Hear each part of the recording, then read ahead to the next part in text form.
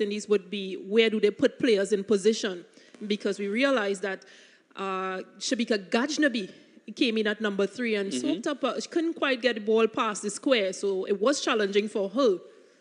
So maybe something they have to look at in this game. Well, one waits to see if she will be in that position again, as the West Indies team looking to come out. The Kiwis are already out there. The West Indian girls, of course, they are just on the boundaries edge. They are clapping as their openers are going out. And, of course, the New Zealand team, they are just about out there waiting and ready for the action. So at the moment, it's going to be the West Indies batting first, and as is customary, the team will all take the knee, the proverbial knee, and that's just before the game gets underway. Yeah, just continue with those conversations around Black Lives Matter, just to keep them ongoing. And it's good to see both teams agreeing to take the knee and to continue those conversations. Yeah, it's something that, you have to continue doing. It's something that, for it to be effective and to really make a change, it's not something that you can just start and move away with. It would have taken a long time for things to get as bad as it did, to initiate something that this. And it looks beautiful this morning to really see that happening. Yeah, indeed it does.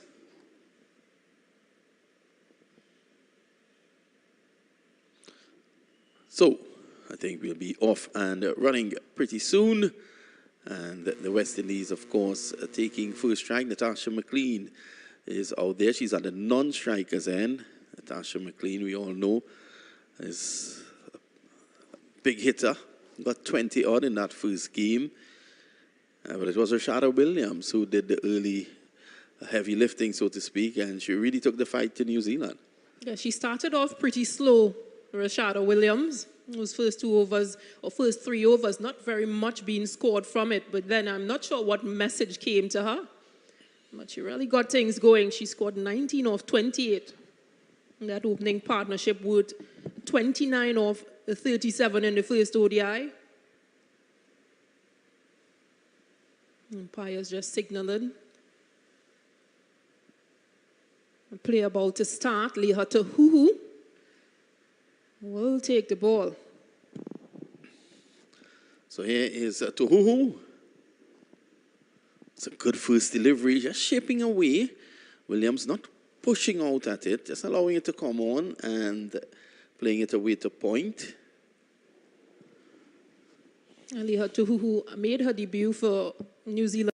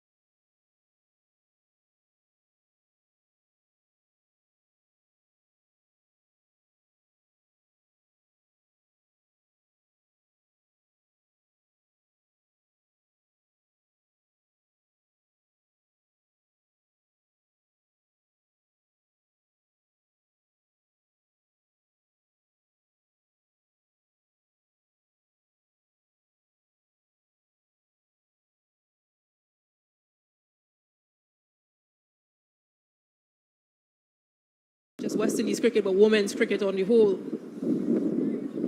And it was a good game, given all that went about in terms of the damp areas on the pitch, the late start. In the end, the West Indies came back.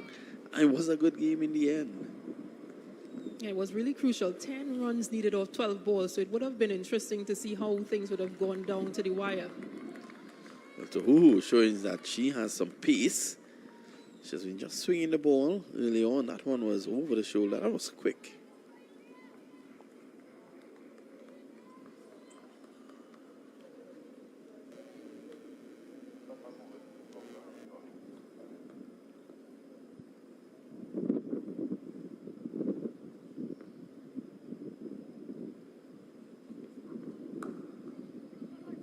Williams gets one, that's a guide. That was short and guided away. So that'll make her feel a little better. Yeah, growing in confidence. Well, Stacey, she's actually off the mark.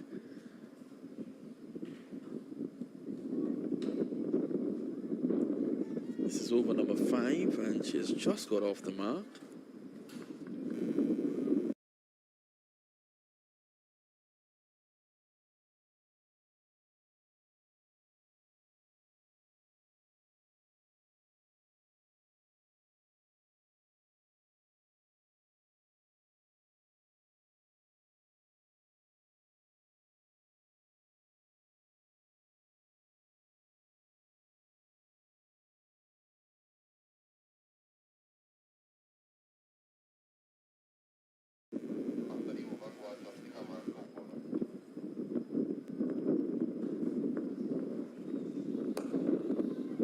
Full face presented by Shamika Gajnabi. So Gajnabi back again at number 3, which means that the West Indies management, the think tank, they probably try. Wicket felt, so it did put pressure. So hopefully those conversations and maybe just looking over the footage and realizing that she could have scored a bit more, just to rotate the strike to keep Natasha McLean also in the game, because sometimes as a non-striker, you're just there watching. You need to keep things going. And this is what was done later on in the innings between Knight and Henry. They took the singles, they put the fielders under pressure, they rotated well, and they were then able to blossom after that. And I think that's important, being able to put the opponent under pressure rather than just settling for balls that are going in the deep for one. Push and try to get 2, put them under pressure to make mistakes. And I think that's what Kaishona Knight and Chanel Henry did in that 83-run partnership.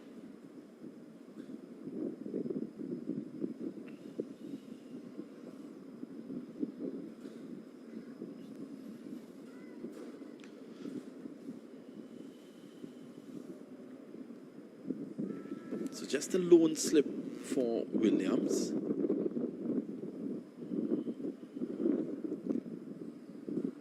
Driving, and that went into a 4th slip position that has been employed for Gajnabi. Correct. I'm sure Sophie Devine is going to make a change very quickly, because again, these West Indies batters seem to be a bit susceptible to balls on the offside. Well, not sure which ones to play at, not sure which ones to leave. She has done that. She's now brought in a 2nd slip. Gajnabi's on strike. So the West Indies, they just have to be a little wary of those deliveries outside the off stump. This is a full pitch delivery. Gajnabi not able to pace the offside.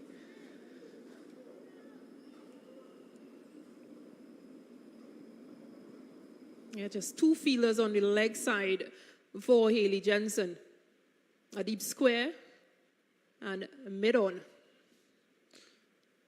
So anything that is slightly straight, Gajnabi could just easily get a single. So she's going to bowl on one side of the pitch. This is well played by Gajnabi coming forward. She's going to bowl on the offside, looking to take the onside out. And that deep backward square is there for the surprise shorter delivery.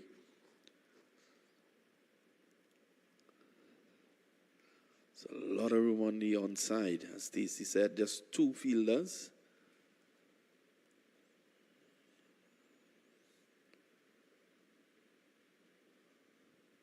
Yeah, but this is really good discipline from Haley Jensen. She's maintained that 4th stump, 5th stump line on the offside where she has most of her fielders, including a deep 3rd. But what Kajabi is doing well here, she's coming forward, she's looking to negate that swing, which is what Rashada Williams was not doing. Pinches forward, and that was never a single. A nice tumbling stop down there at Gully. The score remains 12 for 1. To Huhu, she's had her 3 overs, conceding just 6 runs. Jensen, she has also conceded 6. She's in her 3rd, and she has gotten the wicket. Williams is on 2. Kajnabi as well. Oh, that's a lovely shot down the ground. Oh, well, very well played from Shabika Gajnabi, and she's really running hard. She's turning for her 3rd now, but the ball beats the fielder into the boundary ropes of 4. Over pitch, just a length forward on that, and that was all timing. A lovely shot. That'll give her a lot of confidence. At the end of over number 6, the West Indies winning the toss and batting here is 16 for 1. Really confident shot from Shabika Gajnabi to end that Haley Jensen over. Both players just having a look at the scoreboard, fist pumps. They like where they're at, possibly 16 for the loss of 1. Well, Williams is still there, and the good thing is that although she has had her problems, she's still there. So she'll want to just fight through this little period. That's well played, well pitched up. Going for the Yorker this time to Huhu. As I mentioned, I'd just like to see Williams make one change, at least just advance a bit more, bat on top of her crease, just to, as you mentioned, negate that swing from Leah to Huhu. Wicketkeeper is back, give yourself a chance.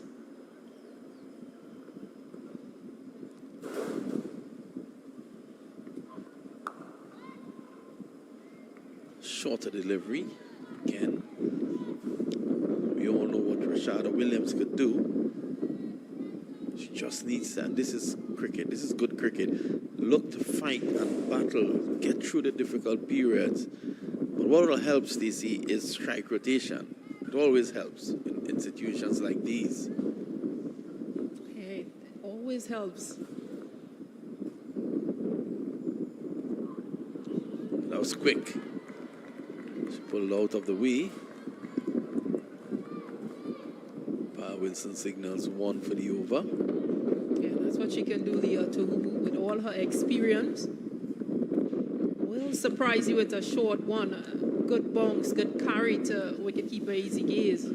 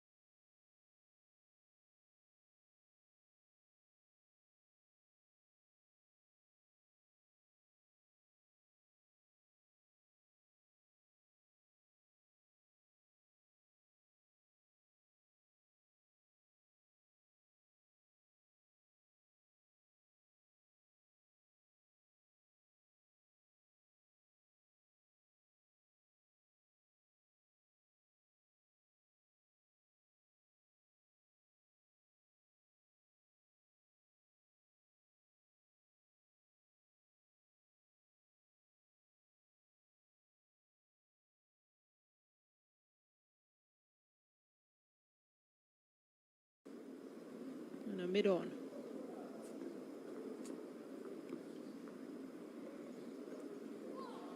Got to be drawn into that shot. She has to be careful. And kudos to Jensen. She has been just outside that off stump. She has been consistent. And she continues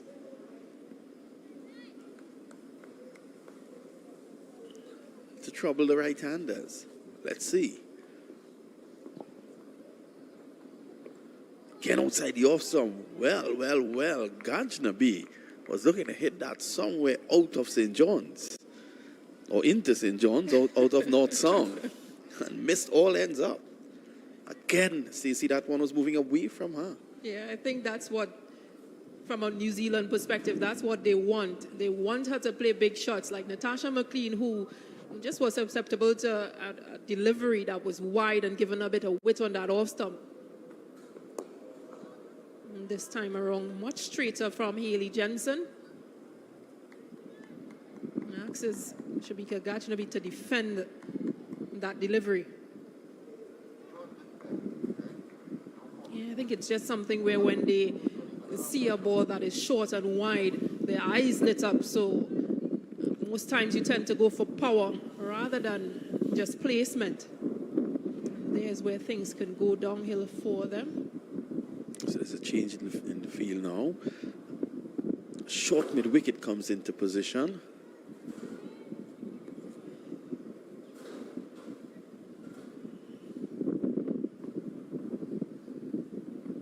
Short delivery, very short. There was not much pace on it, and it signaled wide by the umpire.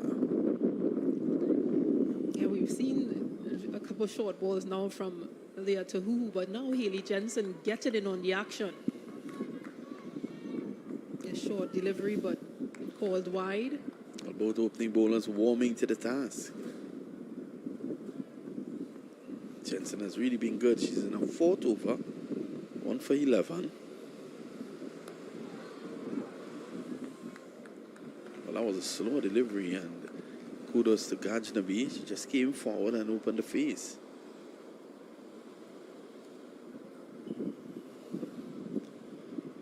So a mini recovery here by the West Indies. A good partnership building between this pair. And good running as well, good communication. And a few changes being made once again to the field.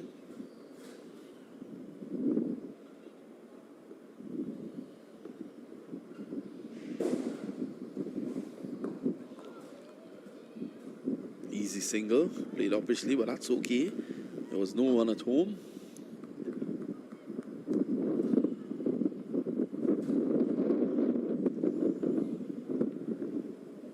So you're getting the impression that Williams is just getting that bit more confident.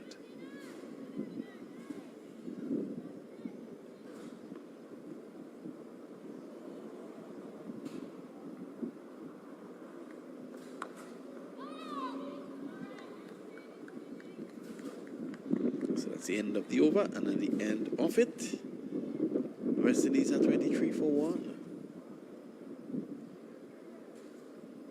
A good partnership building between this pair, just 13 runs. But again, all important partnership just to recover from the loss of the wicket of Natasha McLean.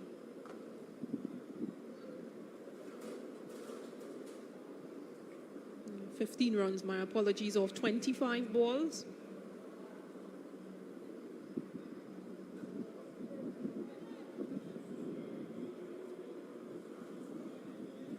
They really seem comfortable against these two pacers, Leah Tahu and Hailey Jensen. They've bowled 8 overs.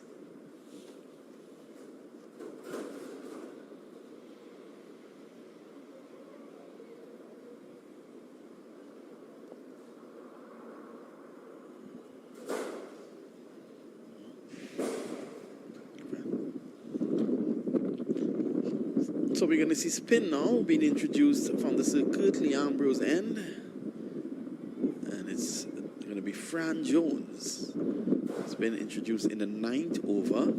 But we saw in that first game, Stacey, spin was really king.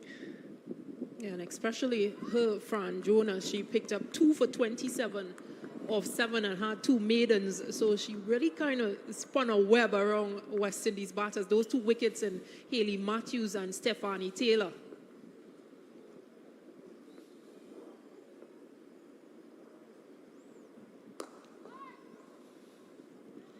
Short delivery, but Williams, I think she would have been better served looking to go square with that.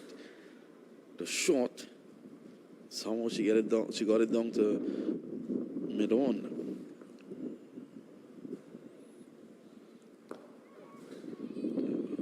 Valiant attempt at stopping the single, but Williams gets in.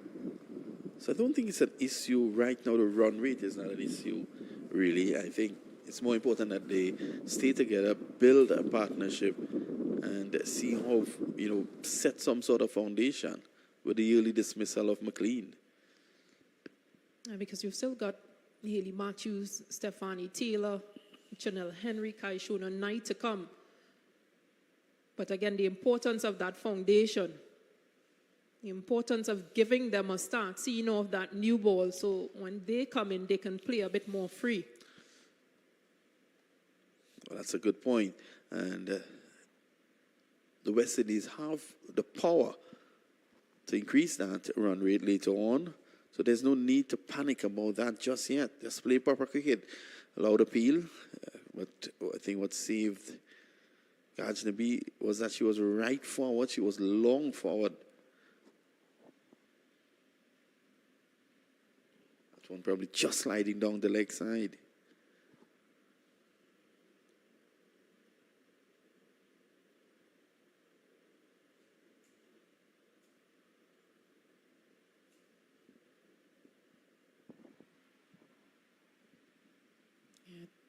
Last 2 balls, appeals, ball went into parts of Gajnabi.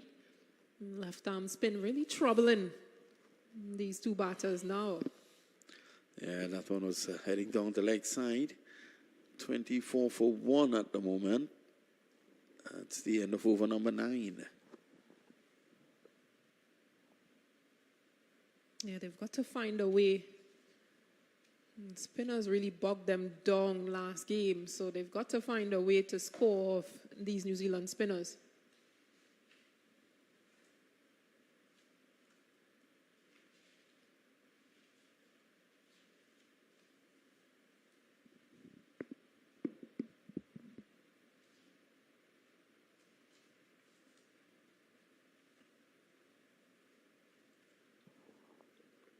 So yes, Jensen slashed away, over point, runs here for Williams. She should get 4. In fact, my error, that was skipper Sophie Devine, who was taking up the attack from the far end. Yeah, treating the New Zealand skipper with disdain. Rashada Williams. It was a right shot, just pitched up, and she was right in going over the infield because still the offside is the circle, the 30-yard circle is packed on the offside. It's not getting carried away. It's allowing that one to go by. I don't think I would have allowed that one to go. It's wide. There's no one on the offside. I know that. I know that, Stacey. You were going to pounce on that. Yeah, just try to not allow Sophie Devine to settle. Driving, edged down to 3rd man. So Williams ready to play a few shots now. Goes on to 13. I think what she's doing well here though is when she's going hard. Yeah, so there's no chance at all. It literally will beat that inner ring. Yeah, it's flying.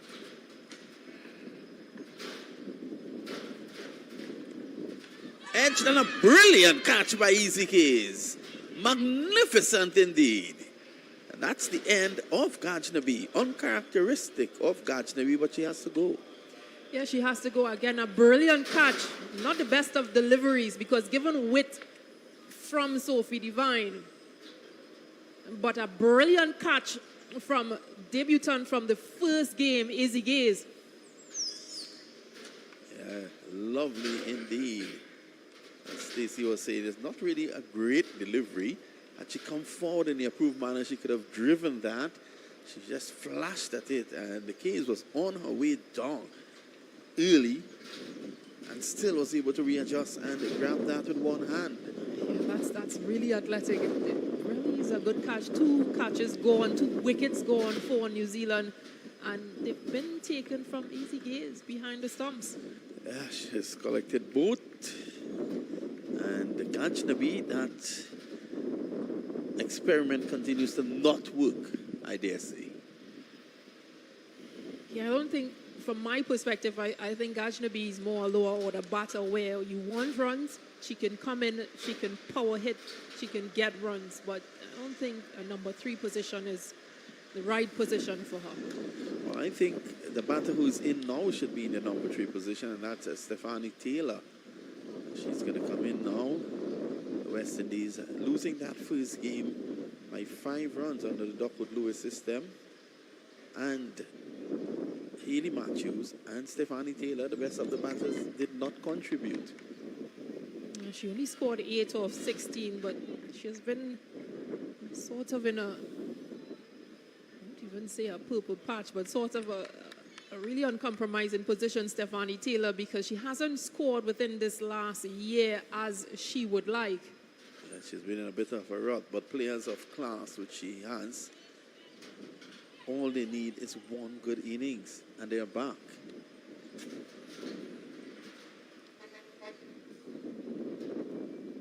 So this is an ideal opportunity for Taylor. She's in early. After she's in by the 10th over, and she can just take her time and look to work her way into form. At the Women's World Cup earlier this year, 50-over World Cup earlier this year in New Zealand, she played 8 games, 7 innings, scored 151 runs. Had a high score of 50 versus Australia, a strike rate of 56.98.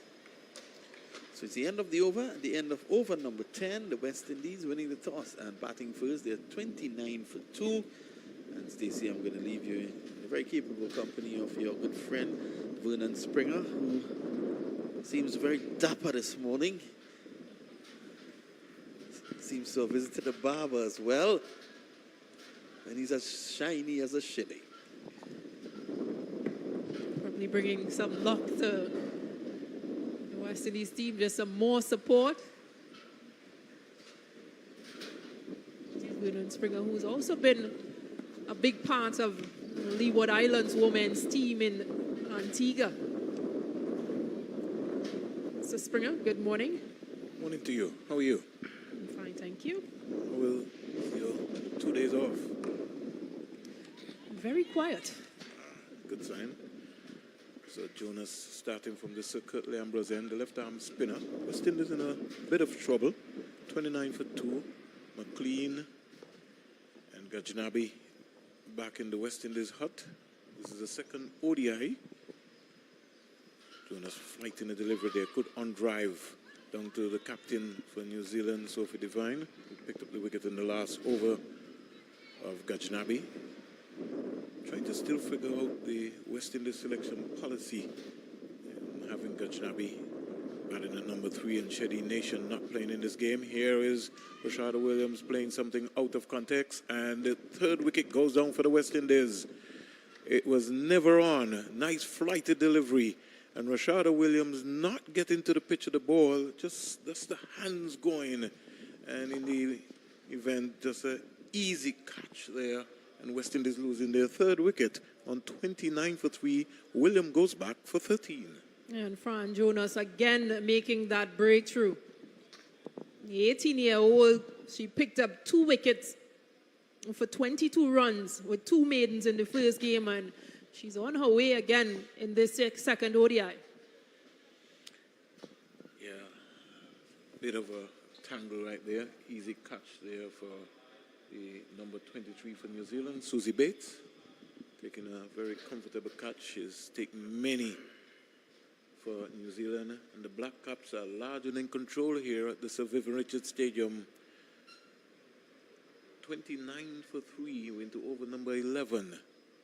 And couldn't help but listen to you and Vinna talk about the way in which Natasha McLean got out. And sometimes you get a wide ball, Stacey, because you play cricket. And if there's no pace on it, then it's a problem. And I think that's what happened to Natasha McLean. Her eyes lit up once she sees a short ball, but sometimes you just have to play with control. And there was no pace, and that's why she got there on the edge. Out comes the West Indies captain, Hayley Matthews. And before this series, in 2022, some 12 matches, 338 runs, high score of 119, 1.5 century, an average of 30.72. And this was before this series. So she'll be looking to try and get a big 100 here for the West Indies. Jonas into Matthews, and she gets a beauty first up. Yeah, just seemed to be surprised, Hayley Matthews, by some bounce from Fran Jonas.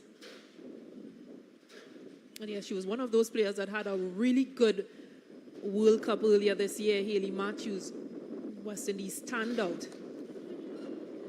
She's turning a full toss, which is just on her legs, out to the mid-wicket fielder for her first run.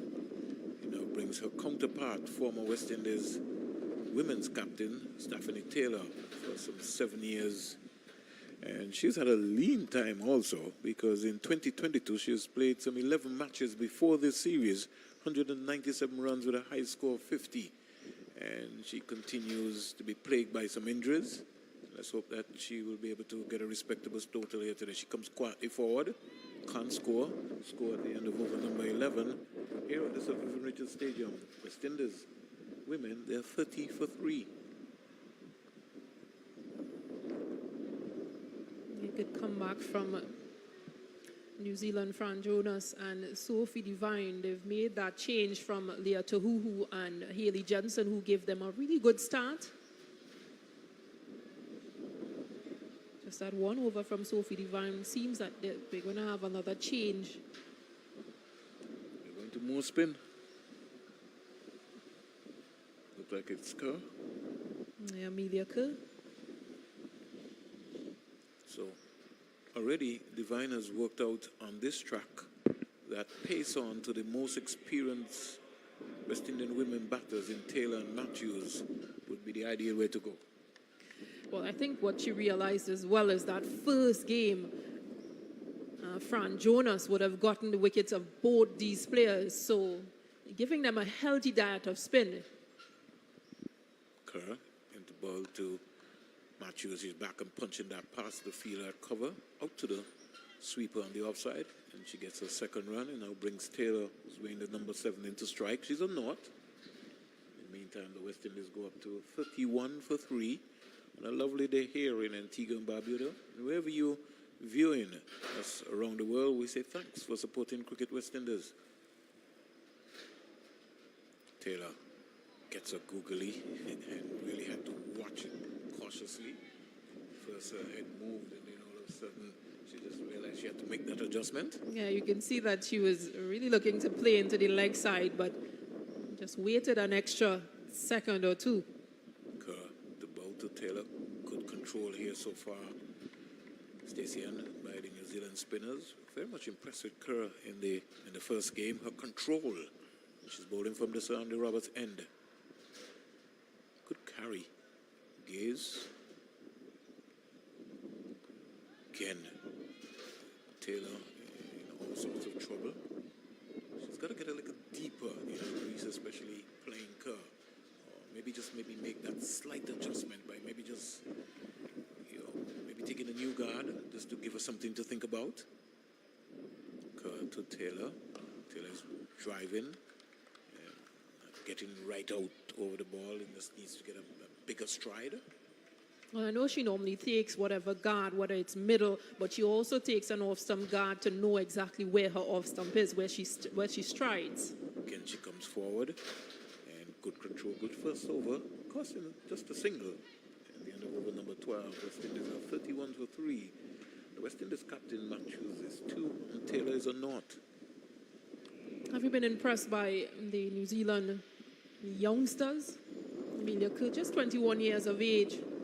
She's bowled really well throughout that first game and this game, but Fran Jonas, 18-year-old, she's been impressive. Picked up 2 wickets for 29 in the first game. And here she is with 1 wicket so far. And with the ICC Under-19 World Cup slated for South Africa, it's going to be something special. Jonas in the bowl to Matthews' driving square. Can't beat the fielder. And the score remains on 31 for 3. The breeze and the flags fluttering here in Antigua and Barbuda, New Zealand, the nation of Antigua and Barbuda, and Cricket West Indies. Jonas to Matthews. She's back and just turning this down into the fine leg, short fine leg area, more or less. The fielder from deep backward square had to run in about 10 to 15 meters. Can't stop the single. Matthews goes to 3, and the West Indies go up to 32 for 3. It now brings Taylor, who's taken an off-stump guard, to the leg spinner. And she normally takes some time to get going, Taylor. She's a beautiful player, servant of West Indies cricket. She sneaks a single onto the onside, and the fielder short mid-wicket can't stop it. So Taylor is off the mark. She's on 1, and the score goes up to 33 for 3. And good communication between this pair. Matthews having to dive in the end to get in, just to make sure that she's safely in, but good communication. Not a bang-on target delivery here by Jonas. Really good control here so far. Only 18 years. And so you know she'll be around for some time, barring injuries. Jonas to Matthews. Good flighted delivery, bang on target. Matthews is going to have to be very careful because Jonas has got a good arm ball. But she played that late, played it right under her eyes. And this has been a good cricket wicket here so far at the Sir Vivian Richards Stadium. Jonas wearing the number 26. Turns from the circle at the amber's end. Comes quietly forward is Matthews. Can't score. End of another over. And the pressure continues on the West Indies women team here. 13 overs bowled. 33 for 3. Matthews 3. Taylor's 1.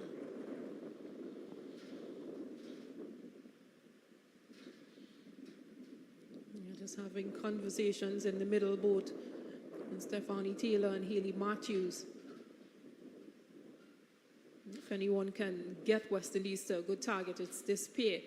If they can bat at least another 20 overs between themselves, can possibly get West Indies into that 200 marker. Good control again from Kerr, starting from the Sir Andy Robertson. 14th over being started. Amelia Kerr has been impressive. Really good control. She's landing in the right areas. Here is Taylor driving past cover. Hayley Matthews turning blind. She's got to be careful. She's got to be able to switch that bat. Luckily that she wasn't coming back for a second run. Taylor 2, Matthews 3. Score goes up to 34 for 3. 34 for 3. Into over number 14. Amelia Kerr, representing New Zealand, comes in now to bowl to Matthews. Hustles her with that quicker, faster delivery. And she's got it. Just want to see Matthews just get those wrists and those arms working and just work it into the leg side and just knock around and get a single.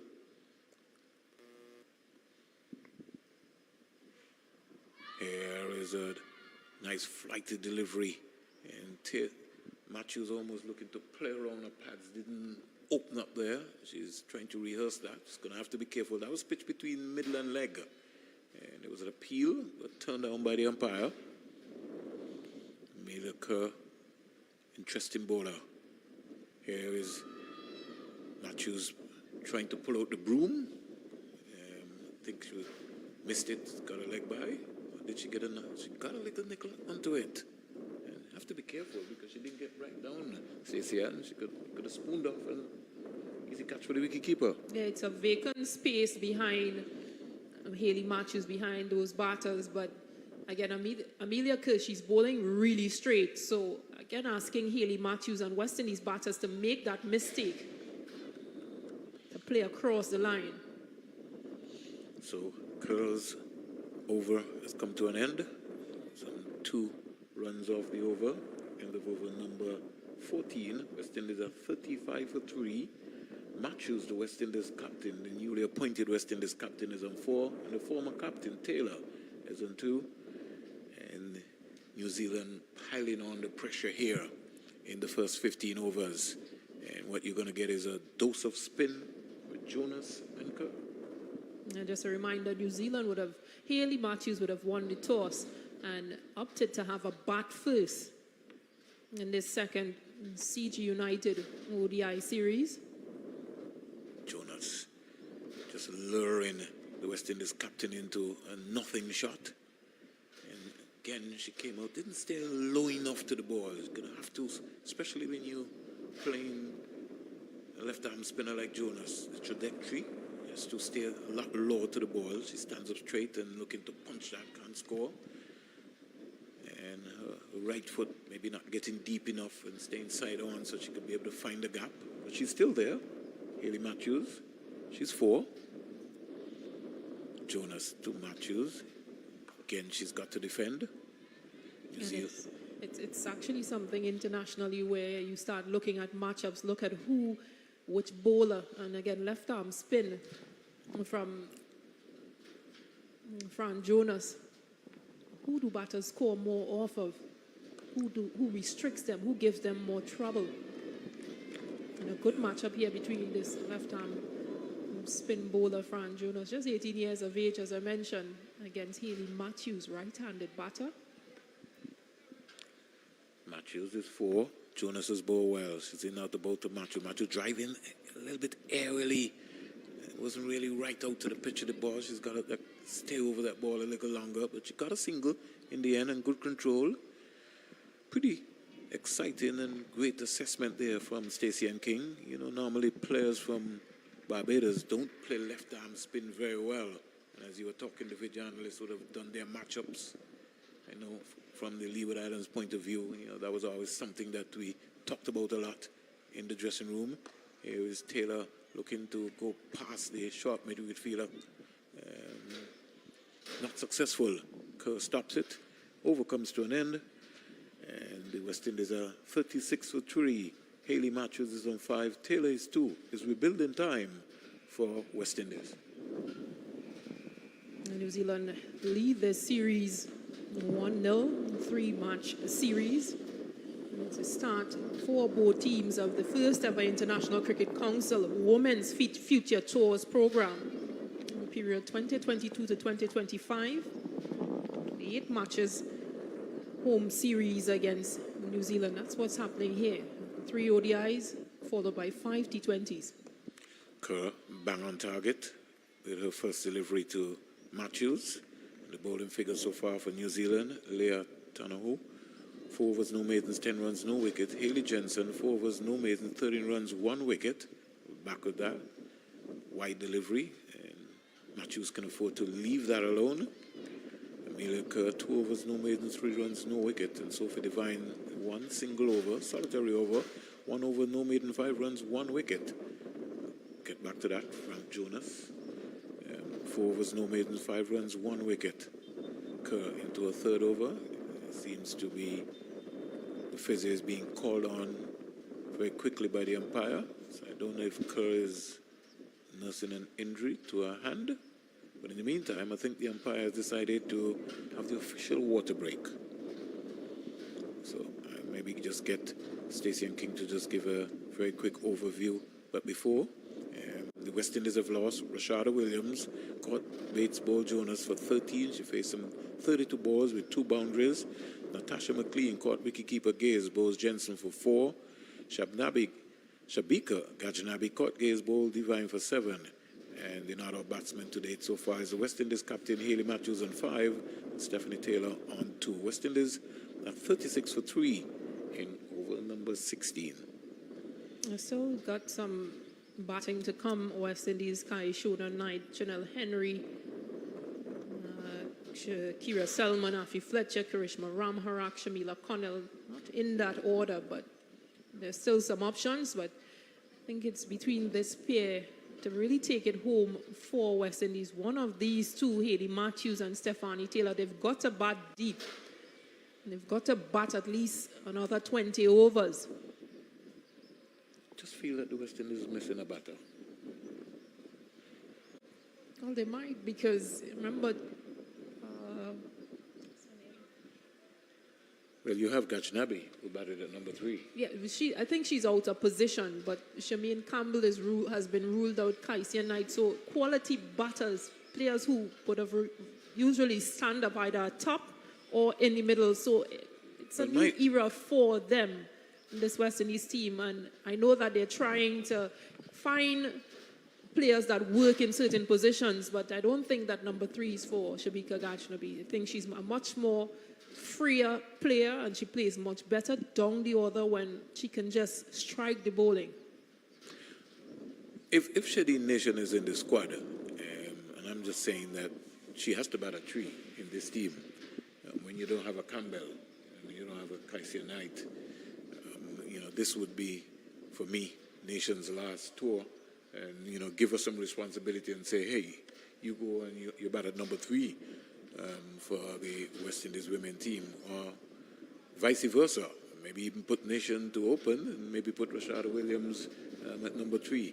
But the West Indies coaching staff, they're trying things and coming up with some interesting scenarios, and we just have to look and see how they're going to work out today. But I just feel, looking on paper, that the West Indies are missing a batter, especially playing against a quality team like New Zealand.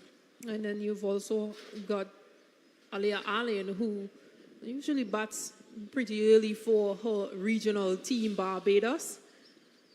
She's pretty much a good striker of the ball in terms of her structure and her form and her ability to rotate the strike as well. She's not featured in this game. Let me use this time to say happy 23rd birthday to Guyanese and West Indies all-rounder Mandy Mangru. I think Sir Kurt Leon-Bos also celebrated his birthday sometime this week. I know that Desmond Haynes is also having a celebration. I think it is his marriage, so it'll be pretty interesting. Congratulations to the Guyana Amazon Warriors last night for their first victory at home. And the Barbados Warriors, they're rolling. And when I say rolling, really rolling. And the Patriots are struggling. So a lot of cricket action here in the Caribbean. As we speak, Patriots are taking on TKR right now in the day encounter game there at Providence. And the Patriots are 20 for 1 of 6 overs. And right here at Northsong Ground in Antigua and Barbuda at the Sir Vivian Richards Stadium, national hero of Antigua and Barbuda, we have a situation here where West Indies would have won the toss. They're batting. They've lost 3 important wickets. They're 36 for 3, but their most experienced batters are at the crease in Matthews and Taylor. Look at the delay here as the physio trying to sort out Amelia Kerr. And maybe the repair work is just about near completion, we hope. Yeah, just seemed to have possibly split one of her fingers. Did you look at the game yesterday with England and India? No, I didn't, but I just followed the scores. The score, yeah, big day. Yeah, it was. In a 50-over game, you saw the score. India, 300 and over 300? That was massive. 333 for 5. The Indian captain continuing a good form, 143 not out. And England in reply, 245 out. India winning by some 88 runs. Yeah, it was a really good match. England in the end just managed that 245, as you mentioned. Danny Wyatt scoring 59 off 65 and Amy Jones 39 from 51. But a really good showing and historic series win for India. Who says women's cricket is not alive? Over 500 runs scored in a 50 over. Sometimes you have to start to ask yourself, do you get those scores from the men sometimes? That was interesting. So everything is well. We're back with the action.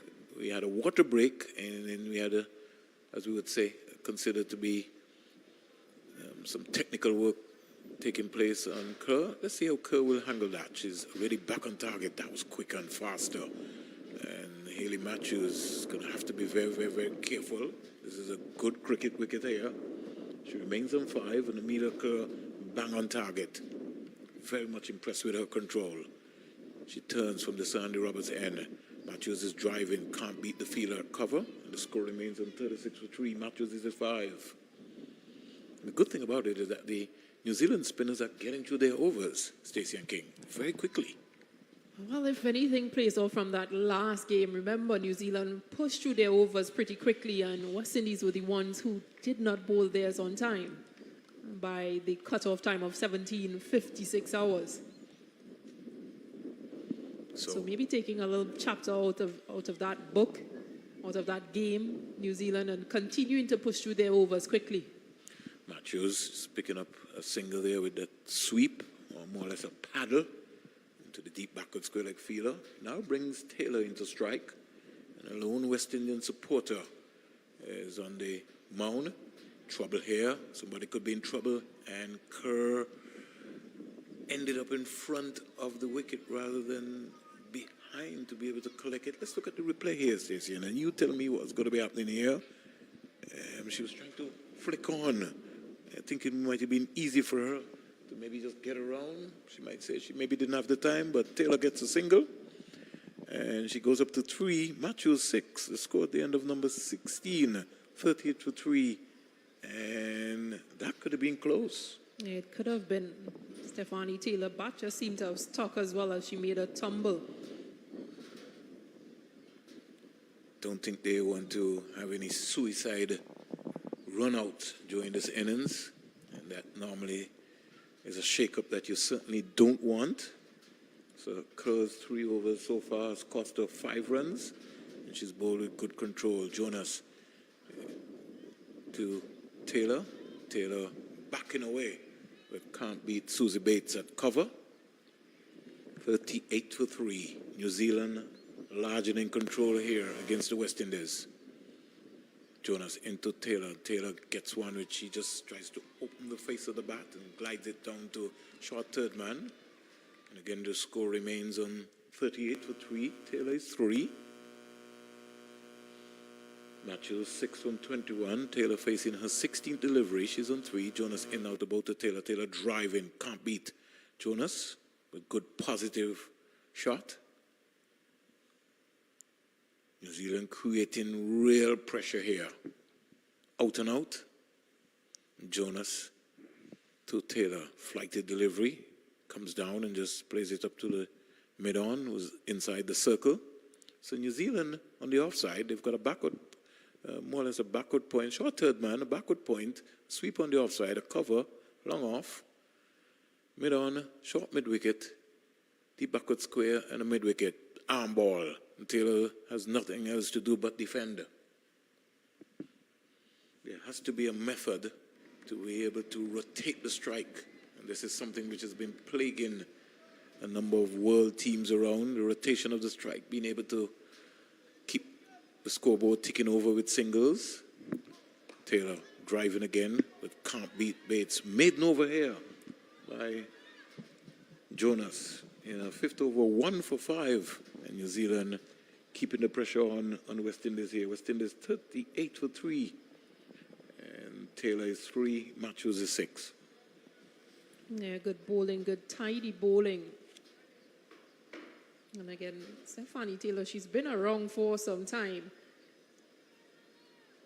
So New Zealand, Sophie Devine, Susie Bates, they know her scoring areas, and so far they've plugged those areas. So it's a challenge to score runs freely. Ooh, that's a beauty. Amelia Kerr, she starts with a ripper. Hayley Matthews She's searching her mind around. She's saying, what is happening here today? Kerr to Matthews. Matthews is driving loosely, and the pressure building here. She just has to be patient. Magnificent save there. The field at backward point. Are you able to pick the number up, Stacey? Not able to pick it up, but good stop. I think it's Lauren Down. Looks like the way. Again, just a turn into the onside, picking up an easy single. That's what you want to see from them. So Taylor Matthews goes up to 7. Now brings Taylor. That just went offline. Maybe that's why she was able to score in that area. But good control here by Amida Kerr for New Zealand. Umpire just putting out his left hand. There's a slip now for Kerr. Taylor is just playing onto the offside with soft hands and good control. They must have heard us. And so straight away we've been able to get 2 singles. Susie Bates can't stop that one. Yeah, good adjustment. And the soft hands being implemented. And that's what it's about. It's about finding a way. It's about working out the situations. Here is Matthews looking to play the ball onto the offside, but the fielder from short third man coming in very nicely, covered by the backward point. There's a sweep on the offside, a cover. Have a mid on inside the circle, short mid-wicket, fielder on the mid-wicket, and a deep backward square fielder who comes into the action now. Vast acres of space here at the Sir Vivian Richards Stadium as over number 18 comes to an end. West Indies are 41 for 3, 41 for 3. Matthews goes to 8. Taylor is 4. And Kerr has bowled, I don't know how much more I can tell you. She's just bowled beautifully. Yeah, she has. And again, just the importance of spin within this middle period after that first power play. The first 10 overs, West Indies were 29 for 2. They are trying to rebuild at present. They lost 1 wicket within this period, but the biggest over so far has only gone for 5 runs. Jonas to Matthews. Again, Matthews in 2 minds, but the most important thing is that she was defending. She wants to get off strike, and that's a good thing. But she's also going to have to understand that this is going to be a testing period for her. She has to bat and keep batting. But in batting, you also have to get some runs. She gets a full toss, stays low on it, hits it out to the sweeper on the offside, gets another single. She goes up to 9, and the score goes up to 42 for 3 in this all-important game, CG. ICC International Series being played between 2 world-class teams, West Indies and New Zealand. Taylor comes quietly forward. 2 world-class teams that are rebuilding, more or less. You got New Zealand, who would have lost a number of their senior players earlier this year in Katie Martin, Amy Satterthwaite, and Frankie McKay. Here is Taylor paddling this one around to the deep backward square leg fielder, who had to come around from her position into the short flying leg area. And her throw was not very good to Gazer, who is not a tall keeper. So imagine seeing Gazer trying to cut something way above her. But she's kept well so far. Jonas into Matthews. Matthews is coming down hard on this one. She has to keep talking to herself. The variations have been very subtle so far here from Jonas. And she's working her magic away here. She goes past the umpire, Joel Wilson, from the Sir Kurt Lambros end. And just being worked onto the onside is Matthews. He gets 1 run. And the West Indies have not scored a boundary for a very long time. 44 for 3. Matthews goes to 10. Taylor is 5. Another over completed by Jonas. 6 overs, 1 for 8. Stacey and King.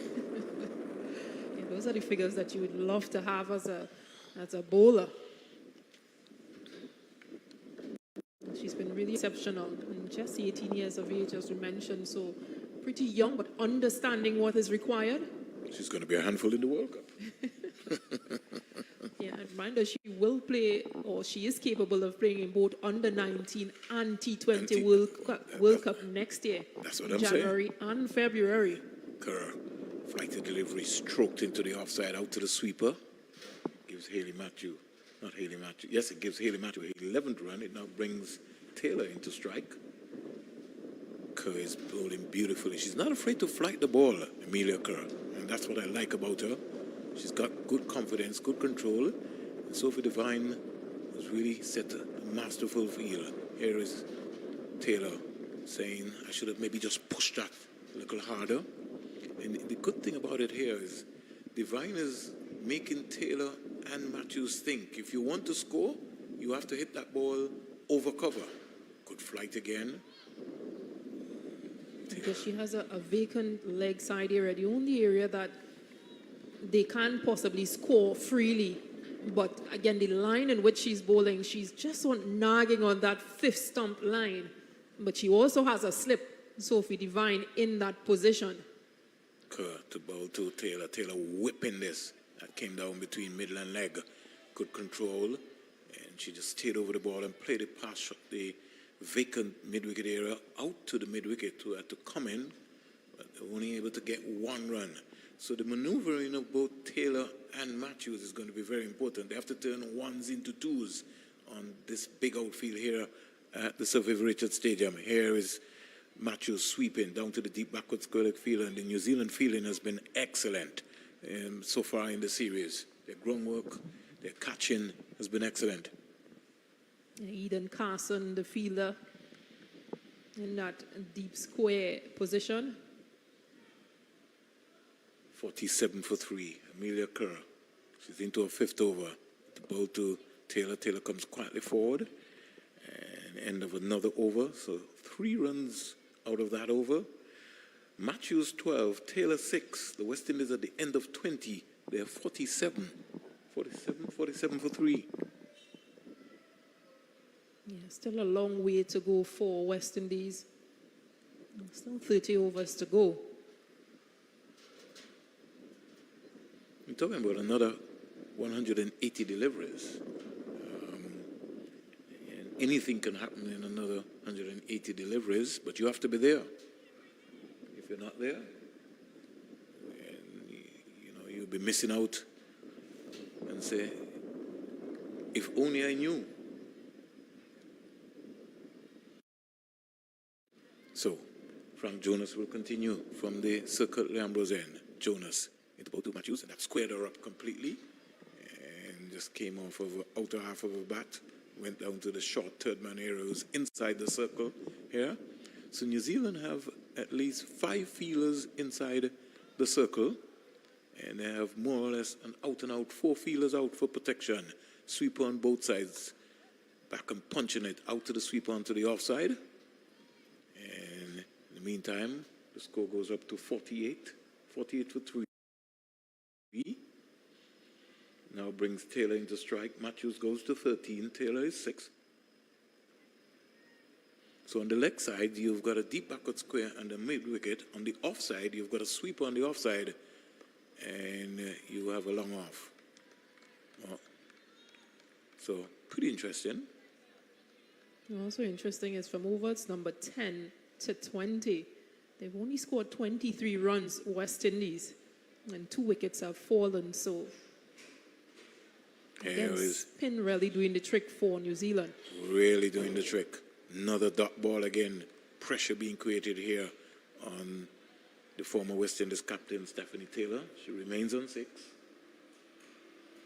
48 for 3. Jonas into ball to the... Oh, that was quicker, faster. She had to come down on that.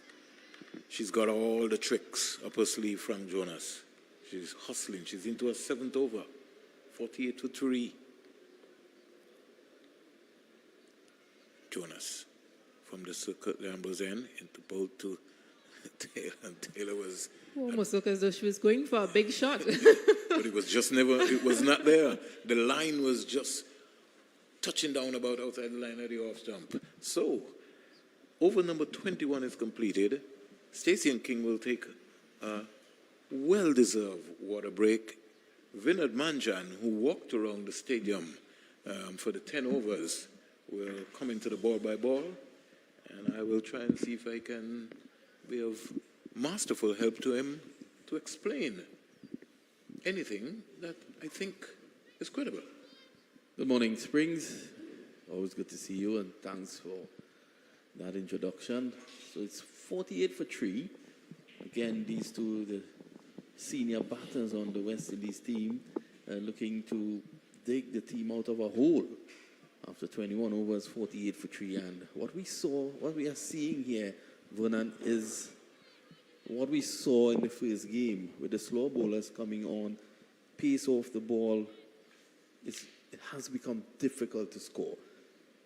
To be frank, early on, we saw some technical deficiencies with the openers that played into the hands of New Zealand, gave them the upper hand, and they have continued to press on. And this is why they find themselves in this position. It's going to be Carson. So he's spinning more spin, Vinod. Yeah, forced away beautifully through backward point for 4. The beauty about that shot was that she waited on it, and look at it there, when after the ball passed as she played the shot, she was able to move it. Because it was wider. It was also wide to Vinod, and so it had to be put away. Yeah, but on that occasion, Stephanie Taylor did not get too excited, as you can see. And that's experience for you. I was telling Stacey Ann King early on that, she has been struggling over the past year, but she could just be players of that class and caliber. Sometimes you're just one innings away from getting back to their old self. So New Zealand continue with spin here. In fact, Carson is bowling a lot more quicker than an Amelia Kerr, who was flighting it. And this would be comfortable for both Taylor and Matthews. Yeah, I think they would prefer this, to be honest.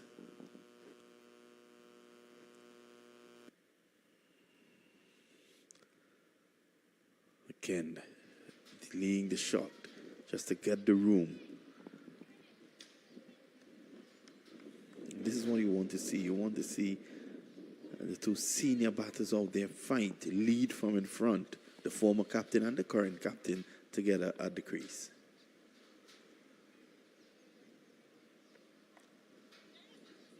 But that was short, and I think Carson was lucky to get away with that. I think this would have to be considered for not to be the most expensive over so far. Some 7 runs coming out of the over to date, including a boundary. Make it 8. Yep. That's squeezing this one on the onside. So, some clouds gathering, but I don't think it's threatening. It's very high, and the wind is up, so I think it may well blow away to the west of us, Vernon. So good over there for the West Indies. At the moment, they are now 57 for 3. It's the end of 22. More comments from Vernon Springer. Well, New Zealand ringing the changes with spinners, and they have pulled Kerr out of the attack and brought Carson, who more or less, I would say, is an off-spinner who bowls a lot more quicker and faster. And her first over cost 9 runs. Matthews 20, Taylor is 8. And the West Indies, they will know the importance of this pair staying here and batting even for another 10 overs. Well, I think they'll be happy that Tuhuhu is back. So it's more pace now. Tuhuhu opened the bowling. She did very well. She was a bit unlucky as early on in the piece, Rashada Williams was dropped off her bowling at first slip by Green. Starts with a wider. By Joe Wilson, indicating that. And as I speak to you, the sun has peeped out again in all its glory. Really great weather in Antigua. Lovely island. Great weather this week. It wasn't the case last week, Vernon. No, it wasn't. A little bit scary. In fact, our counterparts in Bermuda could be getting a tropical 4 hurricane. We pray that Maybe just diverts a little bit away from Bermuda. You know, it's always so difficult during the hurricane season. We always worry about our Caribbean folks in the small islands. Luckily, Antigua was left unscathed. Tohuhu. Good line there, Fernando. Good leave. Good leave. And this was the issue this morning. You know, Tohuhu was consistently hitting that fourth stump, fifth stump. And the Williams and Gajnaby to an extent struggle, as well as Natasha McLean. As an opener, they want to pick the ball up early, want to pick the lines early. That's going down the leg side.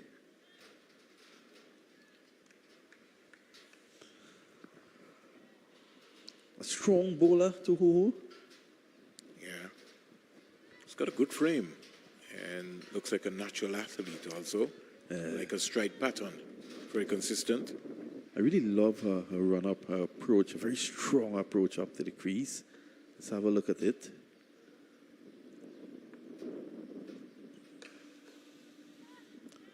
Right on spot.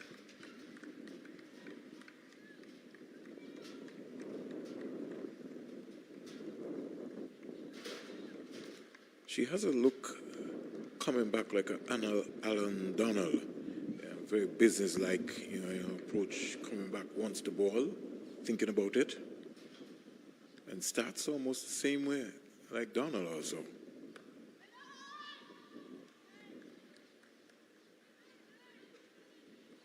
$60 for 3.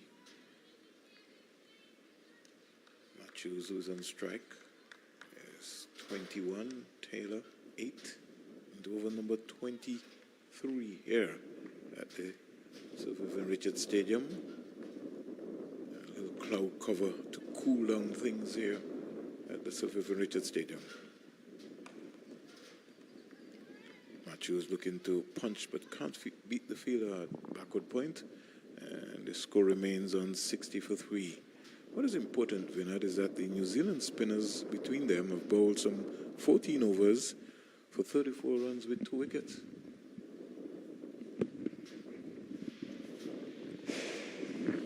So it's 60 for 3 at the moment. Matthews 21, Taylor 8.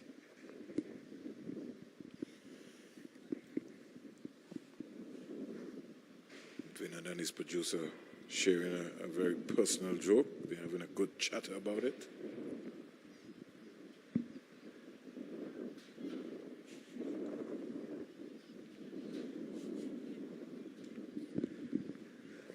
So it's been lovely, and my very good friend Vernon Springer has made our stay here even lovelier.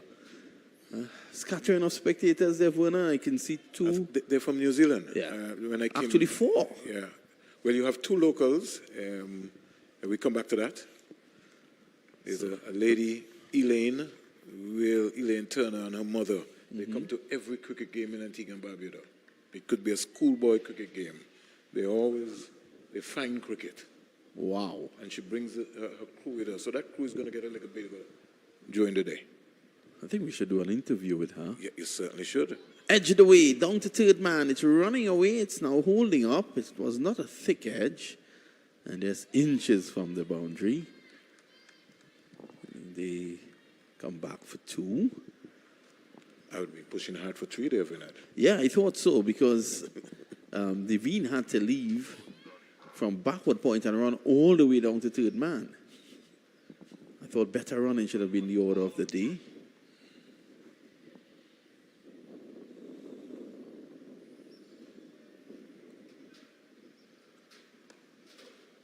This time it goes to the left of the sweeper at cover, and they're going to come back for 2. 2 more. So Matthews starting to really look good now. There are vast acres of land here at the Sir Vivian Richards Stadium and this outfield. And so with the heat taking a toll on New Zealand, these two can really work New Zealand fielders around.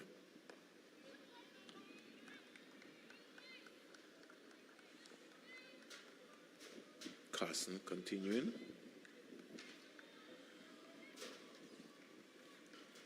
Carson needs to settle into a line. I think she has not been consistent since she's come on so far. And she maybe just needs to take a page out of Amelia Kerr's book. Again, another single onto the offside. The sweeper comes in. So this has been a good period of play here for the West Indies. Some 16 runs already been posted. 15 runs off of Carson's 2 overs so far. We're looking for another one, but she's diving away. They can't get that. So Carson's 2 overs has cost 16 so far, something I'm sure Sophie Devine didn't really want to happen. 24 overs completed, and the West Indies are 67 for 3. Their 2 most experienced batters are at the crease in their former captain, Taylor, was on 10, and the present captain, Matthews, on 26.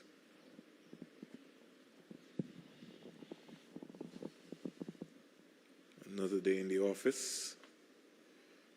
Another day to serve cricket in the CG United West Indies New Zealand series. Speaking about serving cricket, you've served cricket well, Vernon, over the years, and you continue to do that in different capacities. Reporter, commentator, administrator, coach, you name it. Vernon has been involved. Taylor looking for a quick single. It's not there. So who looks a natural athlete, has been good. Yeah, she has. And she's even though she's 32 years of age, her physique and her stature, she looks good. Arms pumping. Ooh. Brilliant catch. Ooh. Wow. Easy Case has been absolutely brilliant this morning. Taylor was looking to play this down to third man. It was a deliberate shot. And there was Easy Case flying to where her first slip would have been. And she held on to it. The beauty about that catch, Vernon, was the fact that it was going very quickly to her. Because that was a quick delivery. And it took the edge, which would have quickened that. Look at it. In fact, it's extra pace is what undone Taylor. She really put her back into that one. Wow. Easy Case has been absolutely brilliant this morning. You know, the good thing about it, Vinod, she's only 18 years of age. Yeah, she's actually on this tour, getting her grounding. And made her debut in the first game. Yeah. 67 for 3, and Taylor's struggles continue. Yeah, continues. And she looks a very dejected player walking back to the dressing rooms. A real servant of women's cricket around the world. If there's one pioneer name you have to call, it has to be Stephanie Taylor. Definitely so. And the hard part about it was that she did all the good work. She did all the hard work. And then threw it away, basically. Looking to play that down to third man. It was probably a bit too close to her. It was quick. It rushed on. I know you're not in the mix, Vinod, and I don't want to put you on the spot, but I was saying to Stacey and King that I just think that the West Indies are missing an extra batter here in this lineup. I'm looking at the setup, and if they're using Gajnabi, who's a low order player, at number 3, it tells me that. I think the absence of Dottin has thrown the balance off, and they're finding ways to see how they can replace that. So it's a bit of a situation where they're really trying to find the right combination with Dottin's departure. Unfortunate, though. Oh, this one jumps. And well played there by Knight. Knight was very good in the first game, so she'll want to stay with her skipper. And it brings me now to the question, Vinod, maybe Knight should be batting at number 3. Well, as a left-hander batter, it's something different to think about. I think that's a good idea. I mean, definitely something that the coaching staff should think about. And again, that one looking to jump and just taking the bottom hand away, showing that she could deal with deliveries like that, which you normally will get more often than not earlier in the innings. So it underpins your point that they could probably consider Knight to move up the order. I don't think, to be honest, I don't think the Gajnabi experiment is working. No, certainly not. And if I listen to Stacey and King, she feels she's a better low-order player. Again, edged, and that's experience again for you, taking the bottom hand away and the ball falling short of slip. You know, that is experience. And good technique too. I mean, she's, and Knight, the Knight twin sisters have demonstrated that they can bat anywhere, Vinat, from 1 to 5. They could be explosive, they could be defensive. They've got that talent.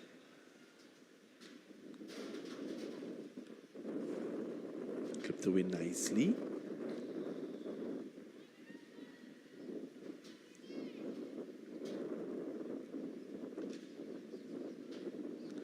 End of yet another over. At the end of 25, the score is 68 for 4. We were at the halfway stage here, Vinod, and with 25 overs to go, the West Indies have lost 4 crucial wickets. McLean, Gajnabi, Taylor, and Rashada Williams all back in the hut. Matthews is growing in confidence. She's looked well so far, 26. So I think this is going to be a rebuilding time, as we would say in Montserrat. Ara sang a song, the late Mighty Arrow. He said, rebuilding time. I think this is more than rebuilding time right here. Straight away, because of Carson was so expensive, Divine has gone back for Amelia Kerr. Yeah, Kerr has been good. So 13, 4, 7, 10. Matthews is on 26, not out at the moment, and Knight on 1.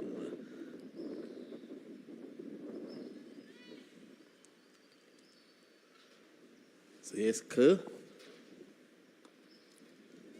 So the left-handed Knight will have those deliveries coming into her. And already they've got protection on the leg side. They've got a mid-wicket in the deep backward square. 3/4 of the way to the boundary, so they're obviously there to take the catch. Well, that one goes the other way. But it was slower. So Carson was faster. She's showing that she has the raw on as well. She's bowled well. Better known for her batting. You know, in this women's game, Vinod, you're going to find a lot of the women cricketers who can bat, who can bowl, and it brings a three-dimensional to your team. And they can also feel. That's what you're working on. In the air, and that's it. Playing across the line, because that delivery was the wrong one again. It touched down just on leg stump, and Knight, her eyes might have lit up, thinking that she could have played it through the onside. It went the other way. It took the leading edge and caught at short mid-off. So the West Indies, they've lost wicket number 5, just 68 on the board. 68 on the board, and Knight goes back for a single. And Taylor is waving to the pavilion to get maybe a towel to maybe just clear out her helmet. She's been out there for a long time. West Indies in real trouble here as Chanel Henry steps out for the West Indies women team, 68 for 5.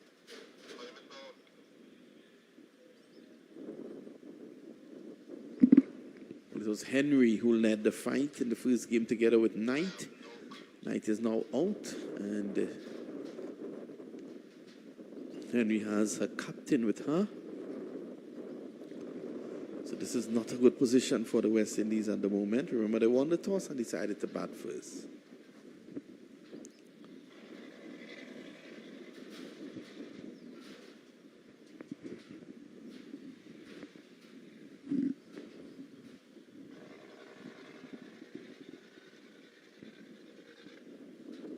It's all happening here at the North Zone ground. West Indies in a bit of a trouble. I don't want to say a bit of a trouble. They've already lost 5 wickets as Kerr is going to bowl to Henry. Rashada Williams Williams for 13, Natasha McLean for 4, Shabika Gajnabi for 7, Stephanie Taylor for 10, and Kashona Knight for 1. 68 for 5.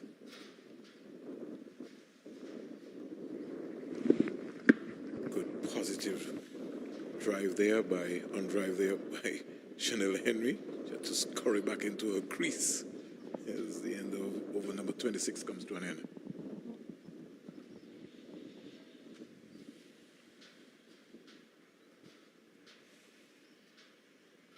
She's a very strong player. Got 44 in the first game, Chanel Henry, for the West Indies, and will be maybe very upset, Vinod, that she didn't get a half century. Ran out of gas. She was just trying so hard. Chanel Henry. I think the situation dictated her effort there. She knew that she had to go at everything towards the end, and this is what caused her downfall. Oh, that's well played. It's allowing the ball to come on and getting it around the corner for 2. So, Haley Matthews is really looking good now. Not in a leg glance. Yeah. You don't see that from the men's side these days.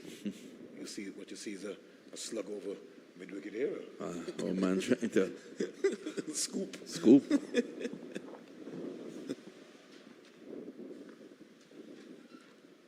Slow delivery, good ball.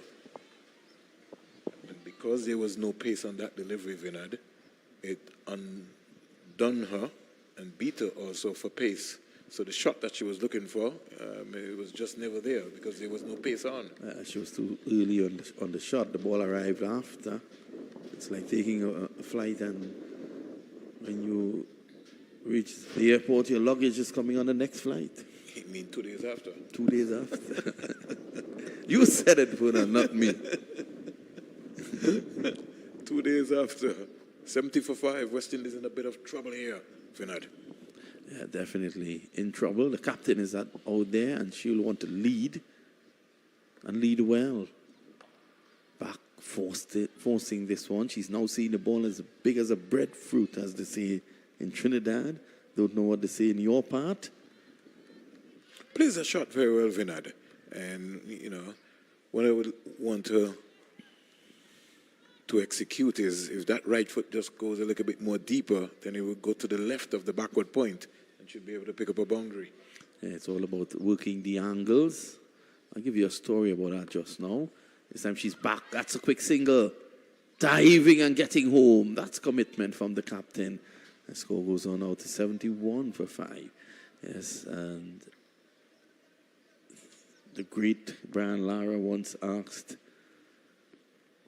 a Trinidad and Tobago cricketer, what is the first thing you do when you go out to bat? And the senior cricketer that he was, he said, well, I will take my guard. Lara said to him, what is the next thing you will do? He said, well, I'll look around to see where the fielders are. And Lara told him, that is where you're wrong. I looked around to see where the gaps were. There's a lot in it. Yeah. It's a big difference. That's what's missing from today, from our battle. Ooh, a good pace. Good pace there. So, good variety shown here by Tohuhu.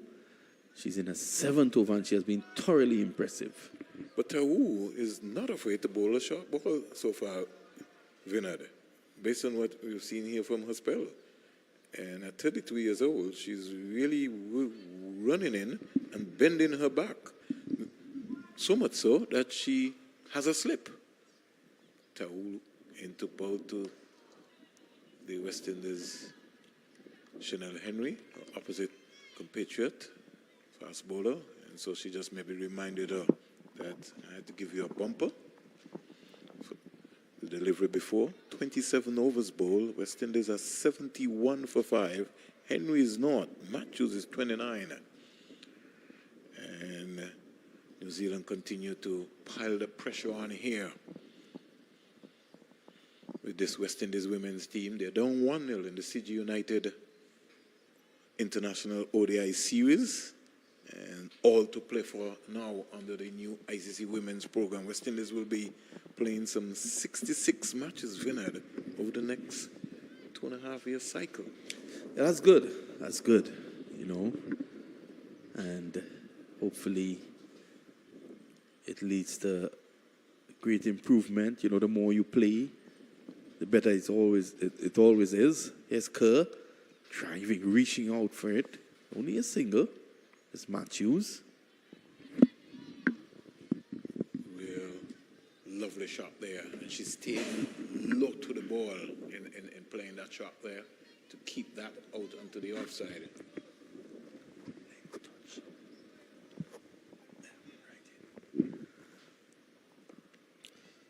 Oh, this is good. And again, Henry doing what she did early on in the week, which is touch and run, rotate the strike. I think she has to be careful because sometimes Matthews does not react as fast as you think she should.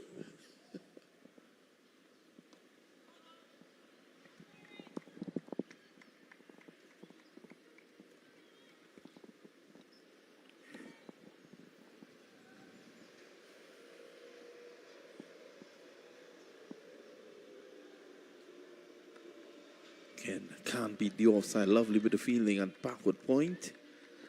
And she just can't beat Dong, Lauren Dong at backward point, diving across. New Zealand have been excellent in the field. Their ground fielding has been excellent.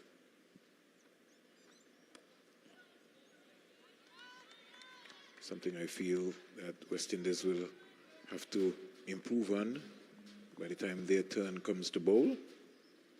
But Amelia Kerr has been impressive. She's near completion of her 7th over. Captain leaving that alone. So it's the end of the over. We've come to yet the end of another over, the end of 28, 73 for 5. Now, if you're looking at the scorecard and you see that Amelia Kerr has bowled 7 overs, 1 for 13, you might be saying to yourself, what is happening at the Sir Vivian Richards Stadium, where she's bowled with real masterful control. And she's bowled in the right areas, and she's bowled with good pace. She's given the ball enough time to be able to turn, and she's not bowled very fast. And I think that's been the difference with her so far. Some 29 dot balls within a spell, an economy rate of 1.9. She's been good. I've been impressed with her.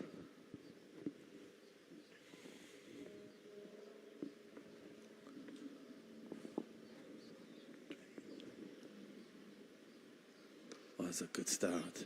Good start there by Jones, Fran Jones. Jonas, the left arm spinner, she's been 1 for 9. Of 7. That is economy for you. I'm telling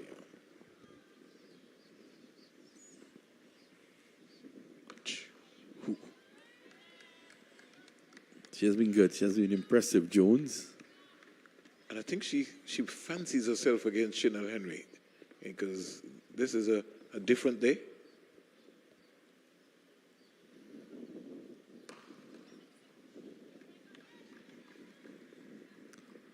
Henry has been improving as an all-rounder for the West Indies.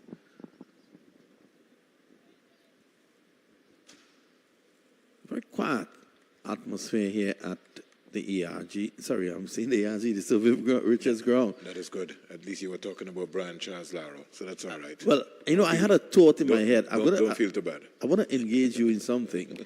I have a thought in my head that the thought just came out before, it had me mixed up. I'm looking at the crowd, or I can't say it's a crowd. This has to be a gathering here at the Sir Viv ground. And I mean, this is an international venue of tremendous repute. And obviously, international games have to be played here. Do you think a match like this at the ERG, had it been still maintaining the way it was, You would have had more spectators. would have had more spectators? You would have, because it's a central point. Because it's in the town. Yeah, and a lot more people would have been easy to just flick across. I don't think What about Coolidge? Well, I think Coolidge is also, it's central also, and it had a name. It has a name. Most people would have branded that from Stanford. And so, you even though you tell them Coolidge, they say, we mean Stanford ground? Yes. It just sticks with that. So as you say that. One of the things which I found here, Vinod, as over number 29 comes to an end, West Indies 75 for 5, I would have thought that we would have done some promotion to get the school boys and girls here at the Sir Vivian Richards Stadium. I think that has to be done when matches are in Trinidad and Tobago. Stacey and King will tell you that the school girls and boys are encouraged to come out. Well, Vinod, I saw that yesterday in the CPL game. I mean, I almost thought that I was looking at the inter-school championships. Yeah, it was massive in Ghana. You need to bring them out. Driving. Was that a chance? Maybe not.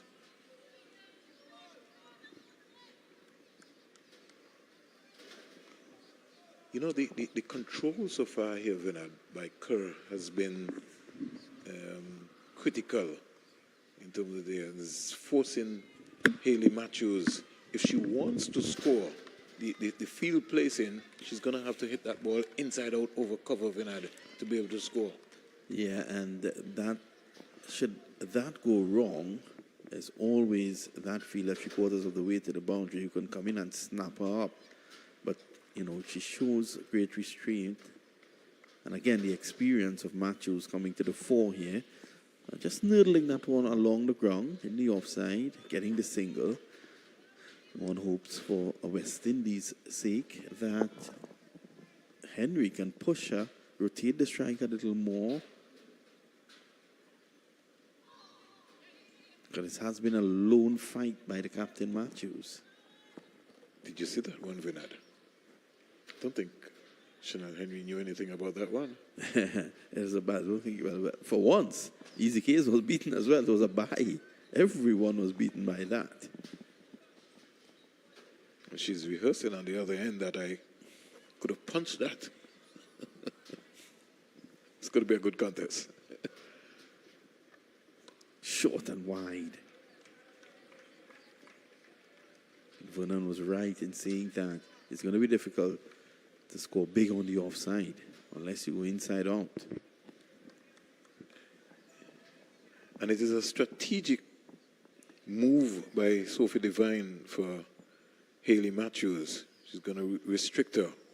Henry, again, getting a googly there, looking to pull away. But she survives. And that's the main important period of time. 30 overs bowled. And West Indies are 78 for 5. 78 for 5. Matthews is 33. Henry is 2. And Kerr's 8 overs so far has cost her 15. Amelia Kerr, 1 for 15. It's been brilliant so far, Vinod. In fact, when you look at her spell, Sophie Devine, 1 over, no maiden, 5 runs, 1 wicket. Fran Jonas, 8 overs, 1 maiden, 11 runs, 1 wicket. Haley Jensen, 4 overs, no maiden, 13 runs, 1 wicket. And Ed Carson, 2 overs, no maiden, 16 runs, no wicket. I want to thank Vernon Springer for his expert comments over the last period as Stacey King comes calling. Beaten, beautiful delivery. It drew Matthews forward and just filled away from her into the gloves and out of Easy Case. Was not a chance though. As I say, welcome again for the second time this morning to Stacey Ann King. She's just getting all her tools in order.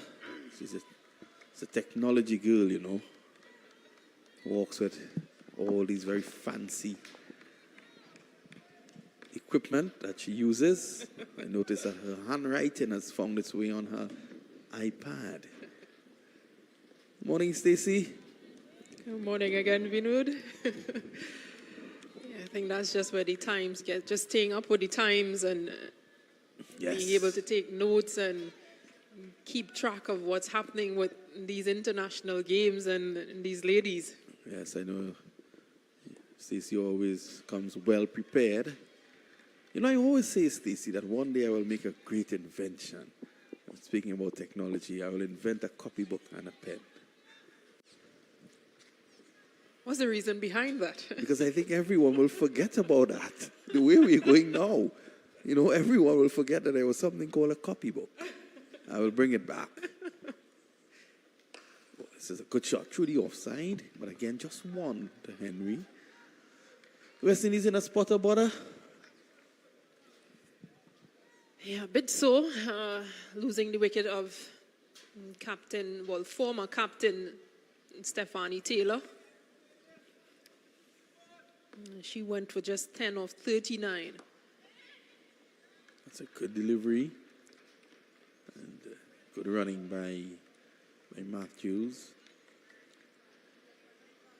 So they're showing a lot of respect for the bowling of Jonas, because she has now completed 9. It's taken 1 for 14. Yeah, very good bowling from her. And then Amelia Kerrs on the other end as well, just keeping things tight. Most of the runs have been scored off the pacers. Not very many have been scored off spin thus far.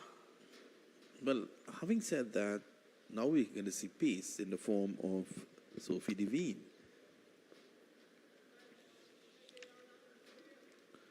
She's going to take up the attack from this Andy Roberts end, which is the southern end of this ground.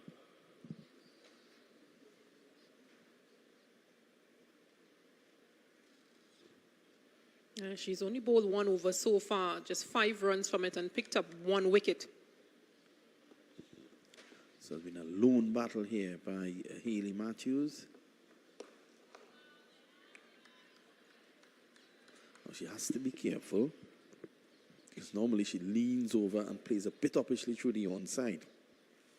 There is a short mid-wicket just in place for that. You know, Stacey and I were having a conversation in the first game that these days, with technology, you know, there's so much information about the player available. Yeah, strengths, weaknesses. Loose shot there. Looking to drive, but playing it off the back foot. Should have been forward. And something we've seen a lot of in international cricketers, teams opting to bowl the strength of the batter to them just to get them out, because sometimes you just see a full ball, you see a ball with width and decide that you're going to go hard at it. Matthews driving, not finding the gap.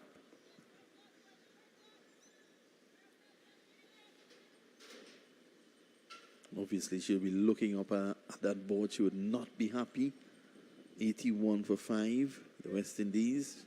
Remember, they won the toss, decided to take first strike. Short, hiked away. It rushed on to her, so she did not have the room to play that shot the way she wanted to. She still gets a single down to the backward square. Sophie Devine just surprising her opposite number.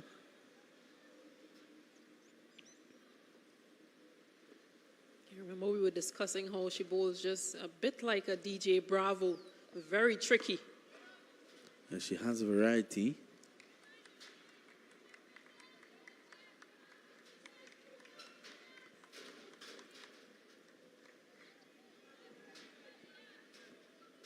Janelle Henry. She scored her highest ODI score, 44 of 34, in that first ODI. Oh, how will the West Indies want that now? Signal wide. And she's 3 of 13. Make that 14.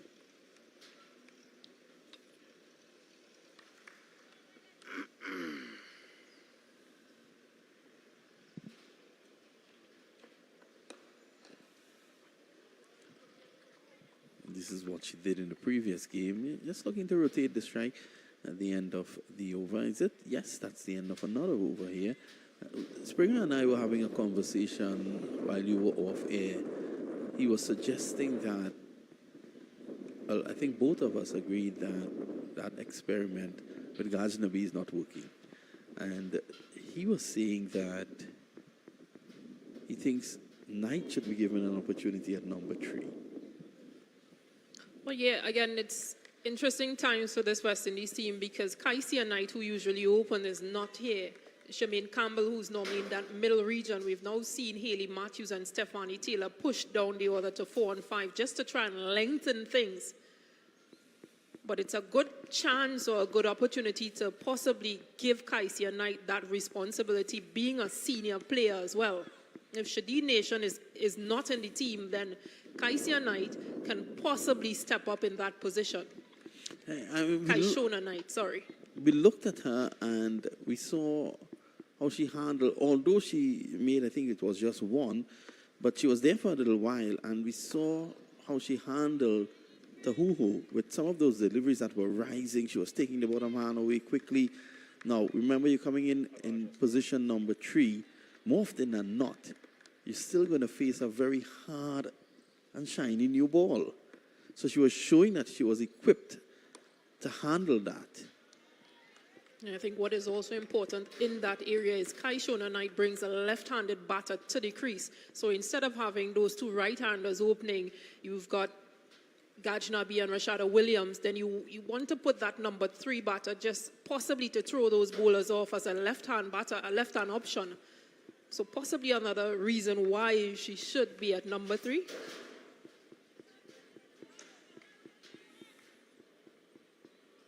In the meantime, Jonas goes about her work efficiently.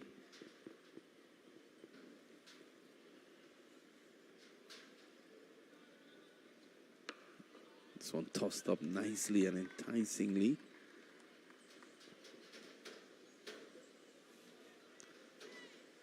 But again, we're seeing what happened on Monday in that first ODI when the slower bowlers came on, the runs dried up. We're seeing that yet again here. Although the Kiwi fast bowlers did perform well, Jonas and the others have been very, very economical and they've taken wickets. Jonas finishes her spell with 1 for 17 of 10. You'll take that any day, Stacey, and twice on a Sunday. Twice on a Sunday. Yeah, really exceptional bowling from young Fran Jonas. Easy keys. What a day she has been having. That was a brilliant catch to get rid of Taylor. And she had 2 brilliant efforts before that. Another young player replacing, and big shoes to fill because Katie Martin, former New Zealand wicketkeeper, she has been exceptional for New Zealand in terms of her batting and wicket-keeping. So big shoes to fill, but Easy Gaze is showing that she's up for the task. Just in it.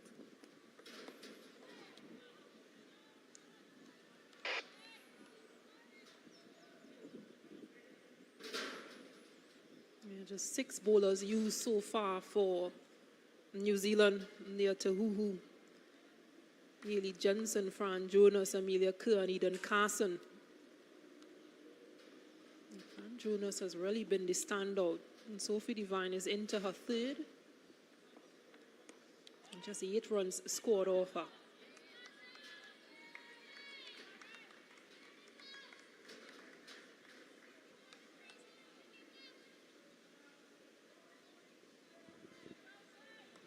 So it's been all New Zealand today.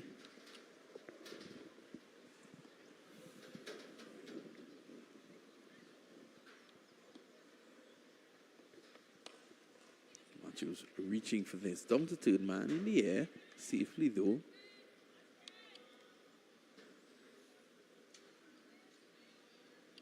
Yeah, just getting up and under that delivery, given a bit of width. Haley Matthews.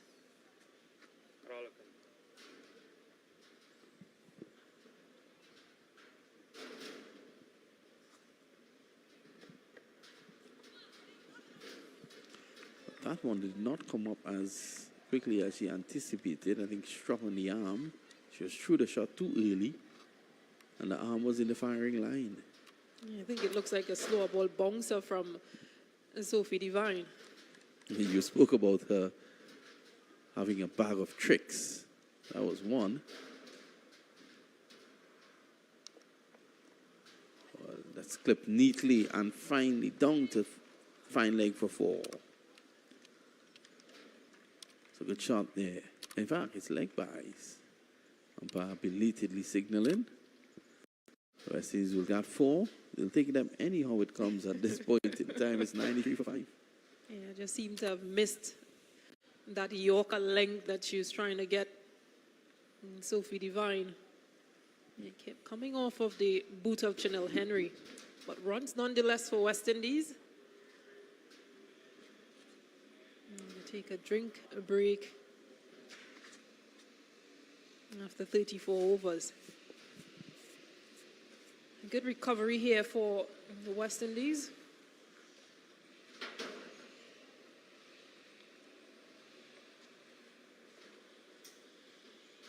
And both players just having some alterations done. Haley Matthews, who's on a 38 from 76. And a nice partnership building between this pair, 21 off 49. A reminder, West Indies women won the toss and opted to have a bat first. Rashada Williams scoring 13 off 32, McLean 4 from 9, Gajnabi 7 from 20. Stephanie Taylor not getting off as much as she wanted to, 10 off 39, but Haley Matthews is still there. And Chanel Henry. And yet to come, Connell, Fletcher, Ramharak, and Selman.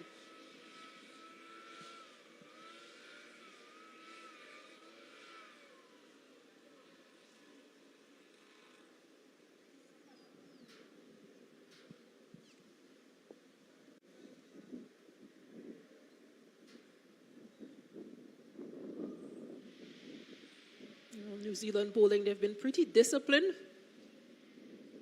6 bowlers used thus far.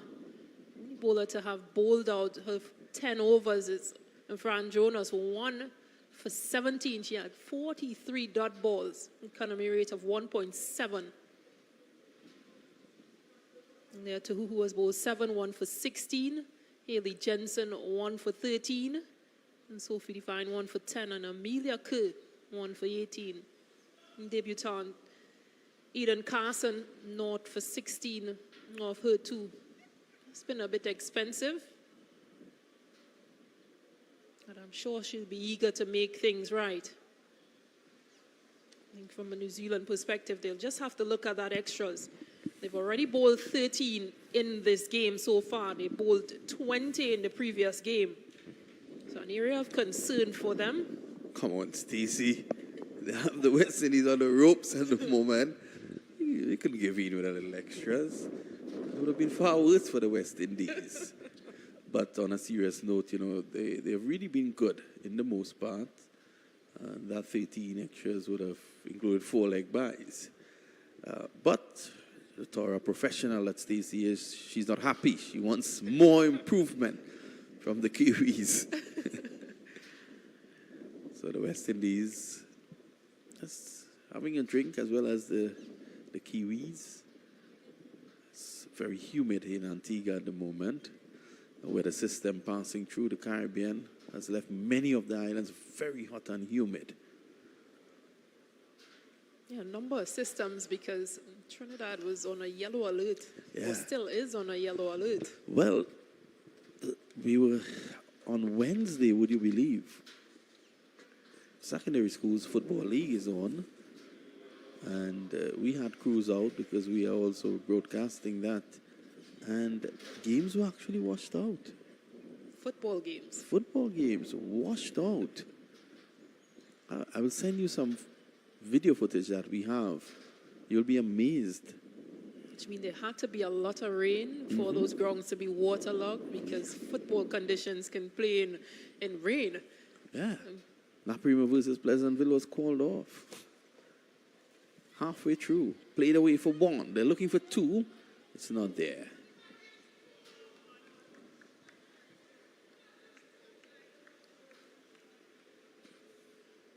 So the third and final ODI takes place on Sunday, which means Stacey King has Friday and Saturday off. Hope I don't get her in trouble and all her friends call her to go lime, as we say in Trinidad and Tobago.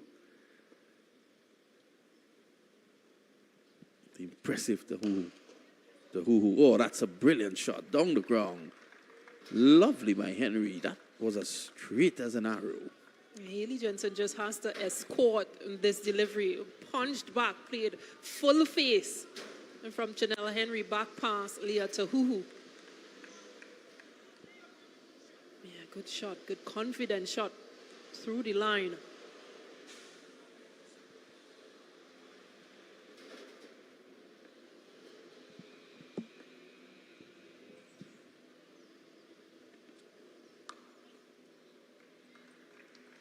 I'm not sure what message came out during that drinks break, but Janelle Henry just seems to be ready to move things on a bit. Well, 15 overs to go after this one, and West Indies, unfortunately, so far this is not looking an adequate score. Given the current situation here, Stacey, with 15 overs to go, 5 wickets in hand, and also taking into consideration that Skipper Matthews is in there and well set on 39, what do you think might possibly be a fighting score? Well, that first game in 33 overs, they were able to muster 168. And I mentioned that I thought that they felt a bit too short by at least 15 to 20 runs. So I'm thinking that at least 180, that should be the area that they try to get to, give their bowlers a chance. Oh, that's 4 more. So getting things moving along. It goes past 100 now. And that will give a lot of confidence to Henry. Yeah, just slapped it more or less. And back past the bowler, Sophie Devine tried to dive to her right in an attempt to stop that ball, but too much power from Janelle Henry. That was a tennis shot. The hoo-hoo. Figures being tampered with in this over. End of her 8th. She's taken 1 for 27, which is excellent. And at the end of 35, the West Indies are 104 for 5. Yeah, I think from New Zealand perspective, their pacers has been the ones to leak most of the runs. The spinners have been really tidy, bowling stump to stump. In this game, we would have seen Leah Tuhuhu coming in for Jessica, medium pace for medium pace. But again, possibly going for the seniority and experience of Leah Tuhuhu. Oh, another brilliant shot from Haley Matthews.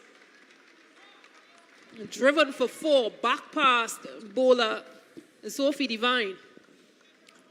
That was really an excellent shot, and that's the 4th time we've seen a straight drive in this innings. We saw early on Rashada Williams played one. Sorry, Gajnabi. Henry had one. I'm not speaking of the tennis shot, but the authentic straight drive. Again, this time it's the on drive. One more to Matthews. So you're quite right, and you picked it up when some message was sent out that they should probably get things moving. Yeah, we were talking about what score they should try to, or possibly be trying to get to. I think that 180, 190 will be a good total because they've got bowling. Their strength at present is their bowling, West Indies women. Driving over the infield, but there's protection down on the cover boundary. One more, and they're looking to score from every delivery now.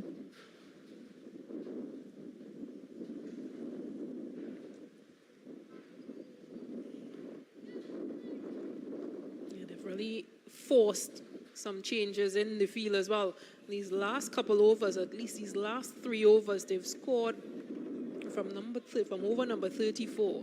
They've scored 6, 35, 11, and now they're just getting some more runs off a Sophie Devine over. Yeah, I think they're enjoying the pace on here at the moment. And Devine, I think, may not continue from that far, and she may opt for her slower bowlers.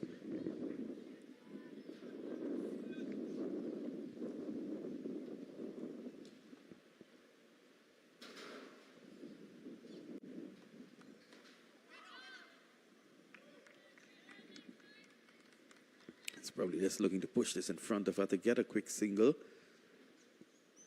She can't. Henry. 17 off 25, not bad. And a good comeback from Sophie Devine in this over as well. 4 off her first ball, but there's only been singles after. Hoiked away, into the gap for 4. Might have just jinxed her there. But from a West Indies perspective, a very good boundary to end the over. 12 runs coming off that Sophie Devine.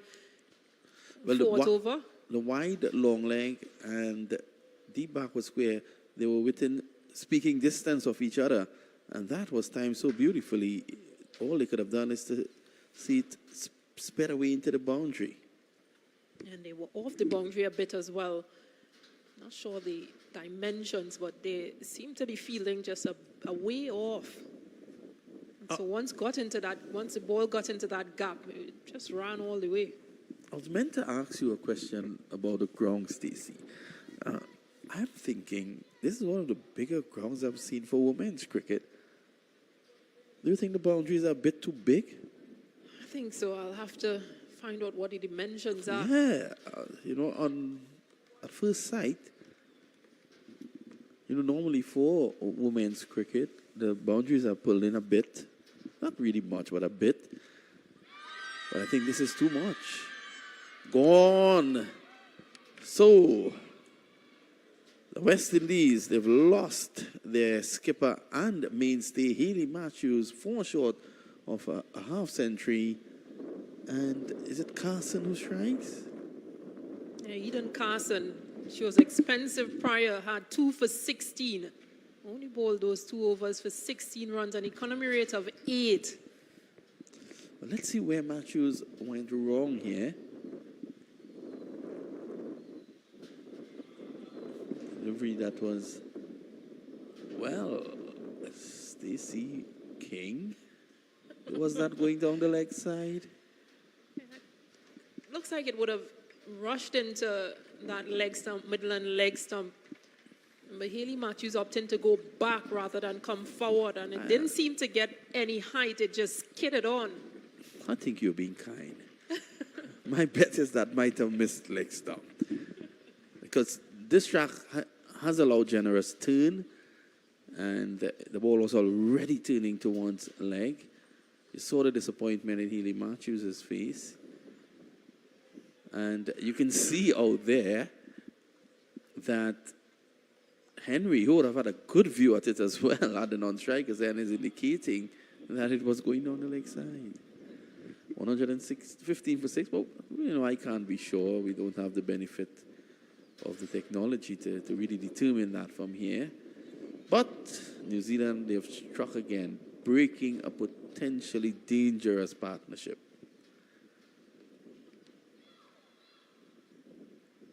Down the leg side, just brushing the thigh pad.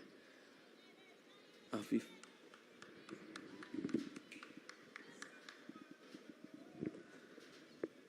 So the fast bowler Shakira Selman is in.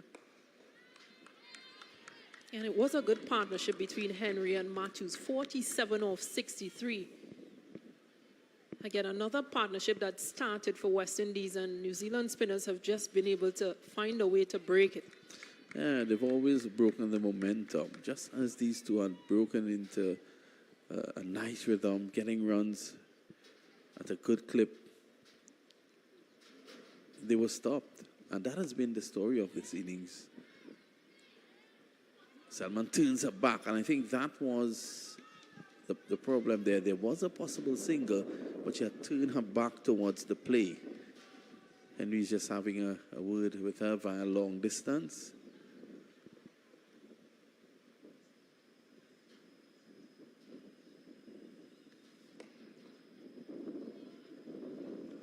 Well, you would have played here, Stacey, and which is your favorite cricket ground around the world? I'm putting you on the spot today. I think because I played a lot of cricket in Australia, Adelaide. Yeah, I'd have to say the Adelaide Oval. Yeah, it's a great oval. Should be there for the upcoming World Cup in Adelaide. Should the West Indies win their qualifying group, I think they are due to play India in Adelaide. So, if I do go, which I should, I think I will mention to the authorities that they've gotten the approval of Stacey and King. It's an amazing stadium. Isn't that the stadium that actually has a dome? Yes. Right. So, rain would not stop cricket, neither football at that venue. So it's going to be more pace. Jensen is going to take up the attack from the far end.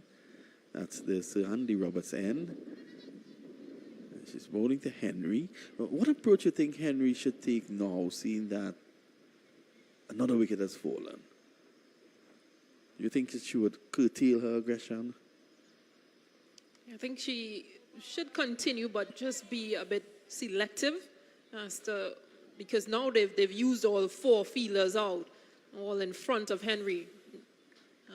Deep cover, deep mid-wicket, mid-on, mid-off, long-on, long-off. So just be a bit more precise as to where she wants to hit, but I don't think she should just ease up or just stop all entirely.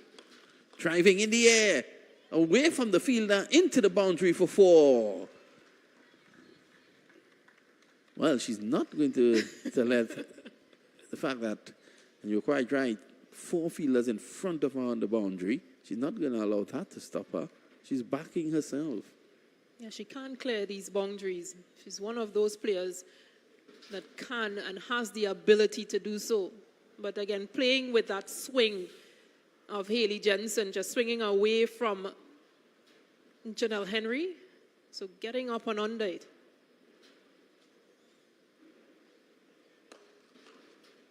Just maybe some familiarity as well, because they would have played against each other in the 60 and the women's CPL. Janelle Henry playing for Barbados Royals, Hayley Jensen playing for TKR, who eventual winners of that championship. Yeah, that's so good for women's cricket that, you have the women's CPL now. I'm sure that Stacey would have liked to have been involved in that, but it just came a bit too late. I was involved. I was a commentator. Yes, I forgot that very posh job that you got. Yes, commentator. You did a great job as well. It's good to have you around women's cricket. And just the other day, I was very proud of your upward mobility in terms of the commentary. And I remembered your very first stint with us that was West Indies, South Africa, yes, at the Brian Lara Cricket Academy. Yes, it was. Yes, yourself and Brittany Cooper. Edged, that should carry. It's holding up a bit, but that's 4. Yeah, it does run away from the fielder, but again, a good educated edge from Janelle Henry. I like that, an educated edge. That's 4. So Henry continues to be a bright spark on this West Indies team in this series. And it's good to see her growth, because she's been one of those players that during the past years, she's really underperformed. She's only scored single digits in that World Cup earlier this year. And now, first game of the series, she has scored her highest ODI score of 44. And now here, this second game, 30 of 30. Well, that is on the threat. That highest score, 44, is now on the threat. So really good to see her maturity, and because she works really hard. She's one of those players that is always doing the extras. Driving.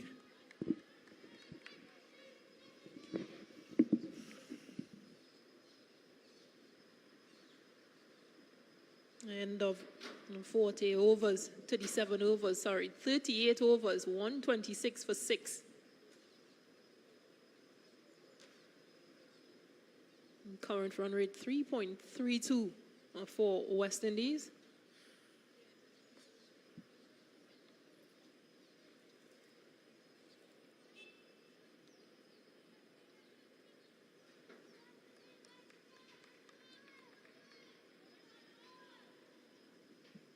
And it seems like it will be spin to continue. Eden Carson. So Selman is off and running. In fact, that's the second run for her. Carson getting the big wicket of Haley Matthews in the last over leg before. Matthews making 44, was it? Or 46?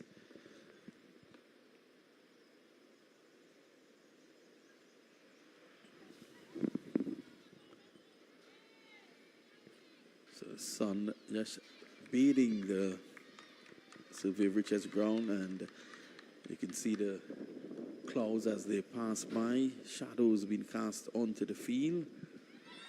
Going down the leg side, appealing there is Carson. Not interested. Wilson.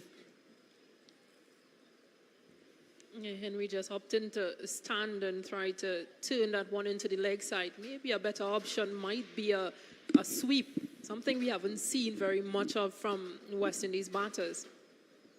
Being able to either play reverse or a genuine sweep shot. Pushing again on the offside.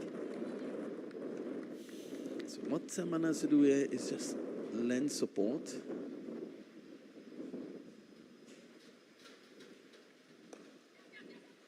Well, she's doing very well at the moment. Just clipping it away. Yeah, good single, good communication between this pair.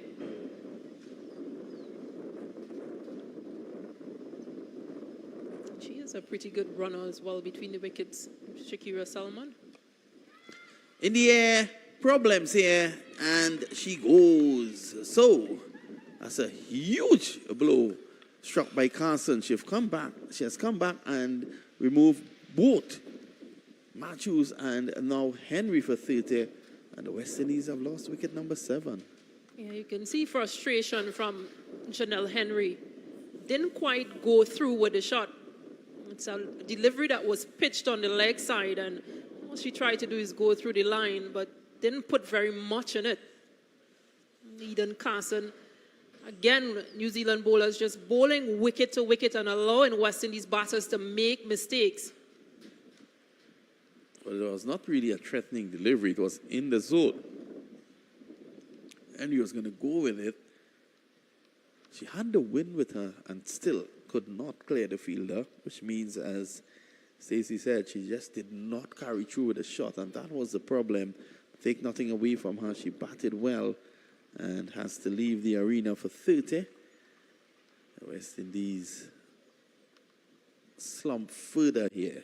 I'm afraid, Stacey, this is really an inadequate score against a very powerful New Zealand team. Yes, it is. If they don't go on to score, as I mentioned, into that 150s past 150, and again, it's 300 balls, it's 50 overs. New Zealand will be quite happy with what they've restricted West Indies to thus far. 129 in 39 overs. But yeah, poor display of batting. We were speaking about that at the top of the match when we were saying that they needed to utilize the 50 overs to really get themselves into a position where they can have a fighting score. A bad start has really led to this now. There has been a glimmer of hope. We saw 46, fine 46 by Matthews, and then saw 30 from Henry. But apart from that, it's been a struggle. Yeah, other than being a struggle, it's too many balls as well in which players are using.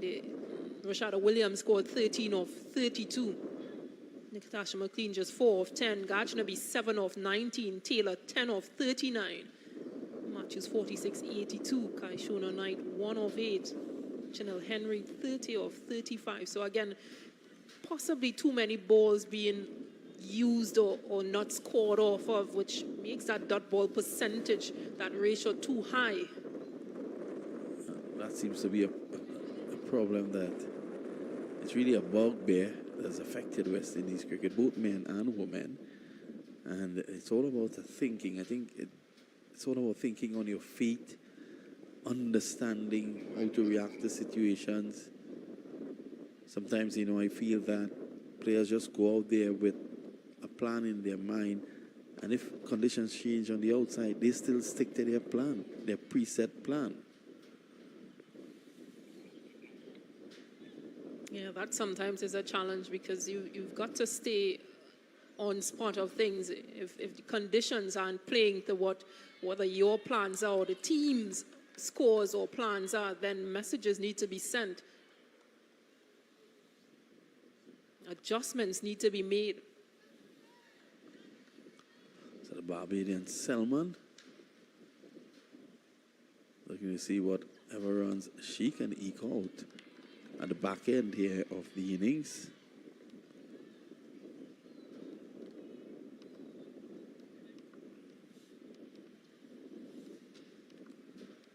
And that's the end of the over. It's the end of over number 40. And the latest score here, West Indies 130 for 7.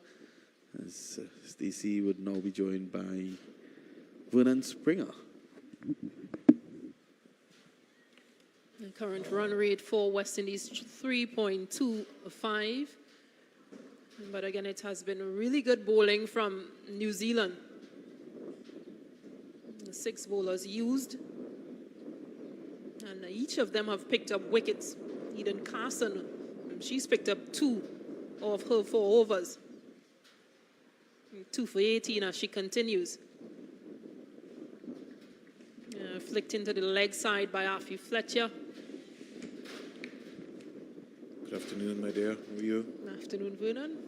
Welcome back. Yeah, welcome back. Just to see that West Indies. Carson continues. Bang on target with a delivery to Selman, who's on 3, 131 for 7. Frank Jonas, 10 overs, 1 maiden, 17 runs, 1 wicket. I think that has been the difference here so far. And don't forget that 1 maiden as well.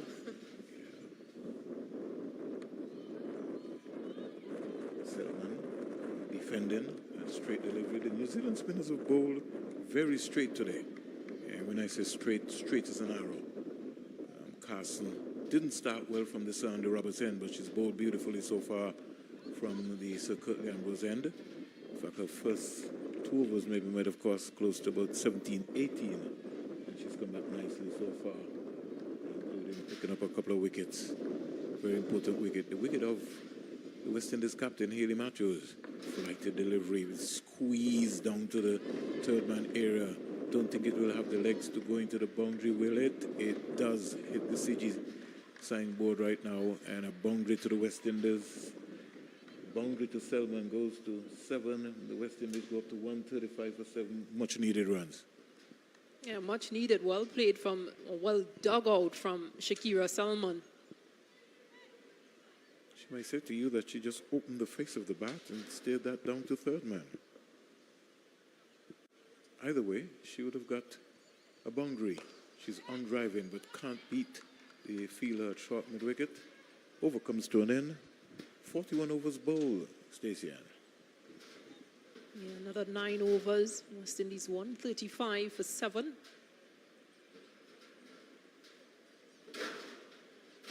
Salman and Fletcher at the crease. The last of the recognized pair for the West Indies in the lineup today. Karishma Ramharak is quite capable, left-handed batter. Yeah. She likes to think that she's a Sunil Narayan. Well, a Sunil Narayan who scores runs, actually. Well, maybe today will be her day. Could leave. 35 for 7.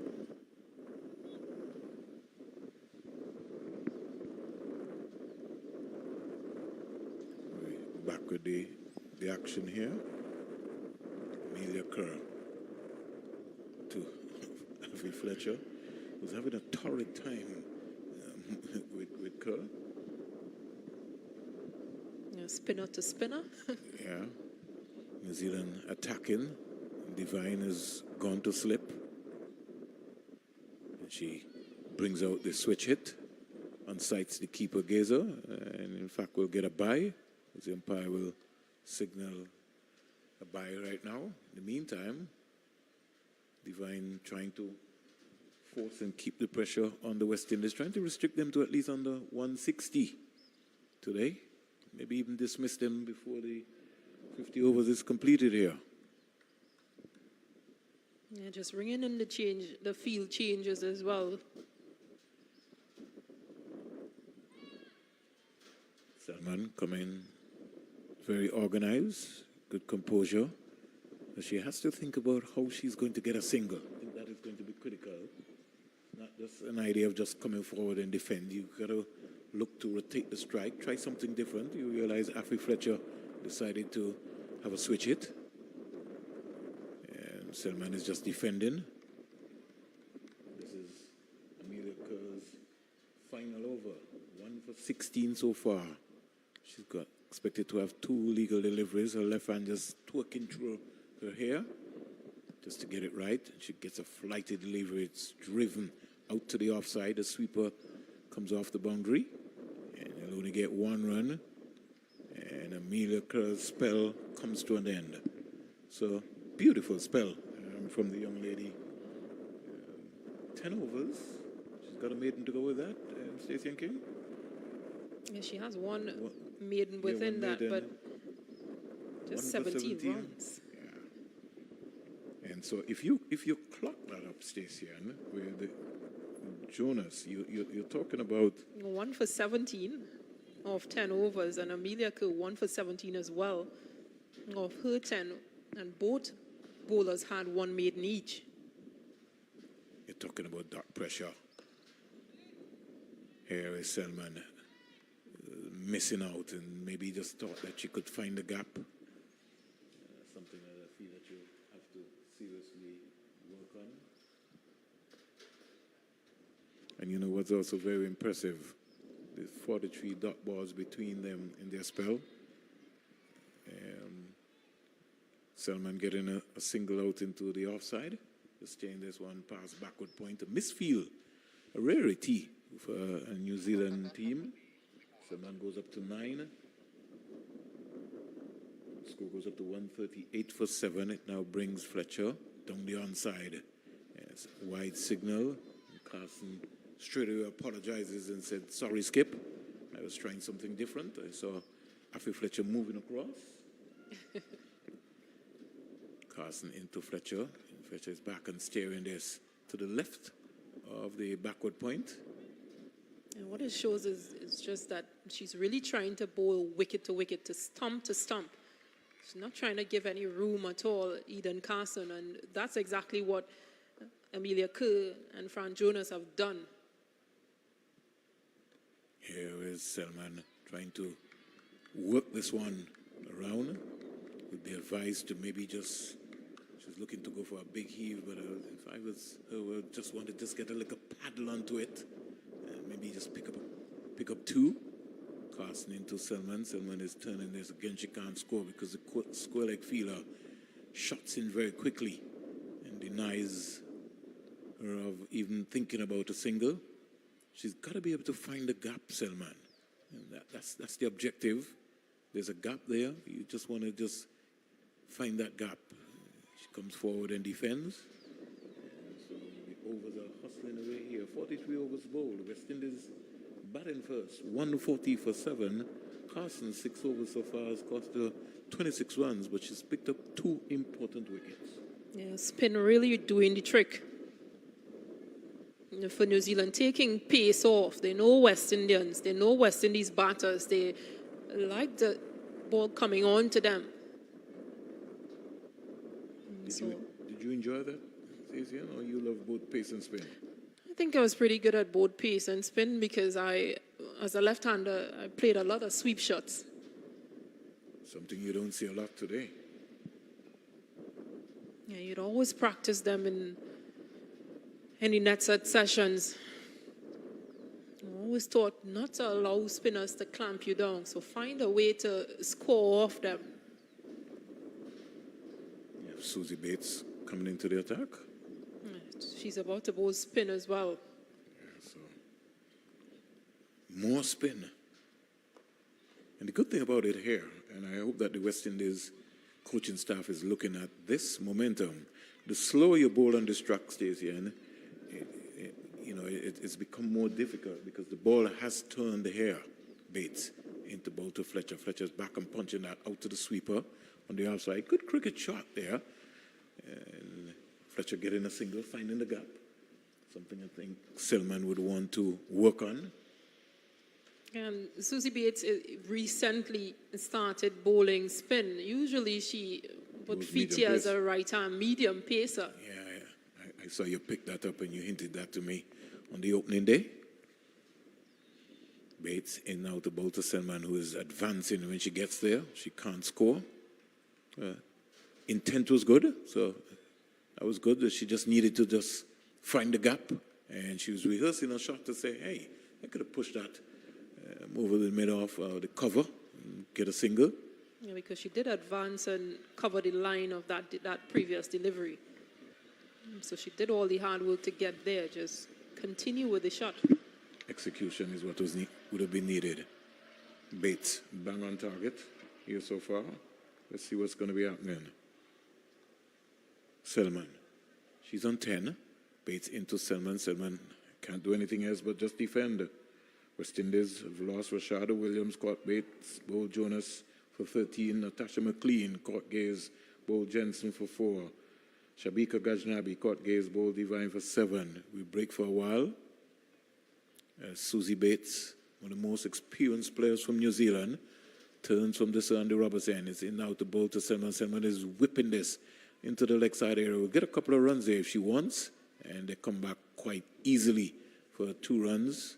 And over number 44 comes to an end. In the meantime, the West Indies go up to 143 for 7 as we continue our coverage here. It's a good shot from Shakira Salman as well, because previously we saw her advance and just defended. But this time around, advancing and going through with the shot. Possibly not where she wanted it to go on the leg side, but nonetheless got her 2 runs. Eden Carson getting herself organized as I continue the scorecard. Stephanie Taylor caught Gaze, bowled Tahu for 10. Haley Matthews, LBW to Carson for 46. Kashona Knight caught Jensen, bowled Kerr for 1. Dot ball, more pressure created here on Affy Fletcher by Carson. 143 for 7. Here is Fletcher whipping this out to the mid-wicket fielder. And she'll only get 1 run. So Fletcher doesn't organize, Affy Fletcher. She is quite handy with the bat. You need more than handiness here right now. Here is Selman chipping this one in the air, but into the gap, almost like a golf shot era. For a moment, Bates thought that she might have been in the mix. But with the boundaries so huge here at the Sir Vivarita Stadium, as we would say, a chip shot in golf, Selman got away with it. And she picked up an easy single. Yeah, bat seems to have turned in her hand as well. She'd want to go straighter with that. I mean, it landed safely that time around. But she's got mid-on in the circle.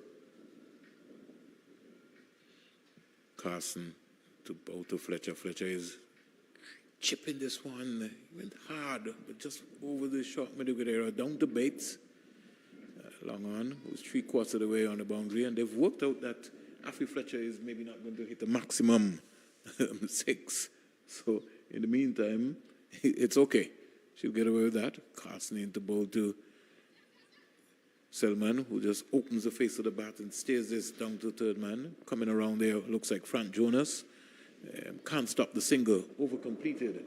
And New Zealand hustling through the overs here. Stacey Ann at the end of 45, 146 for 7. Selman is 13, Fletcher is 6. Yeah, much better over for West Indies. Able to pick up a few runs here.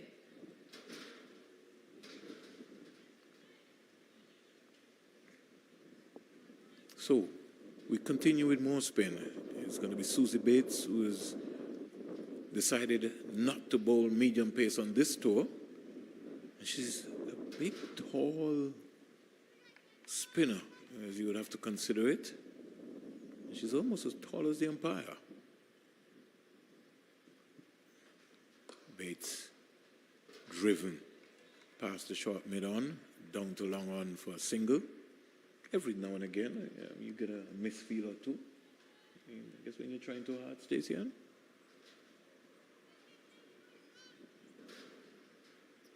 Susie Bates, 35 years of age, so opting to bowl spin this time around. It's a good decision.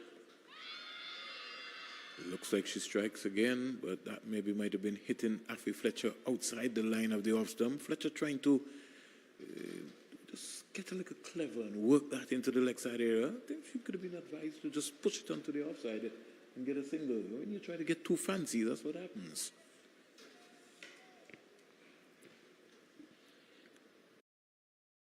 Bates from the Sir Andy Roberts end. Bow to Fletcher. Fletcher whipping this one into the gap for 4. Beautiful shot. Split the long on the mid wicket, which is wide for 4. Good. Well, it's a shot that she tried previous ball, and they appealed because she would have missed out. But this time around, getting sufficient bat on it, Affy Fletcher gets into that gap, almost like a cow corner region. And it runs away for 4. Bates just making a few changes. Sophie Devine, the captain, 4 overs, no maidens, 21 runs, 1 wicket. Almost all of the bowlers so far picked up the wickets for New Zealand. Here is Bates down the onside, gone past Gazer, running away into the boundary, but they'll put it back quite easily. And the fielder in Laura Down had to make the chase. Losing her bat as well, Affy Fletcher, but doesn't stop 2 runs. Poorly line delivery from Susie Bates, but again trying to bowl into the legs of Affy Fletcher. I think she could just bowl her just a little slow. Fletcher is just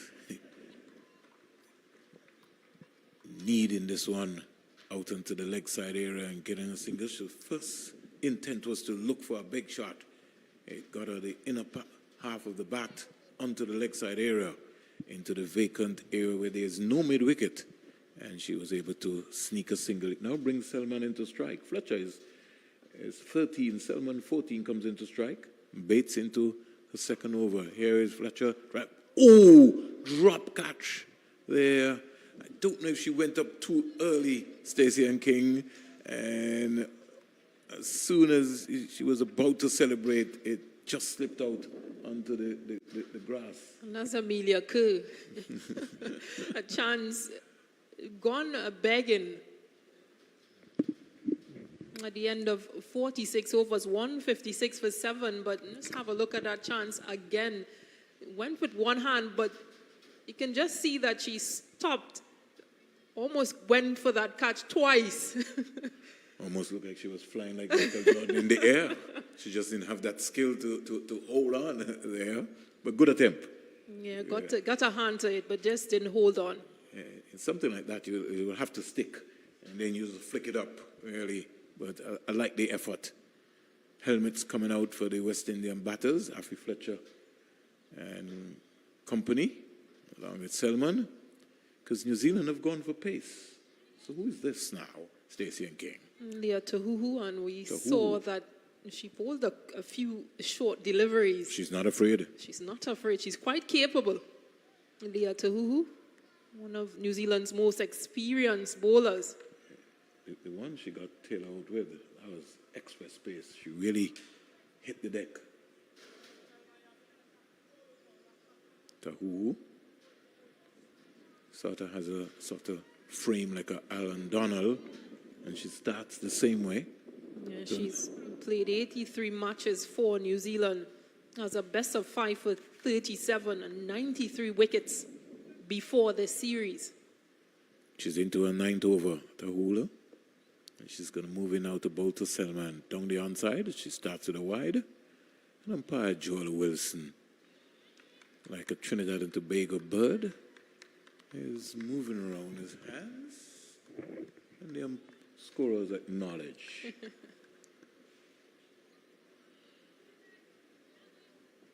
$157 for 7 to Hula. We're in the number 76. She's bowled with. We're in the number 6. She's bowled with real pace. Ooh, that's squared up. Selman. But in the end, she got a single down to third man. It is a run that the West Indies need at this time.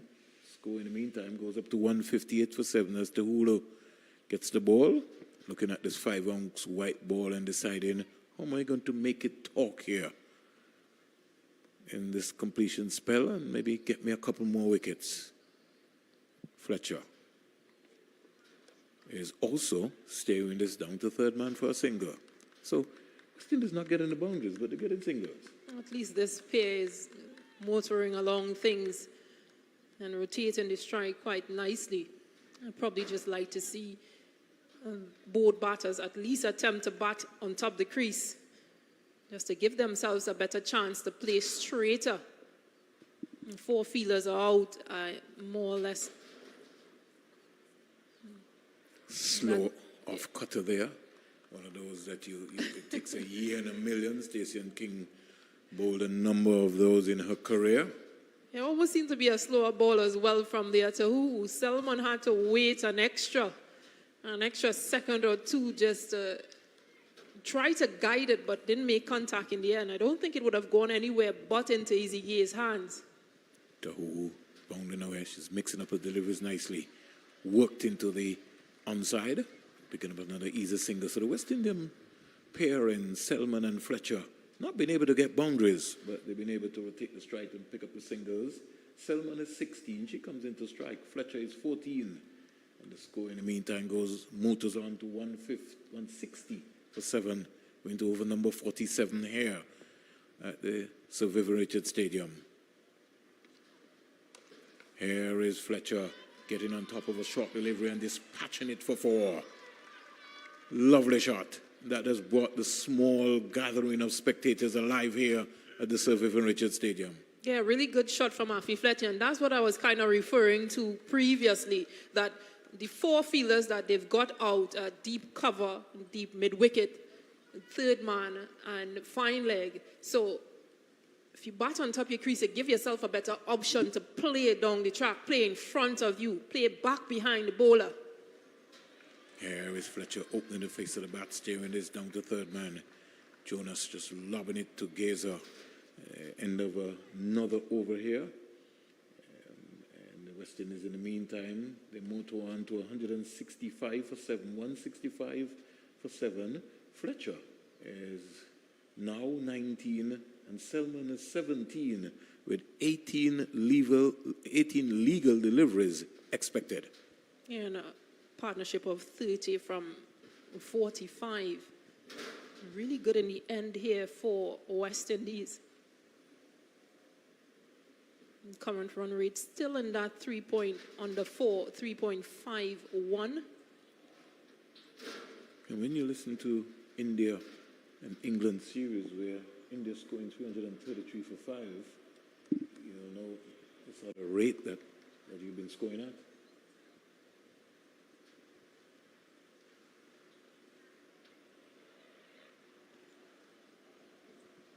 Play continues here with the New Zealand White Ferns against the ladies in maroon, the home team, the West Indies women team.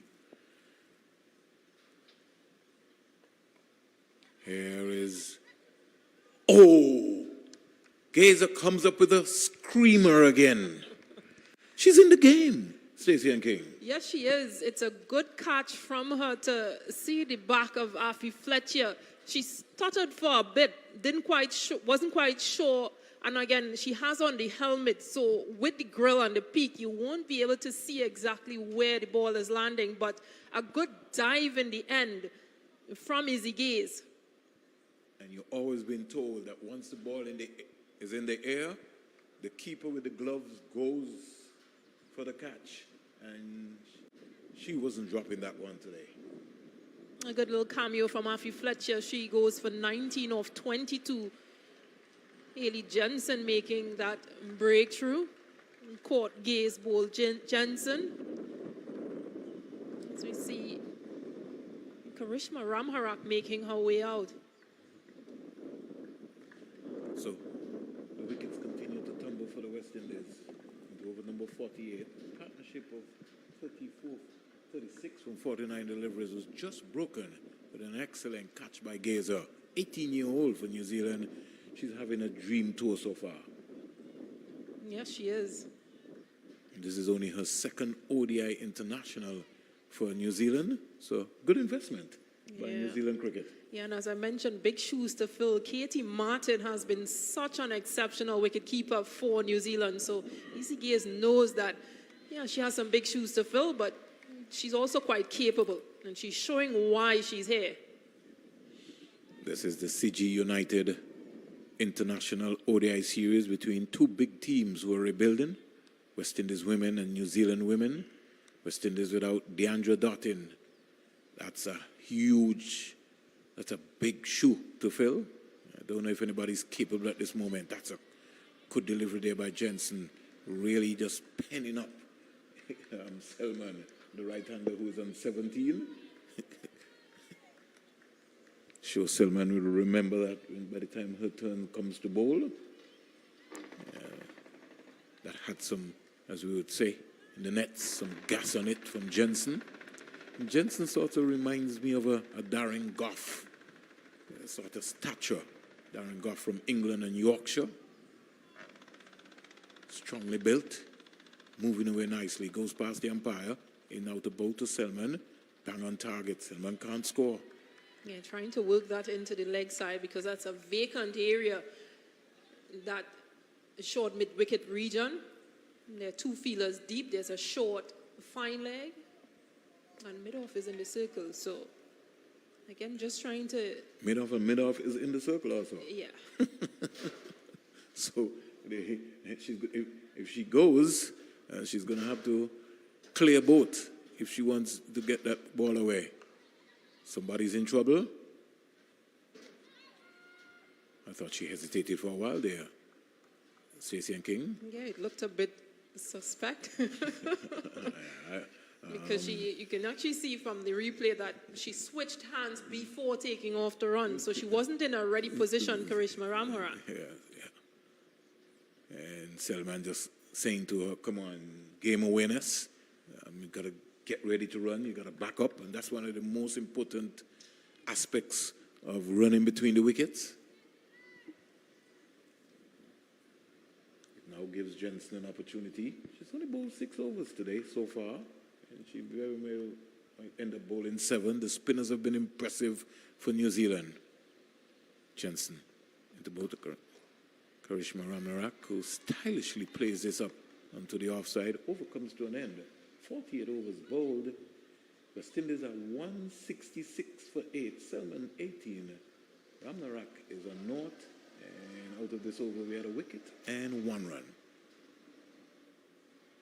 Yeah, again, good bowling from New Zealand. They've really kept the pressure on from the word go. Nothing to, well, they were sent to have a feel, have a bowl first. Stephanie Taylor, Haley Matthews. Well, Haley Matthews will have won the toss and opted to have a bat first. And maybe that might have been a mental thing to put New Zealand into the sun early. And she's bowled. So Selman just more or less running down the wicket, didn't keep her eyes on the ball, lost her shape and lost her stumps. And the West Indies lose their 9th wicket. The wicket of Selman for 18, bowled by Carson. And Carson has come back with some beautiful figures. Indeed, she has. Shakira Selman has fallen short of her highest ODI score of 22. She'll be disappointed with this shot, just advancing and missing everything entirely. Eden Carson picks up her third. She's been expensive, but she's picked up 3 wickets, 3 West Indies wickets now. Her first 2 overs cost 19 runs. So, in a nutshell, you can say that she's bounced back nicely, and she's been maybe one of the most expensive bowlers for the day for the West Indies. But when you complement that with Fran Jonas, who has bowled 10 overs, 1 maiden, 17 runs, 1 wicket, and Amelia Kerr, 10 overs, 1 maiden, 17 runs, 1 wicket. Haley Jensen, 6 overs, no maidens, 25 runs, 2 wickets, and Eden Carson has now so far picked up 3 for 30, and she's in her 8th over. She first started at the Sir Andy Roberts end. Success has come for her from the Sir Curtly Ambrose end, wearing the number 4. Oh, West Indies, a spot of bother here for them as they in the 49th over. They're 166 for 9, so just 1 wicket again. Long off, mid-wicket, deep backward square. Then you would have just a short fine leg for Connell, who's just defending. And then you have a mid-wicket, short mid-on inside the 30-yard circle. So that's on the leg side. On the off side, you have a backward point, a sweeper, cover, and a mid-off. Here is Connell getting a single. And she's a big lady, big, powerful lady. I don't know if she'll be able to clear the Sir Vivian Richards Stadium here today, because she now brings her colleague into strike. Connell is off the mark straight away with 1, and the score goes up to 167 for 9.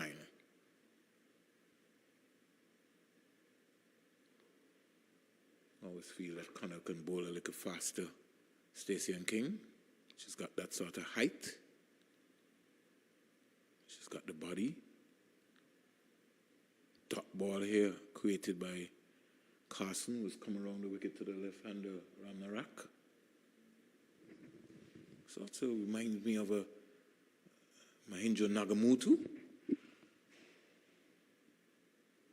She's squeezing this one out onto the offside and was just thinking about running, but had to scurry back into her crease as over number 49 comes to an end. Carson spell is completed. 8 overs, no maidens, 3 for 31. On any given day, you'll be glad for that. Yeah, she's been, she made her debut, Eden Carson. This is her first game in New Zealand colours, so of course she's just probably a bit nervous as well. One of those young players, once again, getting an opportunity because of their domestic season. Impressive. A really good time and really trying times, and a change of hands for New Zealand. A number of young players getting opportunities and being rewarded. Here is Connell getting a delivery from Jensen. And all she can do is defend a length ball. No, it's not Jensen. Yes, it's Jensen. Yeah, Jensen. A little dapper fast bowler from the Sir Andy Roberts end turns in the distance. Connell thinking about a single. Is she in trouble? Yes, she gets it in the end. So, a little communication between Ramnarak and Connell. They eye contact, and they were off. Yeah, just pushed into the offside, and knowing your opponent or knowing your batter who you are at the crease with, they both take off and complete a comfortable single. No helmet for Connell, but a helmet for Ramnarak, who is slashing hard. Peel off the outside edge down to Sophie Devine at short third man area. She'll only get 1 run. She's off the mark. Ramnarak. Yeah, not very convincing, but... She got a run. She will say to you, Stacey and King, warrior, I got off the mark. I think that's most important. Let's see what's going to happen from Connell. Connell, good take by the keeper. And she came up for Jensen's delivery. Yeah, brave move last. Very brave. 3 balls to go. And that had some height in it. Good take. Wow. It just seemed to have been an appeal. I guess maybe to offset the umpire with the wide. Easy gazer. She's up to the stump to Jensen.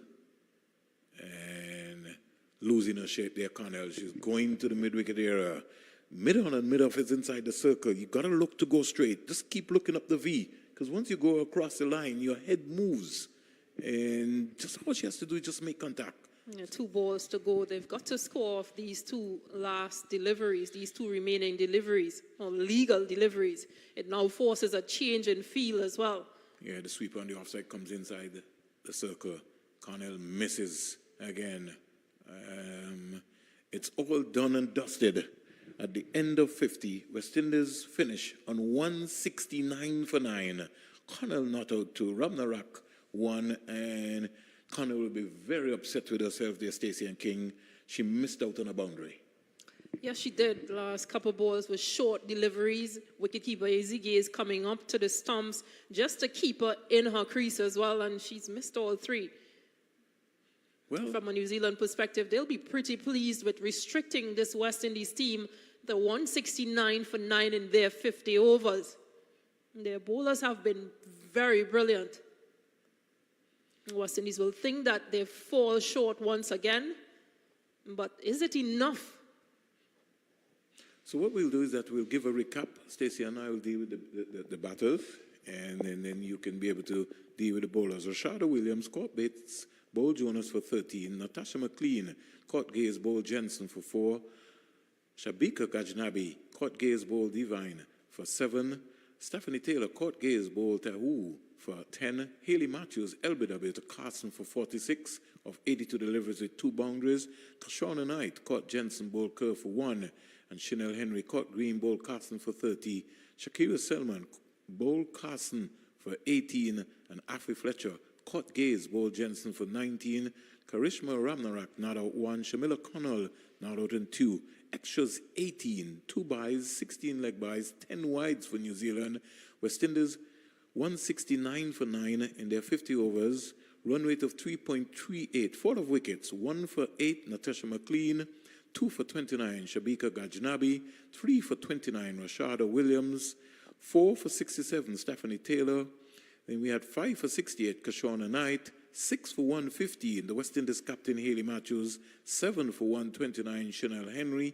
8 for 165, Afa Fletcher. And 9 for 166, Shakira Selman. The West Indies ending on 169 for 9 from their 50. And for New Zealand, Eden Carson, who made her debut, she would stand out with 3 for 31 in her 8 overs. Haley Jensen picked up 2 for 27 off 7, and it was 1 apiece for Leah Tahuhu, Fran Jonas, Sophie Devine, and Amelia Kerr. I think it's a very good effort from this New Zealand bowling lineup to restrict West Indies to 169 for 9. Very, very, very good effort. What do you think will happen by the time the West Indies come out, that you think, Stacey, and that the West Indies can learn from the New Zealand bowling attack? I think just the standout from spinners. They'll want to possibly use or bring spin in very early into their innings, West Indies. So that's going to be also very important. You heard there. And you can't overemphasize the bowling options for New Zealand in terms of their spin department as we look to take our lunch break here. And if you look back, based on what you would have heard Stacey and King said, Susie Bates, 2 overs, no maidens, 12 runs, no wickets. Eden Carson, 8 overs, 1 maiden, 31 runs, 3 wickets. Amelia Kerr, 10 overs, 1 maiden, 17 runs, 1 wicket. And then we had Fran Jonas with 10 overs, 1 maiden, 17 runs, 1 wicket. So are we going to see all spin all day? We don't know. We'll find out. But the first part of the game is completed. West Indies reach 169 for 9. On behalf of Vinod Manchan, Stacey and King, I'm Vernon A. Springer. We take a lunch break, and we'll be back for the second half of the game.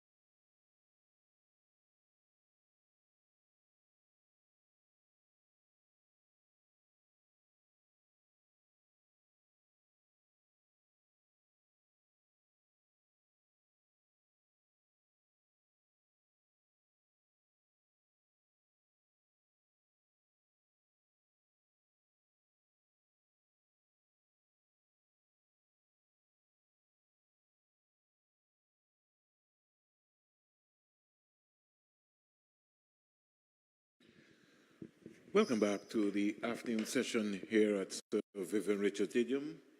It's the start of the New Zealand's innings, and Shamila Connell starting with her first delivery, bang on target. West Indies in their first innings reached 169 for 9, 169 for 9 of their 50 overs, with Hayley Matthews scoring 46 of 82 balls with 2 boundaries. Susie Bates, most experienced batter for the New Zealand team, gets a delivery which is wide and guilty of not putting it away, just slapping it out to Taylor. Taylor lobbing back a return to Rashada Williams, who is the keeper for the West Indies team. West Indies started with a slip, a third man, a backward point, a cover, extra cover, mid-on, mid-off, short mid-wicket, and a wide third man and a fine leg. Connell from the Andy Roberts end bows of wide delivery, and Rashada Williams comes across in front of her captain to take it. And umpire Joel Wilson gets out his both hands, and so New Zealand are off with 1. I'm sure that Stephanie Taylor will have to bowl at some point in time today. So New Zealand are 1 without loss. It's an extra. And we bound away is Connell to bowl to Bates. Bates is back and cracking that. Down to the boundary for 4. She got on top of it, didn't try to hit it too hard, just used the pace, the Shamila Connell's pace, and it sped past Knight and Taylor, who chased for all their worth, but only to hit the boundary rope here at the Sir Vivian Richards Stadium. First boundary to Bates, and New Zealand are off and running 5 without loss. And we're on into over number 1. West Indies, 169 for 9 in their 50 overs. And the New Zealand spin attack tying up the West Indian batters. Connell into bowl to Bates. Bates is coming quietly forward, playing the ball from right under her eyes. Susie Bates, one of the most experienced women batters in the game of women's cricket. And before this series, Bates would have played some 142 games for New Zealand, over 5,000 runs. So you would understand her contribution. She gets up on top of a delivery there and just steers it onto the offside, can't score. And Devine and Bates have been the 2 most experienced players with over 270 games, 8,272 runs, 18 centuries and 42 half centuries in ODI cricket. And one only just has to look at the contribution of Bates.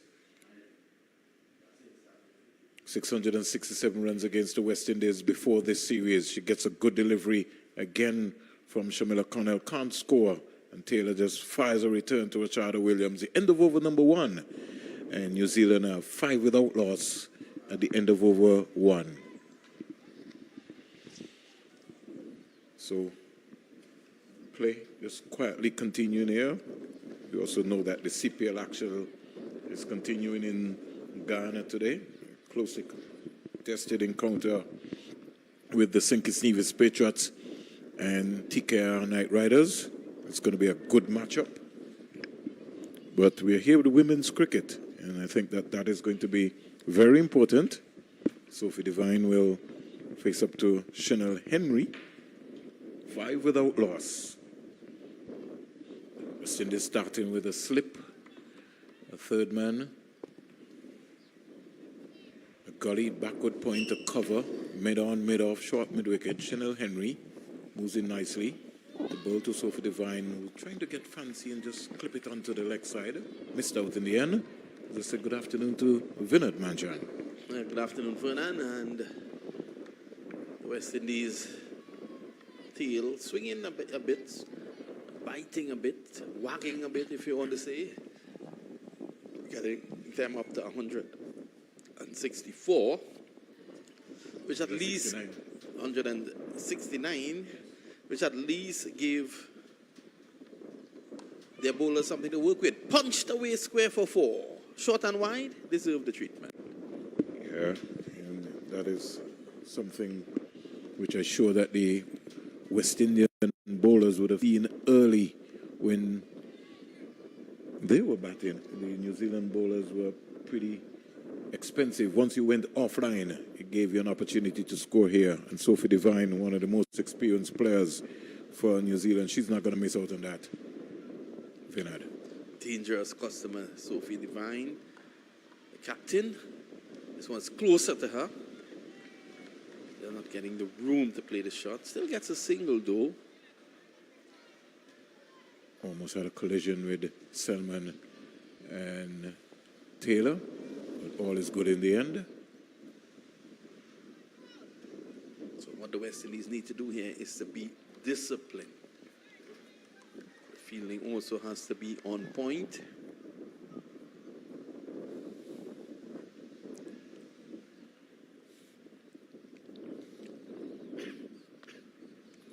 Some away movement, but starting too wide. We'll have a next look at that. I just would like to see Henry Finland bowl a lot more straighter. She's got good pace. Yeah. And it's all well to have a 6-3 feel and tell folks, you got a new ball in your hand. I want to see you attacking the stumps. I thought that the umpire was very harsh with that last wide. That was actually inside the guidelines. But as I keep saying, it's just a guideline. The decision is up to them finally. This is a bit too straight. So I thought that previous delivery was not really a wide. So he's getting the ball to move away. It's all about putting it in the right line. And I'm just thinking, Vinod, maybe a 5-4 field maybe might have been suited best. I realized earlier o'clock that the captain has come out of the slip cordon, but more had a balanced feel, especially for Henry. But which I find is very strange because Henry is getting the ball to move away from the right-hander, and there are no slips in place. And also, given the fact that there are no slips in place, look where third man, Gajnabi, she's very wide. I just can't understand that. So really, the third man should be a lot more finer if you're looking to bowl to that 6-3 feel that you would want.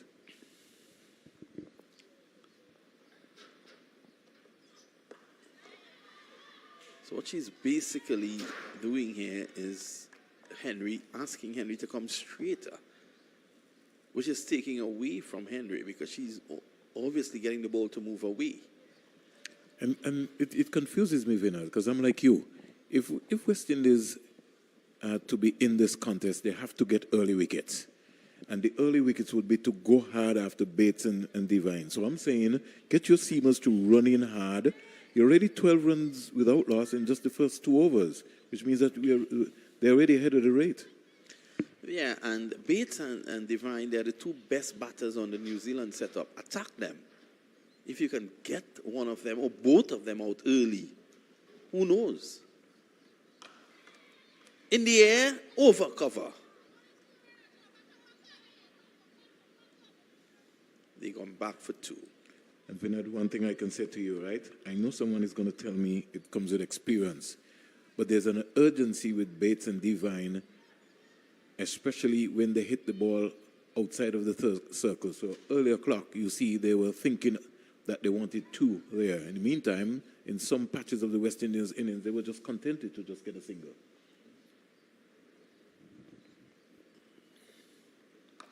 That's much better from Cornell. So we have a situation here where Captain Haley Matthews wants Connell to bowl to a 6-3 field, and there's no slip. Mid-on, mid-off inside the circle, short mid-wicket, wide third man, and a fine leg very wide. And because of that, she's bowled a wide. So the West Indians, they hardly have a target of 170. You hardly have, in 50 overs, you hardly have any room for error. You're talking about 300 balls, Vinod. They need 160, 70 singles. They can defend 130. Yeah, the only way I think the West Indies, this is driven beautifully through the covers, not really hitting that one hard, just leaning into it, caressing it more than anything else. But I think what the West Indies will have to understand is that if they are to win this, they'll have to bowl New Zealand out. You can't restrict them. It's going to be very difficult to do that. 2 runs picked up in the process there, Vinod. So already New Zealand, Bates and Devine, the most experienced batters in this team, they're making sure they put some pressure on the West Indies, especially in the power play overs. Oh, that was very close to the off stump. Good judgment shown there by Bates. She was not baited into playing at that. And it comes with experience. New Zealand, over 270 matches between both Bates and Devine. They would have played all over the world. India, Australia, England, you name it. And so this would be a good experience for them right here. First time playing at the Sir Vivian Richards Stadium in Antigua and Barbuda. Lucky to get away with that one, Shamila Connell. It was a short delivery, and Bates was on top of it, pulling it down into the short mid-wicket area. And like I said, lucky to get away with that. Had it gone past Gajnabi, it would have been a boundary. Most of the boundaries during the West Indies innings were scored off of the New Zealand seamers. Connell bang on target. Not completing an action there, but bowled a straighter delivery. 3 overs bowled. And New Zealand has 17 without loss. Bates is 5 and Devine is 5. Sorry, Bates is 8 and Devine is 5. Current run rate easily up to just about 6.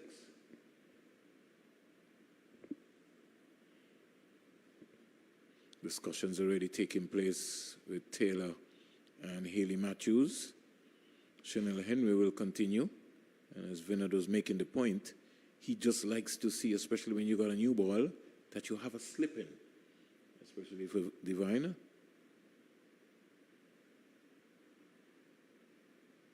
Here is Devine looking to force this past her Matthews, opposite captain. Anything that beats the inner ring is going to race away for 4. Third man is still sort of wide, and he maybe just needs to become more finer. Chanel Henry from the Sir Andy Roberts end. And naughty shot there by Devine. Right foot didn't move. She's now rehearsing that my right foot should have gone a little deeper into the crease. And she just fired. It was more hand movement than anything else. Yeah, she pulled away. She was trying to hit that through the offside. She pulled away. And that one, she was beaten for pace more than anything else. Not in a good position to play the shot. So it's 17 without loss. If the West Indies can get a breakthrough here, in New Zealand, middle order, apart from Kerr is also, she's still young. She's a tremendous player. These two and Kerr, then you can probably want to fight the others. But they need this early breakthrough. I don't know if Matthews may even look to try spin early. And that's a good delivery, good line. Lovely day here in Antigua. North Sound to be exact, at the Sir Vivian Richards Stadium. You look around the stadium, you see some very prominent names that has adorned certain parts. The Sir Andy Roberts end, the Sir Curtly Ambrose end as well. Driving. A quick single taken as McLean has a wayward return. McLean at mid-off. Being put under pressure, off-balanced. The only name I haven't seen here is Sir Richie Richardson. I don't know if I had missed it or if it's somewhere about the place. It's not on any of the stands. Well, the stands are still yet to be named. Yeah, so possible that he maybe might get maybe the mound. You never know. We'll wait and see. So those four cricketers, Sir Viv, Sir Andy, Sir Richie, Sir Kirtley, I think the four most prominent from these parts. Yeah, very dominant, and one would have to give some credit to El Camino Willett, who next year would have been 50 years since he would have broke through for the West Indies to play for the West Indies. The first Antiguan? First player from the Leeward Islands, from Nevis, El Camino Willett. There's going to be a big celebration next year for that. Of course, you had Winston Benjamin, who served West Indies cricket well, Eldine Baptiste. Kenneth Benjamin. The ever-reliable Ridley Jacobs. Ridley Jacobs as well. Who's easily one of the best wicket-keepers and came at a very difficult time too. Played in the era with Brian Charles Lara and company. Very consistent performer, Ridley Jacobs. Dave Joseph, who played for a short stint. Sylvester Joseph. So Antigua and Barbuda produced a number of players over the years. Even Gavin Tong would have played a test match against Australia. We'll be back with Selman, Vinod. Selman. Nice high action, Shakira Selman. Another one of those fast bowlers who tends to shape the ball away from the right-hander. And, of course, there is no one at slip. Early days, a new ball. It's hard, it's shiny. The wind is up. I think the West Indies need to attack. I just find the tactics a little strange for me. I would have, you got three seamers. I would have made the seamers run in after Bates and Divine. Give them some support. I'm looking at this field and I'm telling myself that the West Indies field is a very reactive one. It's one where they're reacting to the fact that Divine and Bates are world-class players. So it's as if they're setting the most defensive field that they could set within a power play.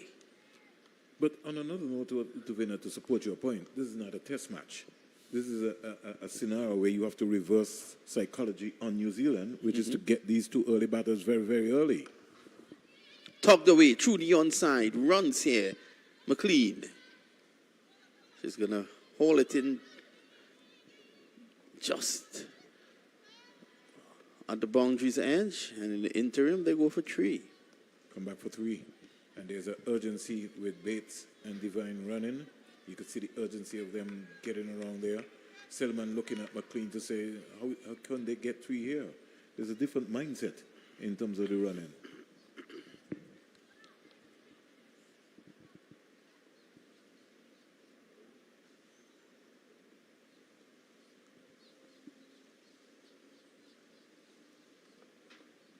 Slow delivery.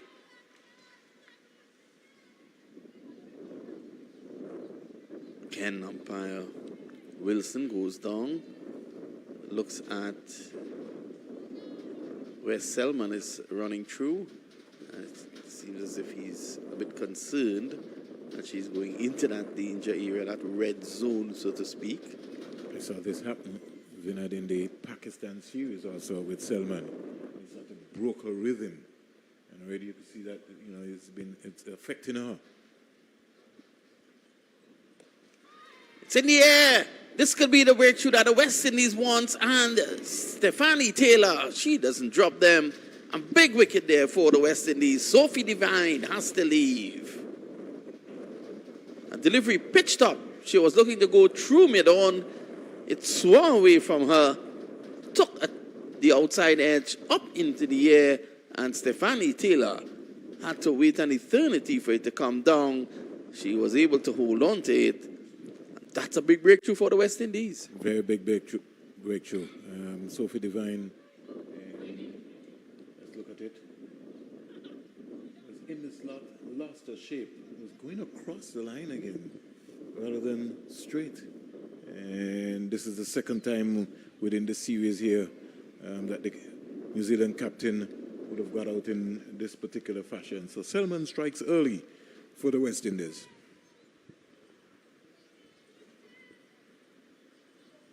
22 for 1. Looks like Amelia Kerr has come out for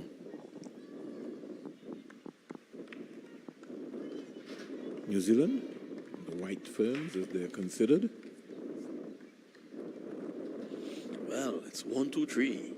1, 2, 3. The Once three you get best players are occupying those positions. And Selman starring there for the West Indies early on here. She has 1 for 4 in the first over.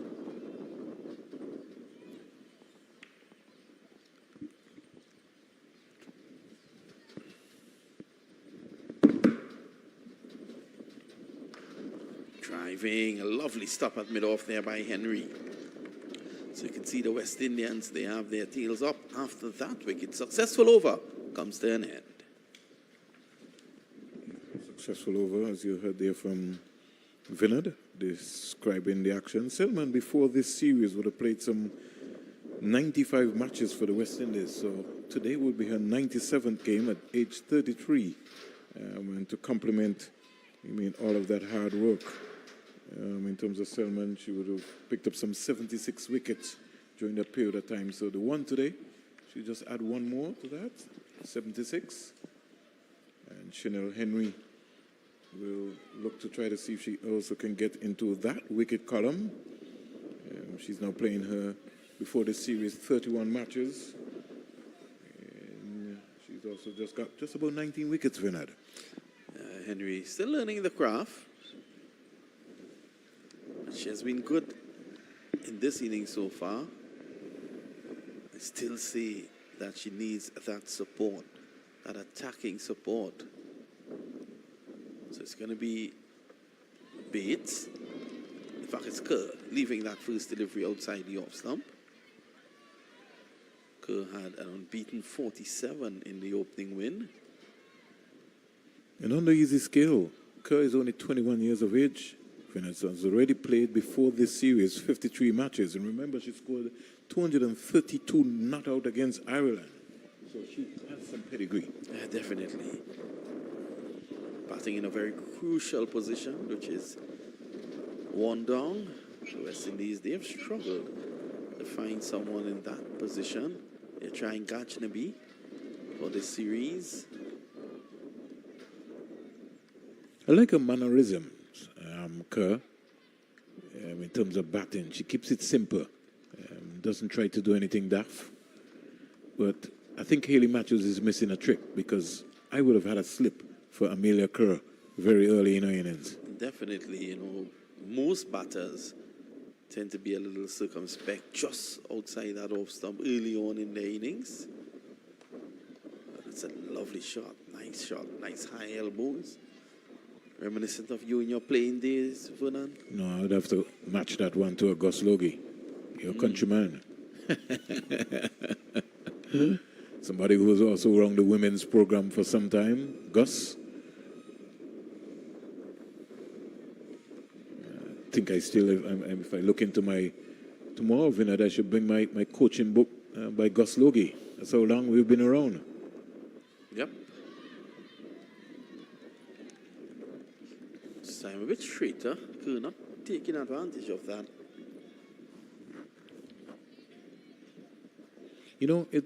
It sounds good on paper, Vinod. Sometimes we come and we want to set fields. We want to have 7-2 fields and 6-3 field. But sometimes the contacts don't work out. Well, it supports the point we made earlier on that captains need to think on their feet.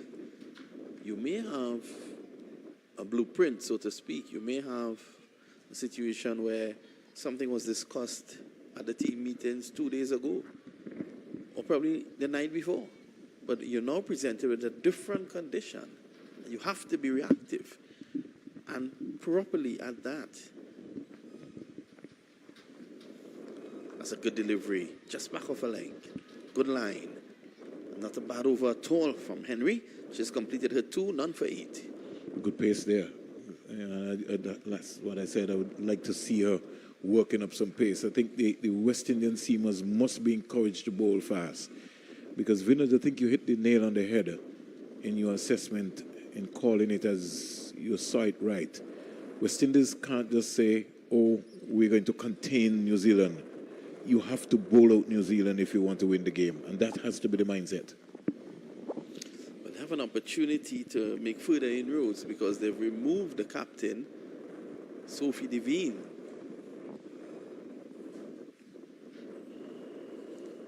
And one of their more informed players, Devine. I'll come back to that in a little while. Vinod.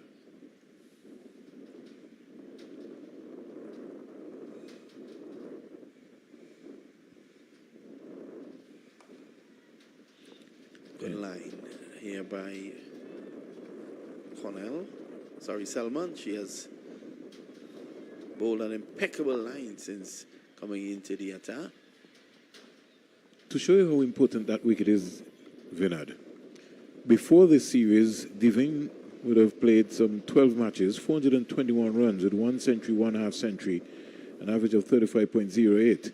And you match that up against with Susie Bates for 2022. I'll get back those figures to you, Vinod.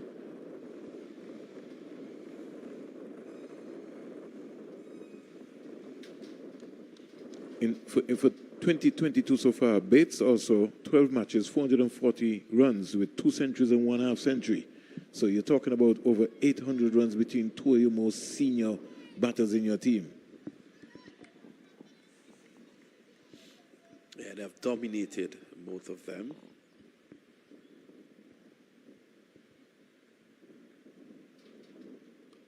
In the air. Rashada Williams just can't reach it, and that could have been the end of Bates. I thought she was going with one hand, Vinod. Maybe both hands might have been diving, might have stuck. I thought she realized what was happening late. She took off late. That would have really put the cat amongst the pigeons. That would have been another big wicket. I said earlier on that the West Indies need to be on top of their game in the field. Their fielding was not that good in the opening match.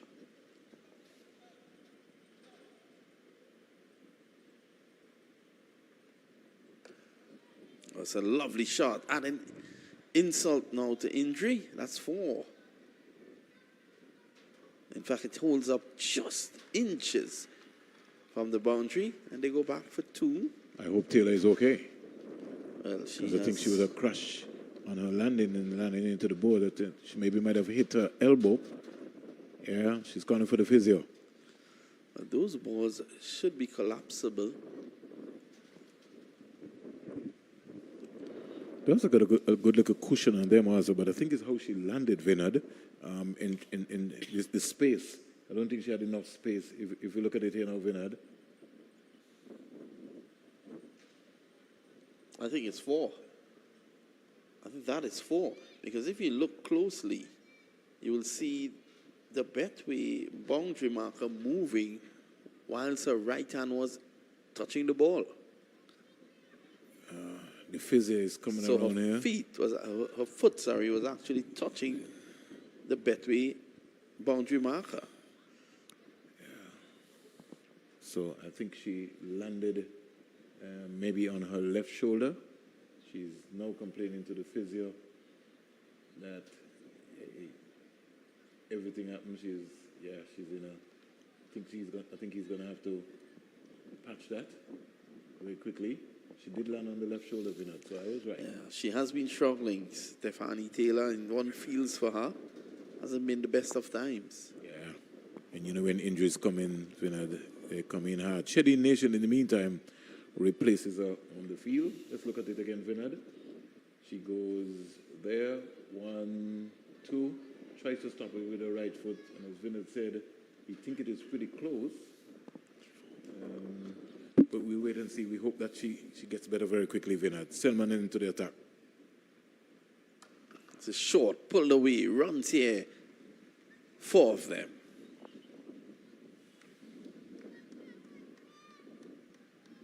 Now, Vinod, when you bowl into a 6-3 field, you can't bowl short. That's why the balance should have been for 5-4 field. First really bad delivery, Selman.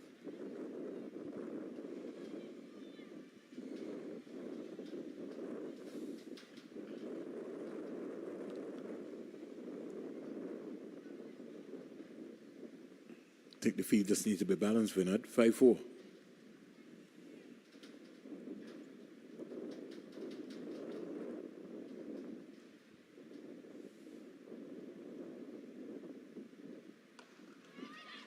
In the air and gone!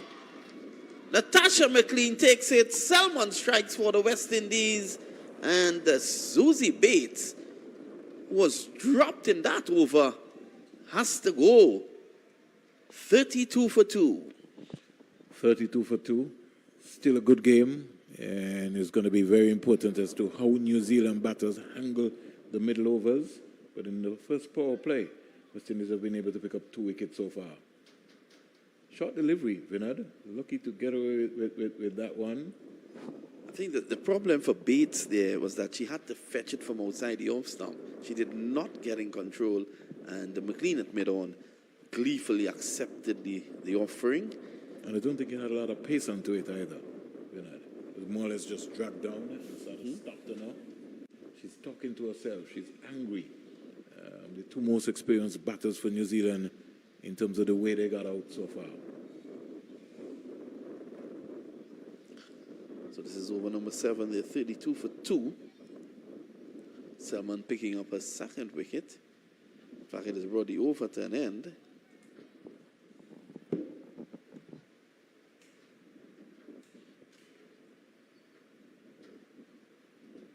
Over number 7 being completed.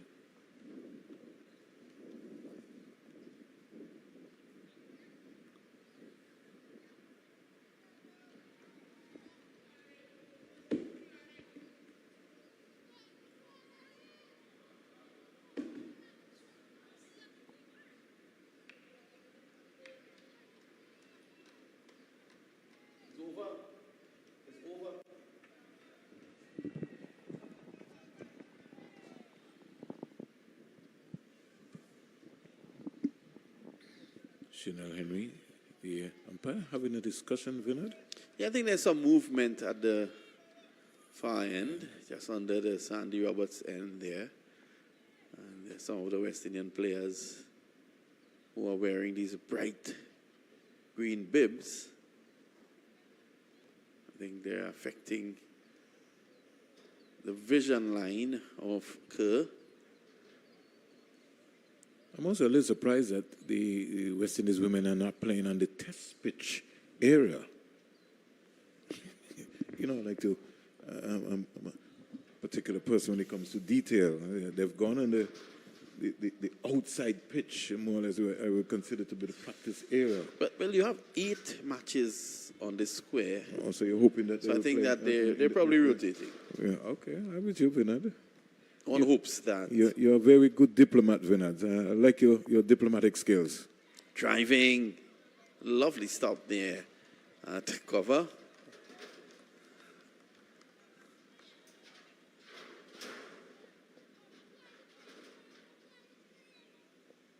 Matty Green comes out. Good stop there by skipper Captain Healy Matthews, who now comes into slip. So this is good. She's putting some pressure on the new batter, Green. So what Henry will want to do here is to just keep that good line that she has going just on and about that off stump. She's conceded just 8 runs in the first 3 overs. Good delivery there from Chanel Henry. Well pitched up delivery. As a batter, you don't want to get one of those searching for your toes. Matty Green. Well, the West Indies will think that if they can get a wicket here, they're in the game.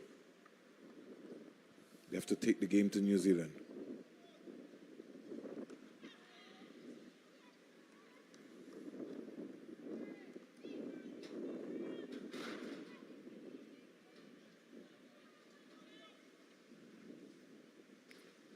I think when you see that position there, for years dominated by DeAndre Dutton, you know how missed she is, because she'd have been gliding around there like a Keith Atherton.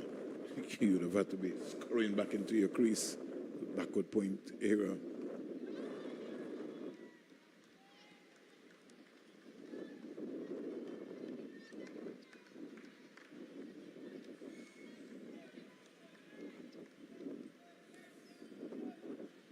Kerr looks unfussed, unfazed, quietly goes about her business. As Fernand was saying early on, an economy of movement dropped down to a wide-ish third man, and that's two. They need to take their catches. I mean, going with one hand, she should have gone with two. Those are specialist areas, Vinod, and your best feeders have to be in those areas. You have to take those catches at this level. Shakira Selman.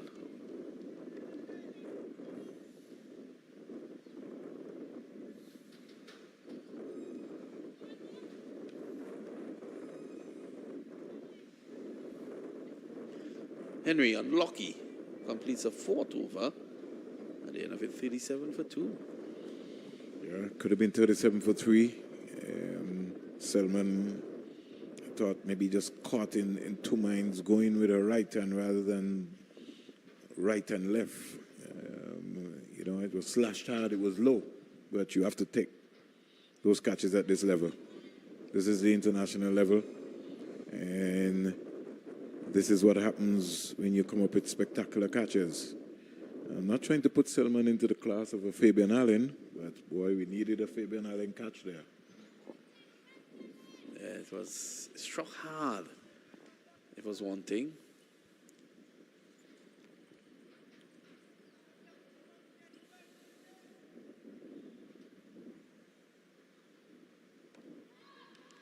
Again, right on spot.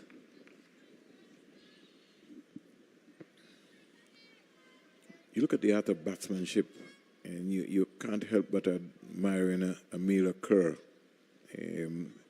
Yes, she's short, but if you look at her approach, she stays very, very, very low to the ball, and she plays the ball as late as possible. Very compact in terms of her trigger movement.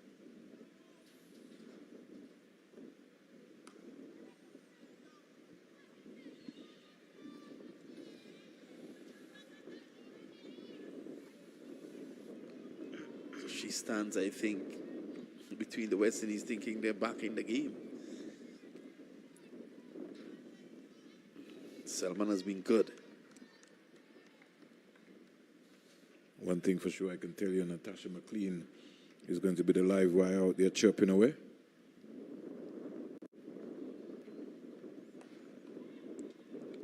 Cut forced away, just backward of point for 4. Again, misfield.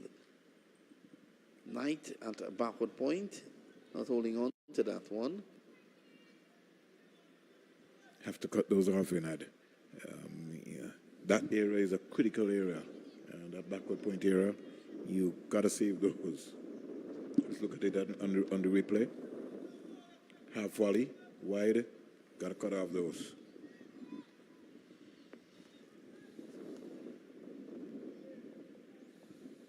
Selman.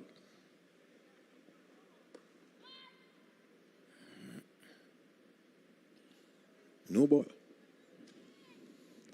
So free hit coming up.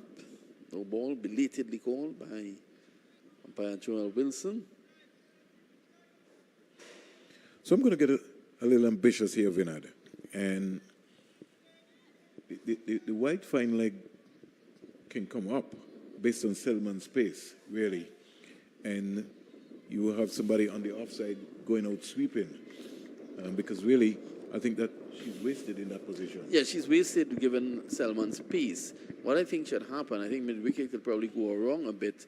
And you're right, they should put a sweeper in position because Selman is pitching the ball up like that. And it's crashed down the ground for 6. She's pitching the ball up it's going to, some of the batters will be looking to drive her through the cover region, so you need protection. But you can hardly have protection for that one. That's a massive six. It was a in free women's hit. cricket. So in anything, once you hear free hit winner, even you know at your age, you put it with that. Yeah, definitely. So this is what happens when you're being penalized. And the score in the meantime has been an excellent power play for New Zealand, Vinod. They're 48 for 2. Even though they lost their two of the most senior players. Has been good.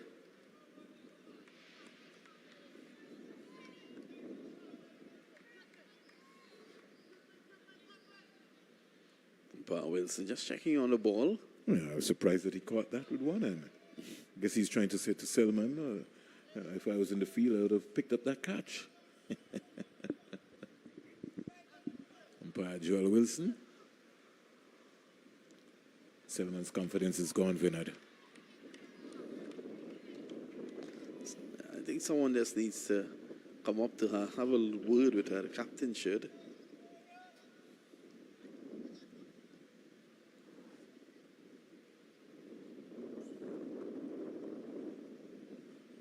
They have to believe still, Vinod.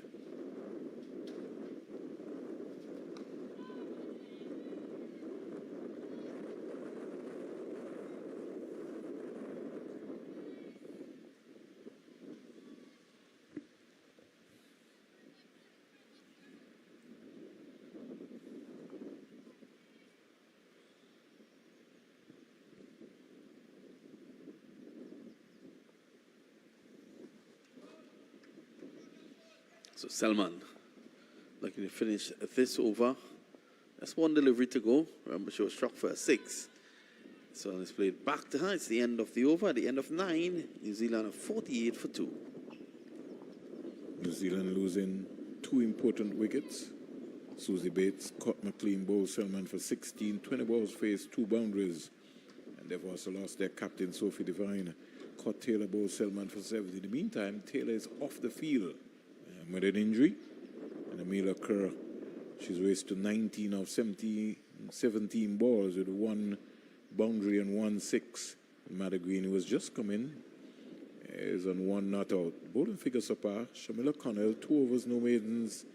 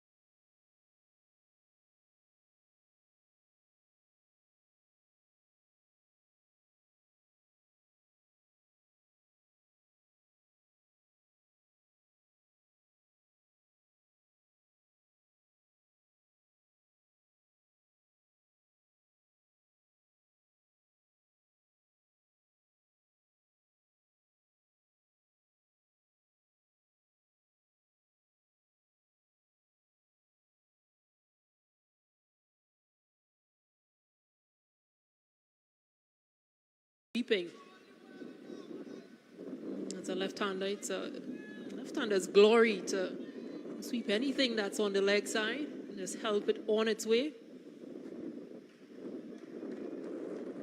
Taylor around the wicket to the right-handed Green. Oh, that was very, very wide.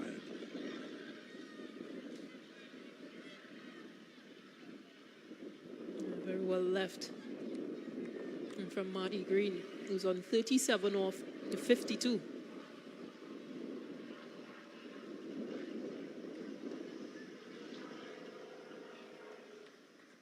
A wide signal again and 2 runs achieved.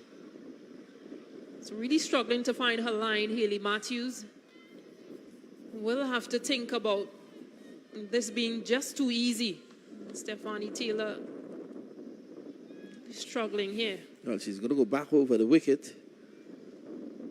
Let's see how she goes. In the air, just short of Fletcher, third man.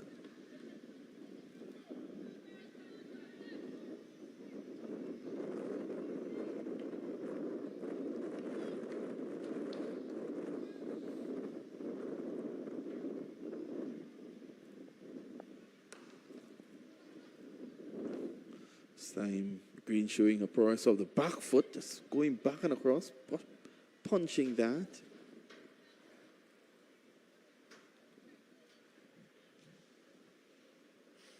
End of 29 overs. New Zealand 133 for 4. Reminder that target is 170.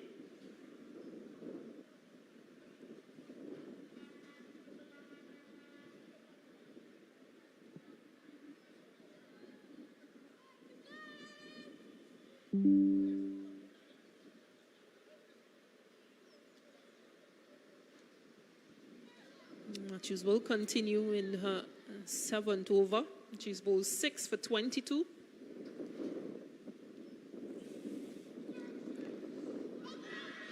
She's going to find it difficult to get that, bowling around the wicket. Green was forward and playing around the front pad. At the pitch just outside the leg stump.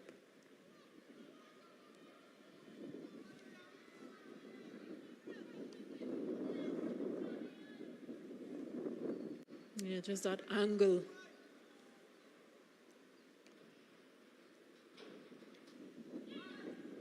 Works away. More work for Fletcher.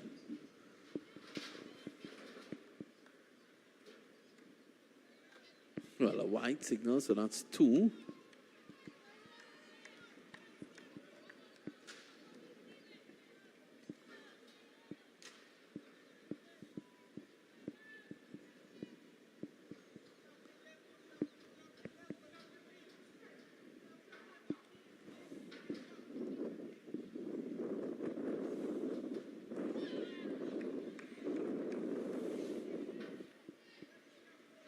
Skipper working away, chipping away, looking for that breakthrough. Brooke Halliday just not reading those Hayley Matthews deliveries. Yeah, she has been uncomfortable since coming out. Beaten. And again. Still doesn't force a change in the field for Hayley Matthews.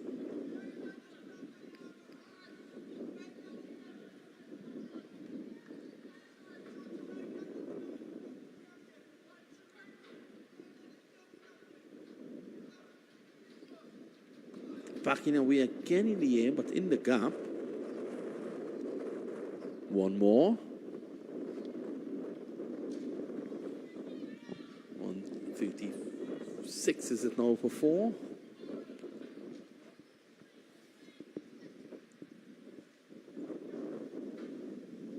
Remember, the 3rd and final ODI takes place right here on Sunday. Starts at 9:30 local time.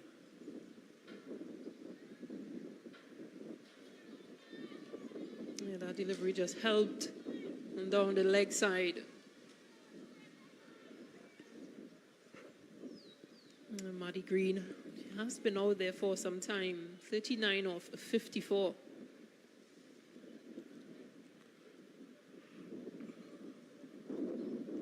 Drive in and dropped. Karishma Ramharak. Again, we've seen Brooke Halliday uncomfortable against Hayley Matthews. She's driven a couple in the air that have landed safely, but this time around, in the arms of Karishma Ramharak, who grasped it. Yeah, Ramharak not holding on. The captain will be very unhappy about this. Pitched up again, driving in the air. That should have been taken. I would have taken that with my hands tied behind my back and blindfolded. It's the end of 30. Let me leave a laughing Stacey Ann King and welcome back Vernon Springer. Yeah, we could have our laughs up here, but again, it's an area of concern for West Indies. Vernon Springer, welcome back. Not much has changed since you left. Just one wicket have fallen. Are you surprised? Yeah, I am. Don't want to put you on the spot, my dear. West Indies would have used some 7 bowlers today. And, you can't just use bowlers just because you want to use bowlers. The crowd has been very vocal here at the Sir Vivian Richards Stadium. I'm sorry that we don't have an outside microphone so you could have heard all of the shouts. But although it is a small gathering of spectators, they've been very, very, very vocal. But the West Indies have been put under the microscope. 139 for 4, and their fielding has certainly not helped them. And I think it is going to be also a major area of concern going forward if they want to get anywhere close in the World Cup, to get even into the semi-finals or the finals, because all of the teams are improving. Yeah, and when you say improving, this New Zealand team, they've rewarded a number of young players, retainer contracts because of their domestic season. A number of senior players were pretty much disgruntled about the decision. But again, investing in youth, because when you look at their ages in terms of those older players, you really need succession planning. So a number of countries around the world just making that swap, opting for some younger players. England, for example, Alice Capsey, 17-year-old, Freya Kemp, 17-year-old, Sophia Dunkley, 24. They are players that have been invested in, bringing young players, because a number of senior players are going to retire. You're not in control of those players and when they decide to call their retirement. What you need to do as an institution is have succession planning. 31 overs bowled. New Zealand 140 for 4. And how well Matty Green has batted so far. 42, Halliday 7. And Taylor's 3 overs so far has cost us some 17 runs with 1 wicket so far. West Indies in a tatter. There's a water break here taking place at the Sir Vivian Richards Stadium, and everybody is almost given up. And one of the things which I'm almost very much critical about is the field placing to the different batters for the New Zealand team. There seems to be not a general plan. And although you might have maybe 7 bowlers, you first have to come up with a concept in terms of where you want to bowl, what are the areas that you're working on, and what are the matchups. I feel that if West Indies have seamers, and the seamers are Henry Henry and Connell, then they have a new ball in their hand, running and bowl hard, running and get early wickets. At this level, I don't think we really need. Selman is maybe the slowest out of all of them. Is it fair for me to say that? Yes, it's fair to say that, because she used to be that express pace, but what she has done now is really worked on her variation. So she's a lot slower than when she initially started, which is only fair. But again, just use those players in, I would say, shorter spells, because you haven't achieved what you wanted from Shamila Connell as an opening bowler. She hasn't picked up any wickets in this series. So maybe it might be ideal for her to bowl maybe second change rather than opening the new ball? I'm not sure if she's quite capable in terms of her control with the older ball, but I'm also saying that maybe it's a chance to just use other players in different positions, because this tournament going forward is about trying to see which players work in best situations, trying to find matchups. Shamila Connell has been there for some time for West Indies. She's played in 56 matches, so she has experience. I think when we were just talking about that investment in younger players, in some of your younger players, you've got Cherry-Ann Fraser, you've got Janella Glasgow, you've got a number of younger players who might just be knocking on those doors. Give them an opportunity. Make Shamila Connell possibly work a bit harder for her position, because she only bowls for West Indies. She doesn't bat. She's not a top-line batter. Well, when you look at this bowling lineup, what we've seen so far, they need somebody in the middle overs who's going to come and pick up wickets. They need a match-winning person who you can be able to go to and say, Stacey and King, she's going to get 2-3 wickets, which can be able to help us to win the game, and we will bring back a Selman or a Chanel Henry who will clean up the tail. And as we look here, yes, the captain Haley Matthews has bowled, but they're still not a match winner. They're still not a match winner who's going to come out and win the game for them. And their feeling has not helped at all. And we haven't seen Shabika Gajnabi featured at any point in the first game or this game. I just wonder if something is wrong, but... Yeah, and it begs to wonder if she's maybe now playing as a batter rather than as a bowler. She isn't scoring runs, so... So it might be the best option might be to try her. Maybe bowl a couple. And in fact, the folks in New Zealand don't know anything about her. So it would have been a trump card yeah. to bring her through. So we're back with the action. The target is 170. And after the water break, umpire Ramdani, there's a appeal for a leg before. And straight away, New Zealand are off and running already. And we look as if we have a leg by on the first delivery.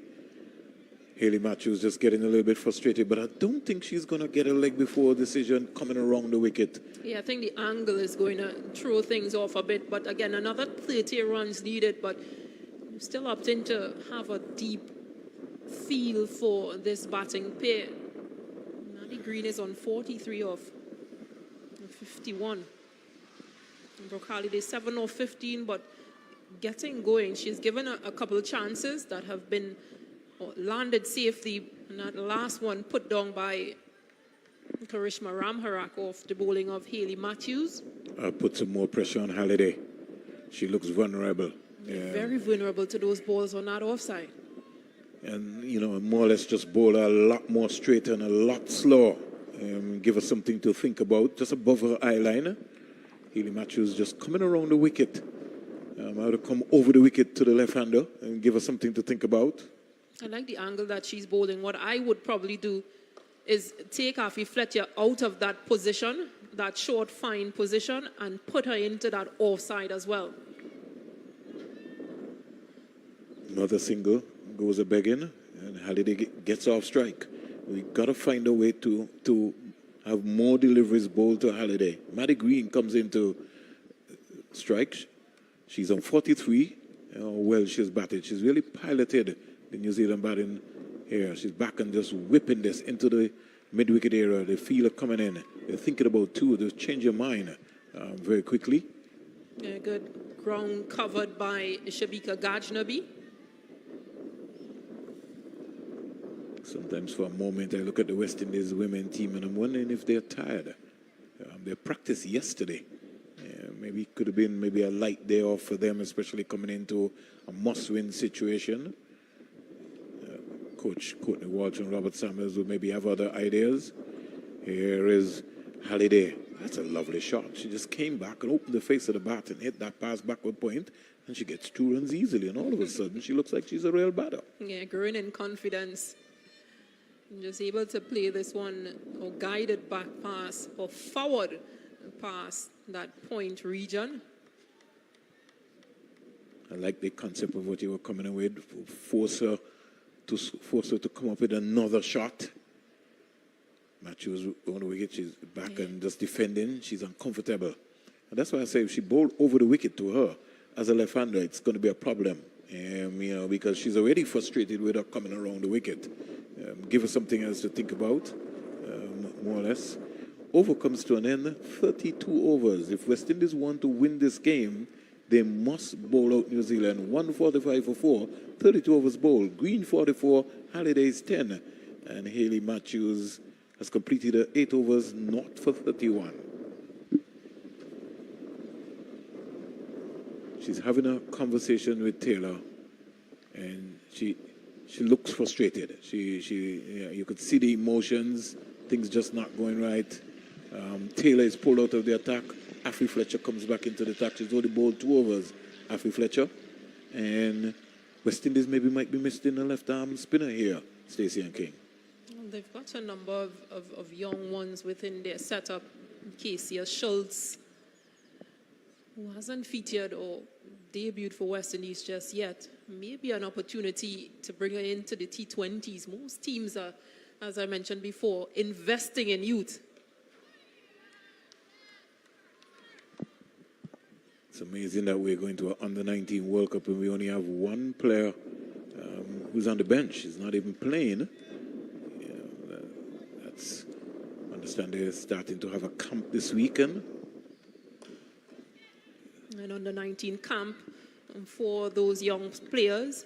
I think it would have been a good opportunity to have a couple of them within this setup, or possibly for those T20s coming up, just to rub shoulders with some of these senior players, both on both teams possibly. Here is a powerful straight drive down the Bronx. Chanel Henry comes around nicely, picks up. She looks like a winded, throwing that delivery there. It's been a tough day for her. Yeah, as I was mentioning, those young players being invested in. You've got Shafali Verma, who's 18 years old, from India. Pooja Vastraka, 22 years of age, who would have made their debuts and really stand out for India. Sri Lanka, well, we saw Vishmi Gunaratne, 16 years of age, at Commonwealth Games. Didn't really get off as much, but again, giving a young player an opportunity to stand out. Good point there, Stacey. That's one of the things which I think we're guilty of in the Caribbean. You know, we always want to make young players wait. And then, you know what's amazing? Some of the same coaches who are in charge of these franchises or teams, they got a break at a very early age. Wide delivery there by Affy Fletcher to the left-hander Halliday. And for this New Zealand team, there's also Georgia Plimmer, who's yet to be she was uncapped and yet to make her international ODI debut for New Zealand. So they've come across with 3 players two making their debut. Izzy Gaze, who made her debut in the first ODI, Eden Carson, who debuted in this game, and Georgia Plimmer, who might just get a chance in that third ODI. Here is a badly line delivery by Affy Fletcher down the onside, and Halliday, who's got good, powerful hands, just put that one away nicely. Didn't try to overhit it. She just paddled it around past this short fine leg fielder and down to the boundary for 4. West Indies look dejected. 150 comes up for New Zealand, 151 for 4.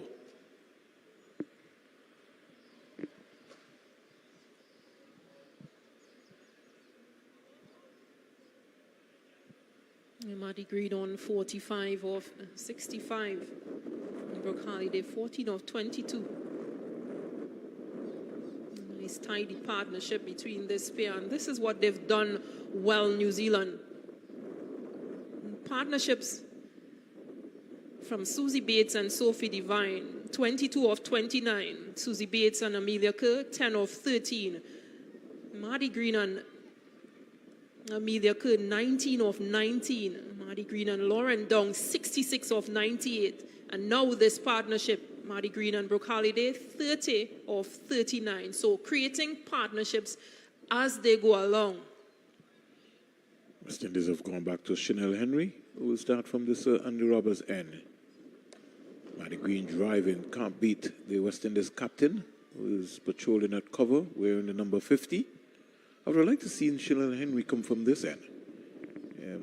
Stacey and King, I don't know what you think. She's coming down the slope, yes. But I think she's bowled 6 from there, so I would have given her something different. a different end. Yeah, at this point, I think any changes that you think might be able to make a breakthrough or just put these two batters off a bit should be important. And for that, I might be thinking about maybe just bringing up the short third man. Just try something a little different. Yeah, only 19 runs required again. That's what I'm saying. So we want to start to create something different, a little pressure. Here's Maddie Green driving. And in maybe fairness, maybe Hayley Matthews maybe needs to come a little bit to her right and force Maddie Green to hit the ball more or less to her left. Because that was stroke to Matthews' right, and they got an easy single. So just come around and force her to come up with a different shot and get Chanel Henry to bowl a lot more straighter. Yeah, and I'd probably take that short mid-wicket out and put her into that offside just to create more fielders on the offside so it's more difficult to pierce that offside field. Now, left-handed Brooke Halliday is on strike. Some 5 fielders inside the circle. Halliday was growing in confidence, and I don't think enough pressure was applied on Halliday. The way Halliday started, you needed to build that pressure. The chatter needed to go up, and you needed to create that pressure and force her to do something where she was uncomfortable to. The chances were created, but that's life. You have to take them. Henry, arms working. Didn't use her left hand there enough. Halliday was thinking about a single. Changed her mind. Maddie Shield. She got back into a crease. Good awareness, because it was Taylor who was advancing from that backward point area. West Indies, if they win this game, they could level the series. If they lose, it will be the first time New Zealand has won a series in the Caribbean. Another dot delivery there, over completed. And we have 34 overs completed, 152 for 4. And Henry, who has bowled well so far, her 7 overs has cost 1 for 20.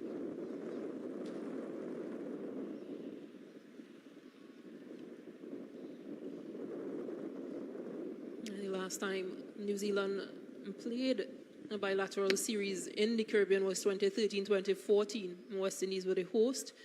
And they played 3 matches. West Indies went on to win that series 2-1. And then in 2014, it was a 1-match series where West Indies won that game. So interesting times between these two teams, and New Zealand broke that losing streak in the Caribbean. Here is a Alfred Fletcher delivery. Nice use of the feet by Maddie Green, except she made contact but didn't get past Hayley Matthews, the West Indies captain, at the short mid-wicket area. Alfie Fletcher goes past umpire Joel Wilson in now to bowl to Maddie Green and plays a googly very, very, very late. But she had so much time and she kept her eyes on the ball. And she's been there for a good while, so she's seen that as big as a breadfruit. And just been able to knock that down to the short third man area and get a comfortable single. It now brings Brooke Halliday. West Indies needs to leave. Fletcher was calling for McLean to come inside the 30-yard circle, and the skipper, Hayley Matthews, centre back. This is what I think Stacey has been talking about. Got to build pressure. Have to build pressure. Here is Halliday just using her feet, and when she got there, she just more or less steered it down the backward point. Taylor picked up and hurriedly threw at the non-striker's end, but all is safe. Got to build pressure. West Indies have to believe that something can still happen. Just don't roll over and die down the onside. And lucky to get away with that delivery, Alfie Fletcher. 153 for 4. West Indies must bowl out, or should bowl out, New Zealand if they want to win this. Here is Halliday driving inside out. Henry will have some running. And and they get 2 runs quite easily. I'd like to see the mileage on Henry today. She's going to need a solid ice bath later, and maybe 2 days off before the next game on Sunday. Fletcher in now to bow to Halliday, and Halliday is just back and just working this into this vacant square leg area. She gets a single. Vast acres of land here at the Sir Vivian Richards Stadium. Over number 35 has been completed. The score, or the ladies' score here, is 156 for 4. The target is 170. Maddie Green is 47. Halliday is 17.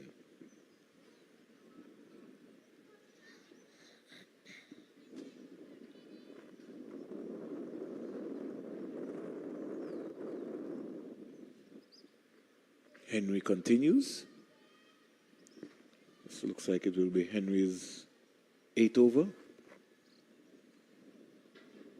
And whether you like it or not, it's a real hot afternoon here in Antigua and Barbuda, especially at the North Zone ground. Here is Halliday squeezing this one out of her bat, out to Affie Fletcher down in the short third man area. But the good thing about it, even though it's hot, is that we've got a nice easterly breeze. It's going from east to west, and it's been very strong all day. The flags have been fluttering. Antigua and Barbuda host New Zealand, and Cricket West Indies. As you know, the home of West Indies cricket is based here in Antigua and Barbuda. Maddie gets a delivery, Yorker length, and for a moment, Chanel Henry was just about to go up to celebrate, but the luck is with Maddie Green. Yeah, just 3 runs away from another milestone, Maddie Green.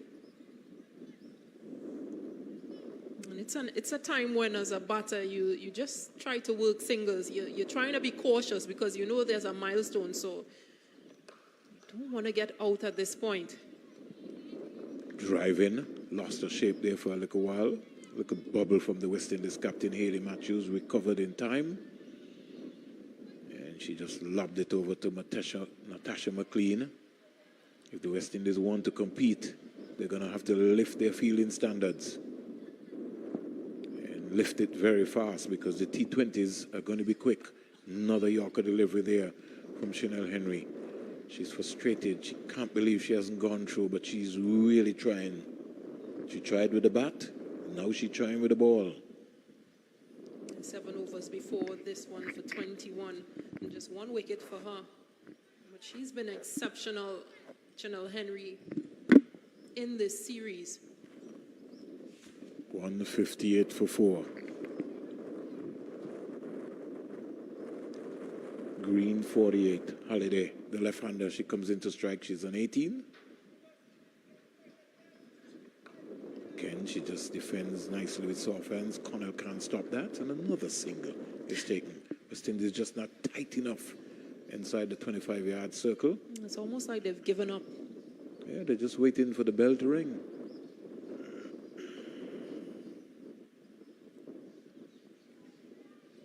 You know, in cricket, all it takes is one. 1 comes 2, 2 comes 3, and then there's a panic in New Zealand dressing room. 159 for 4. Don't know if we'll have one today, but we'll find out. Maddie Green is circumspect, and as you heard from the experienced Stacey and King, she's thinking about a half century. That would mean a whole lot to her. Yeah, it will. And I mean, it will to any player. And just 1 half century scored so far for New Zealand in this series.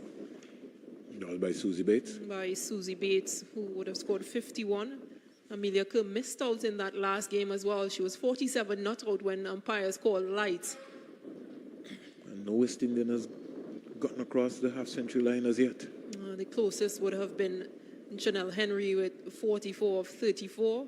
Yeah, the captain scored 46 today. Of 80. Hayley Matthews scored 46 of 82.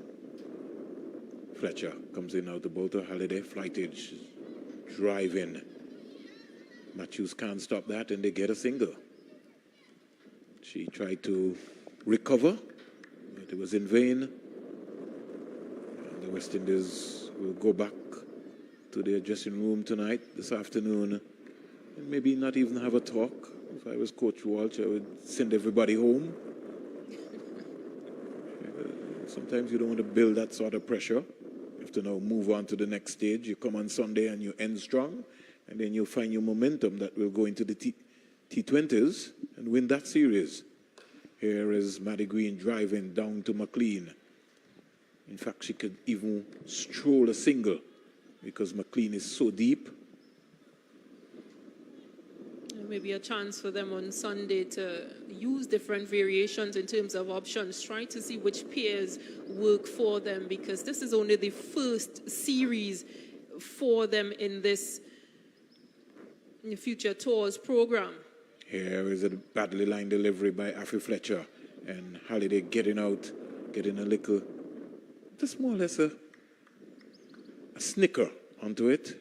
Umpire Joel Wilson knows that it is runs, so he's not even interested in looking at the scorers. We know it is runs also, and it's getting closer to the time. Yeah, they've got England in December, then Bangladesh and Ireland at some point next year, and then away series they've got India, Australia, Pakistan and Sri Lanka, and they'll all be 50 over and T20 series, so possibly a time and a turning time for West Indies and Coach Walsh to look at various options. On drive down the ground by Halliday for a single. Score is now 164 for 4. Brookie Halliday, she's on 49. She's searching for that half century. It will be a well-deserved half century. Her teammates just waiting to get up and applaud her. Fletcher will try to deny her. Here she's out caught. So I think I switched the luck. Commentators curse. Maddie Green goes back, caught for 49. Is it too late? 164 for 5. Afi Fletcher strikes for the West Indies. But I think it's just only a matter of time. They need 6 runs. Yeah, she'll be disappointed. She'd done all the hard work, Maddie Green. Tried to take on a delivery from Afi Fletcher. Pitched up delivery, advanced well, made connection, but couldn't get past Chanel Henry. Needed elevation. Yeah, she falls one short of that landmark 50, which would have seen her to her 5th in ODIs. Yeah, she'll be disappointed. She still gets a small applause, an appreciative applause, but she's very much upset. In fact, she slams her bat, her gloves. She can't believe that she would have just given it away like that. She sits down now and reflects and says, listen, I got to the pitch with the ball, coach. All I had to do was just go right through with the shot. And she failed in that process. So, is there another twist to the game? 164 for 5. New Zealand needs 6 runs. West Indies need 5 wickets. My money's on the team that's batting. Your money's on the team that is batting. Yeah, 6 runs from 13 overs. Come on. My money is on the team that is feeling. We're going to make a contest out of this. I know for sure that I won't bet you a Vitamalt, Stacey and King. I won't go down that road. But something needs to happen. So what's going to happen here now? Hayley Matthews still not attacking. She's still got 4 fielders out. They just need 6 runs. Who comes back? Gajnabi or Ramnarak? Karishma Ramnarak comes back into the contest. So let's see what's going to happen. She comes in now to bowl to Halliday. Halliday is back and just steering this into the offside, getting an easy single. It's just too easy. Got to close off those angles. Bring some more feelers in. 165 for 5.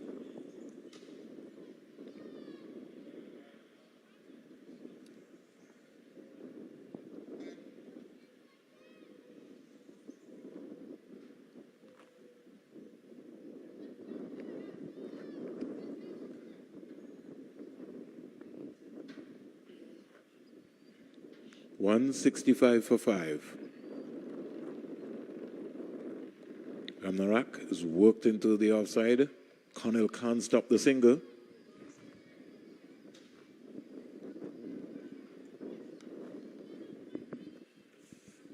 We come back to that It'll look a while.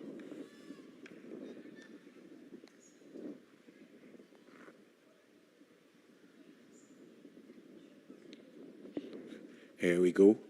Comes in out. And again, dot ball. Can't score.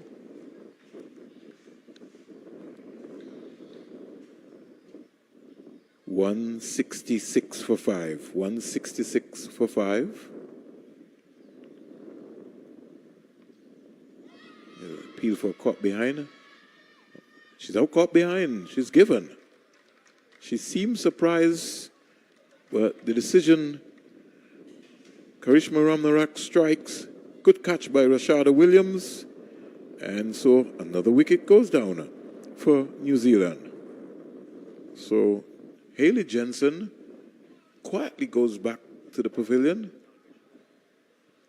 She doesn't feel that in fact, it's Brooke Halliday who was eventually caught by Rashada Williams. Good catch.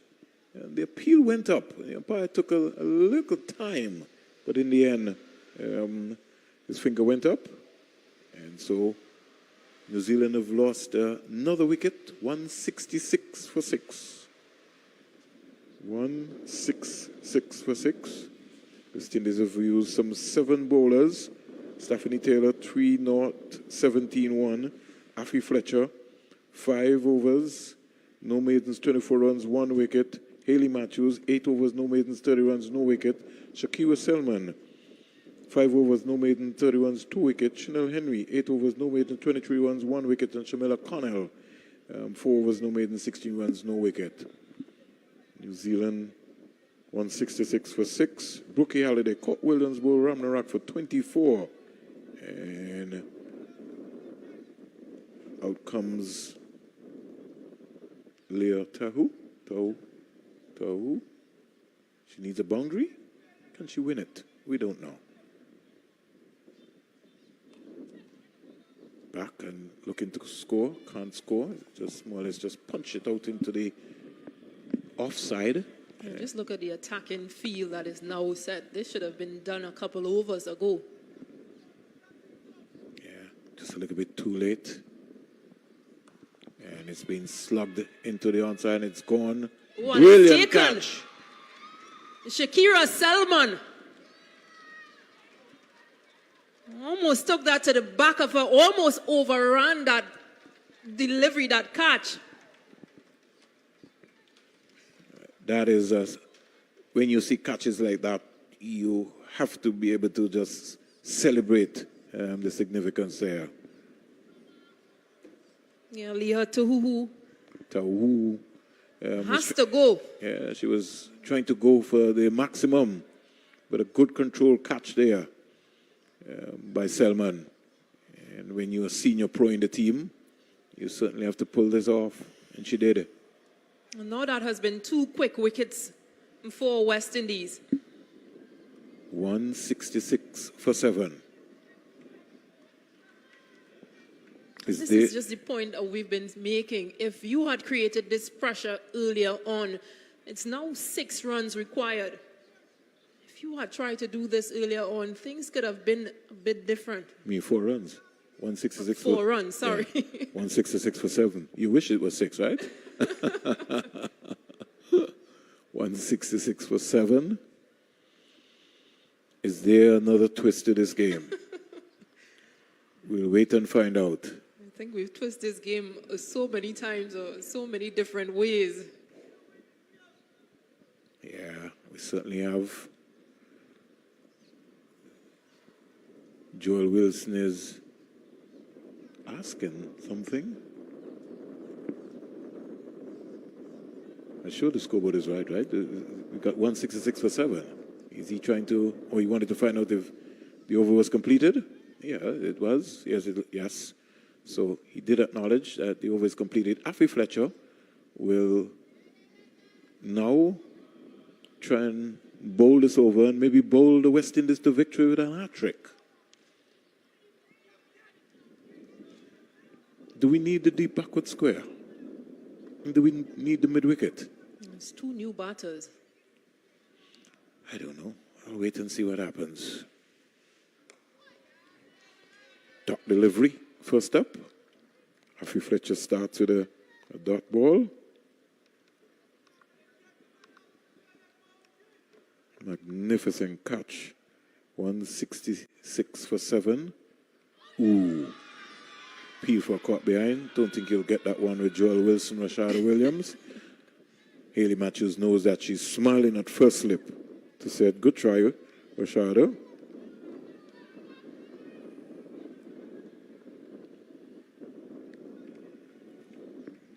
Fletcher. Ooh, that's a beauty.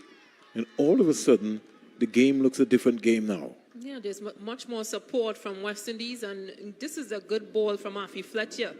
Given a bit of flight, inviting the batter to play at that delivery. Is that Gaze? Yeah, easy gaze. Easy Gaze. She's a wicketkeeper, so she would know a thing or two about batting. Gaze waits for Fletcher, and she comes quietly forward. In the meantime, Jensen on the non-strikers then just came down to give us some level of assurance and said, hello, we can't afford to lose our way here. Yeah, but I've seen her looking at some videos of her batting, and she can clear a boundary. Yeah, it was a push pass there. Natasha McLean was caught napping again. And it was a poor throw. yeah, it was indeed off target, off radar. Wicketkeeper Rashada Williams had to go across to her right to try and clean things up. Natasha McLean, she has to stay low to the ball. Too many times, I think sometimes she just end up in a straighter position. When you're in the circle, you got to get low, you got to crouch, you got to get down, and you got to keep your balance. 167 for 7. Fletcher comes in out the boat to Jensen. Jensen comes quietly forward, over completed, and so it's all happening here. Stacey and King. Certainly not going to bet you a Vitamalt anyhow, even though I said that I was back in the fielding team. Karishma Ramharak, I'm sure will be back in the lineup.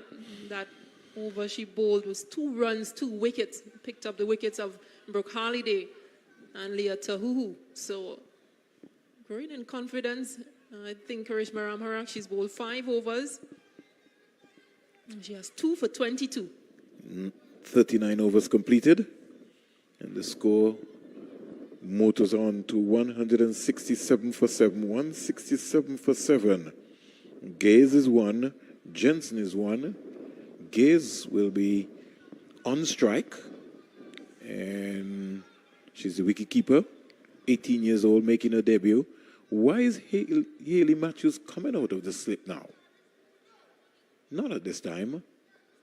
You want to make sure that you steer in the slip area. Ooh. So, quicker, faster delivery from Ramnarak. Just play to Connell at the short mid-wicket area. I just like my slip. You have to be there catching. Anything is possible, especially at this stage. Gaze. Looks like an accomplished player. Seems not to be ruffled. But you never know. Anything is possible. There's one more twist to the side of the game. Ramnarak into both the Gaze. Gaze is looking to open the face there to run it down to a fine third man, but only was able to just get it to Knight in the backward point area. The score remains a 167 for 7. 167 for 7. Karishma Ramnarak in now to bow to Gaze. Gaze is bowled. Is there a twist to this game? Well, it's twisting, as I mentioned. It has twisted on so many occasions. But this is good from Karishma Ramharak, picking up her 3rd wicket. Easy Gaze tried to guide this one once again in that short 3rd region. Let's have a look once again. Bowled through the gates. Didn't look like she got any bat. Didn't read that delivery at all from Karishma Ramharak. And it is game on here. 8 wickets down, 167 for 8. There has to be a belief, and the West Indies have to be thinking, can we win this? Well, the tails are definitely up.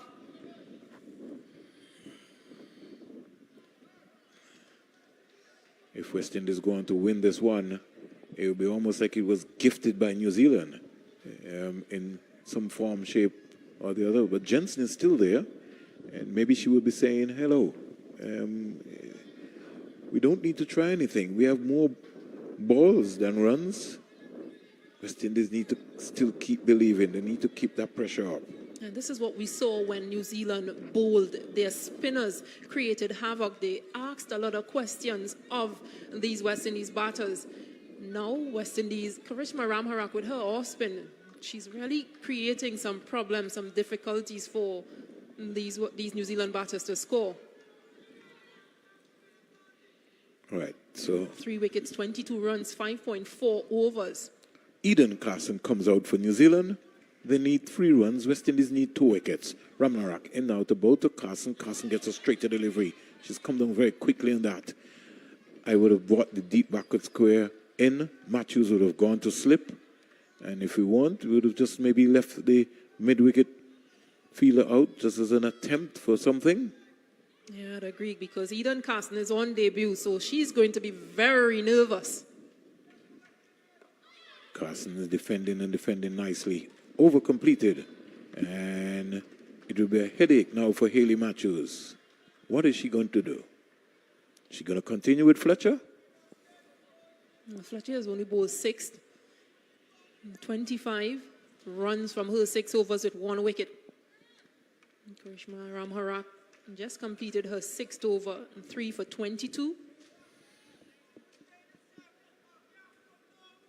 So, Fletcher will continue. Afi Fletcher. New Zealand need 3 runs. West Indies need 2 wickets. 2? 3? They need 3 wickets. 2. 2 wickets, 167 for 8. 167 for 8. So they need 2 wickets, and it doesn't get any closer than this.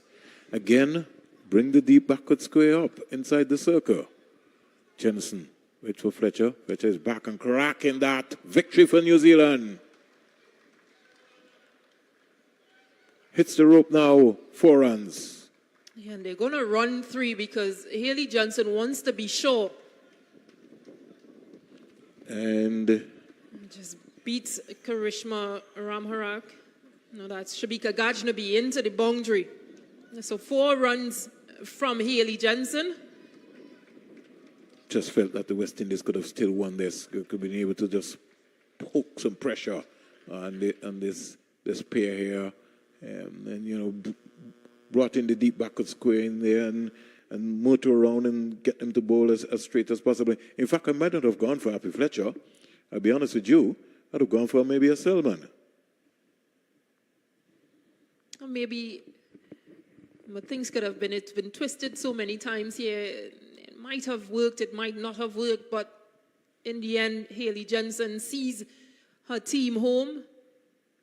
171 for 8. New Zealand, and they now seal this ODI series 2-0. There's one more game to play on Sunday. West Indies would realize that they've been sort of hot and cold. They've kept their feet on the gas in the first few overs. Then during that middle period, they were really just calm. They didn't apply as much pressure as they needed to. Too many partnerships built from a New Zealand perspective that just wasn't able to break. West Indies will certainly have to improve on their fielding, and they're catching certainly not that hot today. So, victory for the West Indies and the series in the CG United ODI International Series, West Indies versus New Zealand women. And it's, as you would say, by the shouting, it's all over, 171 for 8. And just to give you a recap, just give you an idea.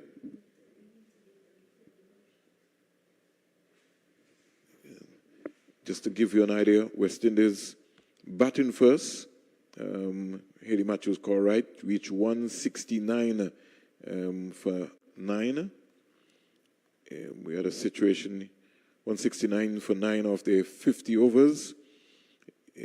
Hayley Matthews scored 46 for the West Indies. And in the end, the bowling for Eden Carson, 3 for 31 from her 8. Then we had Haley Jensen with 2 for 27. In New Zealand's innings, Maddie Green would be very much upset with herself. She scored 48.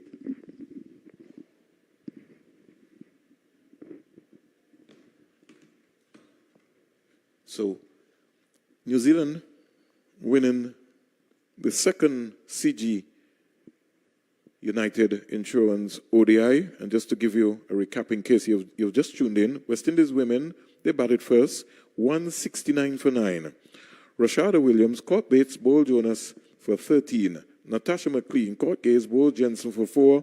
Shabika Gajnabi caught Gaze, bowled Divine for 7. Stephanie Taylor caught Gaze, bowled Tawu for 10. Haley Matthews, LBW to Carson for 46. Kashona Knight caught Jensen, bowled Kerr for 1. Chanel Henry caught Green, bowled Carson for 30. Shakira Selman bowled Carson for 18. Afi Fletcher caught Gaze, bowled Jensen for 19. And Karishma Ramnarak not out 1. Shamila Connell also left on 2 not out. There were 18 extras within the West Indies innings. 2 byes, 6 leg byes, 10 wides. And I can say to you that Gaze took some 4 catches during the West Indies innings. The West Indies lost wickets at 1 for 8, Natasha McLean, 2 for 29, Shabika Gajnabi, 3 for 29, Rashada Williams, 4 for 67, Stephanie Taylor. Kashona Knight made it 5 for 68, 6 for 115, the captain Haley Matthews, 7 for 129, Chanel Henry, 8 for 165, Afi Fletcher, and 9 for 166, Shakira Selman. We had a situation here where New Zealand used 7 bowlers.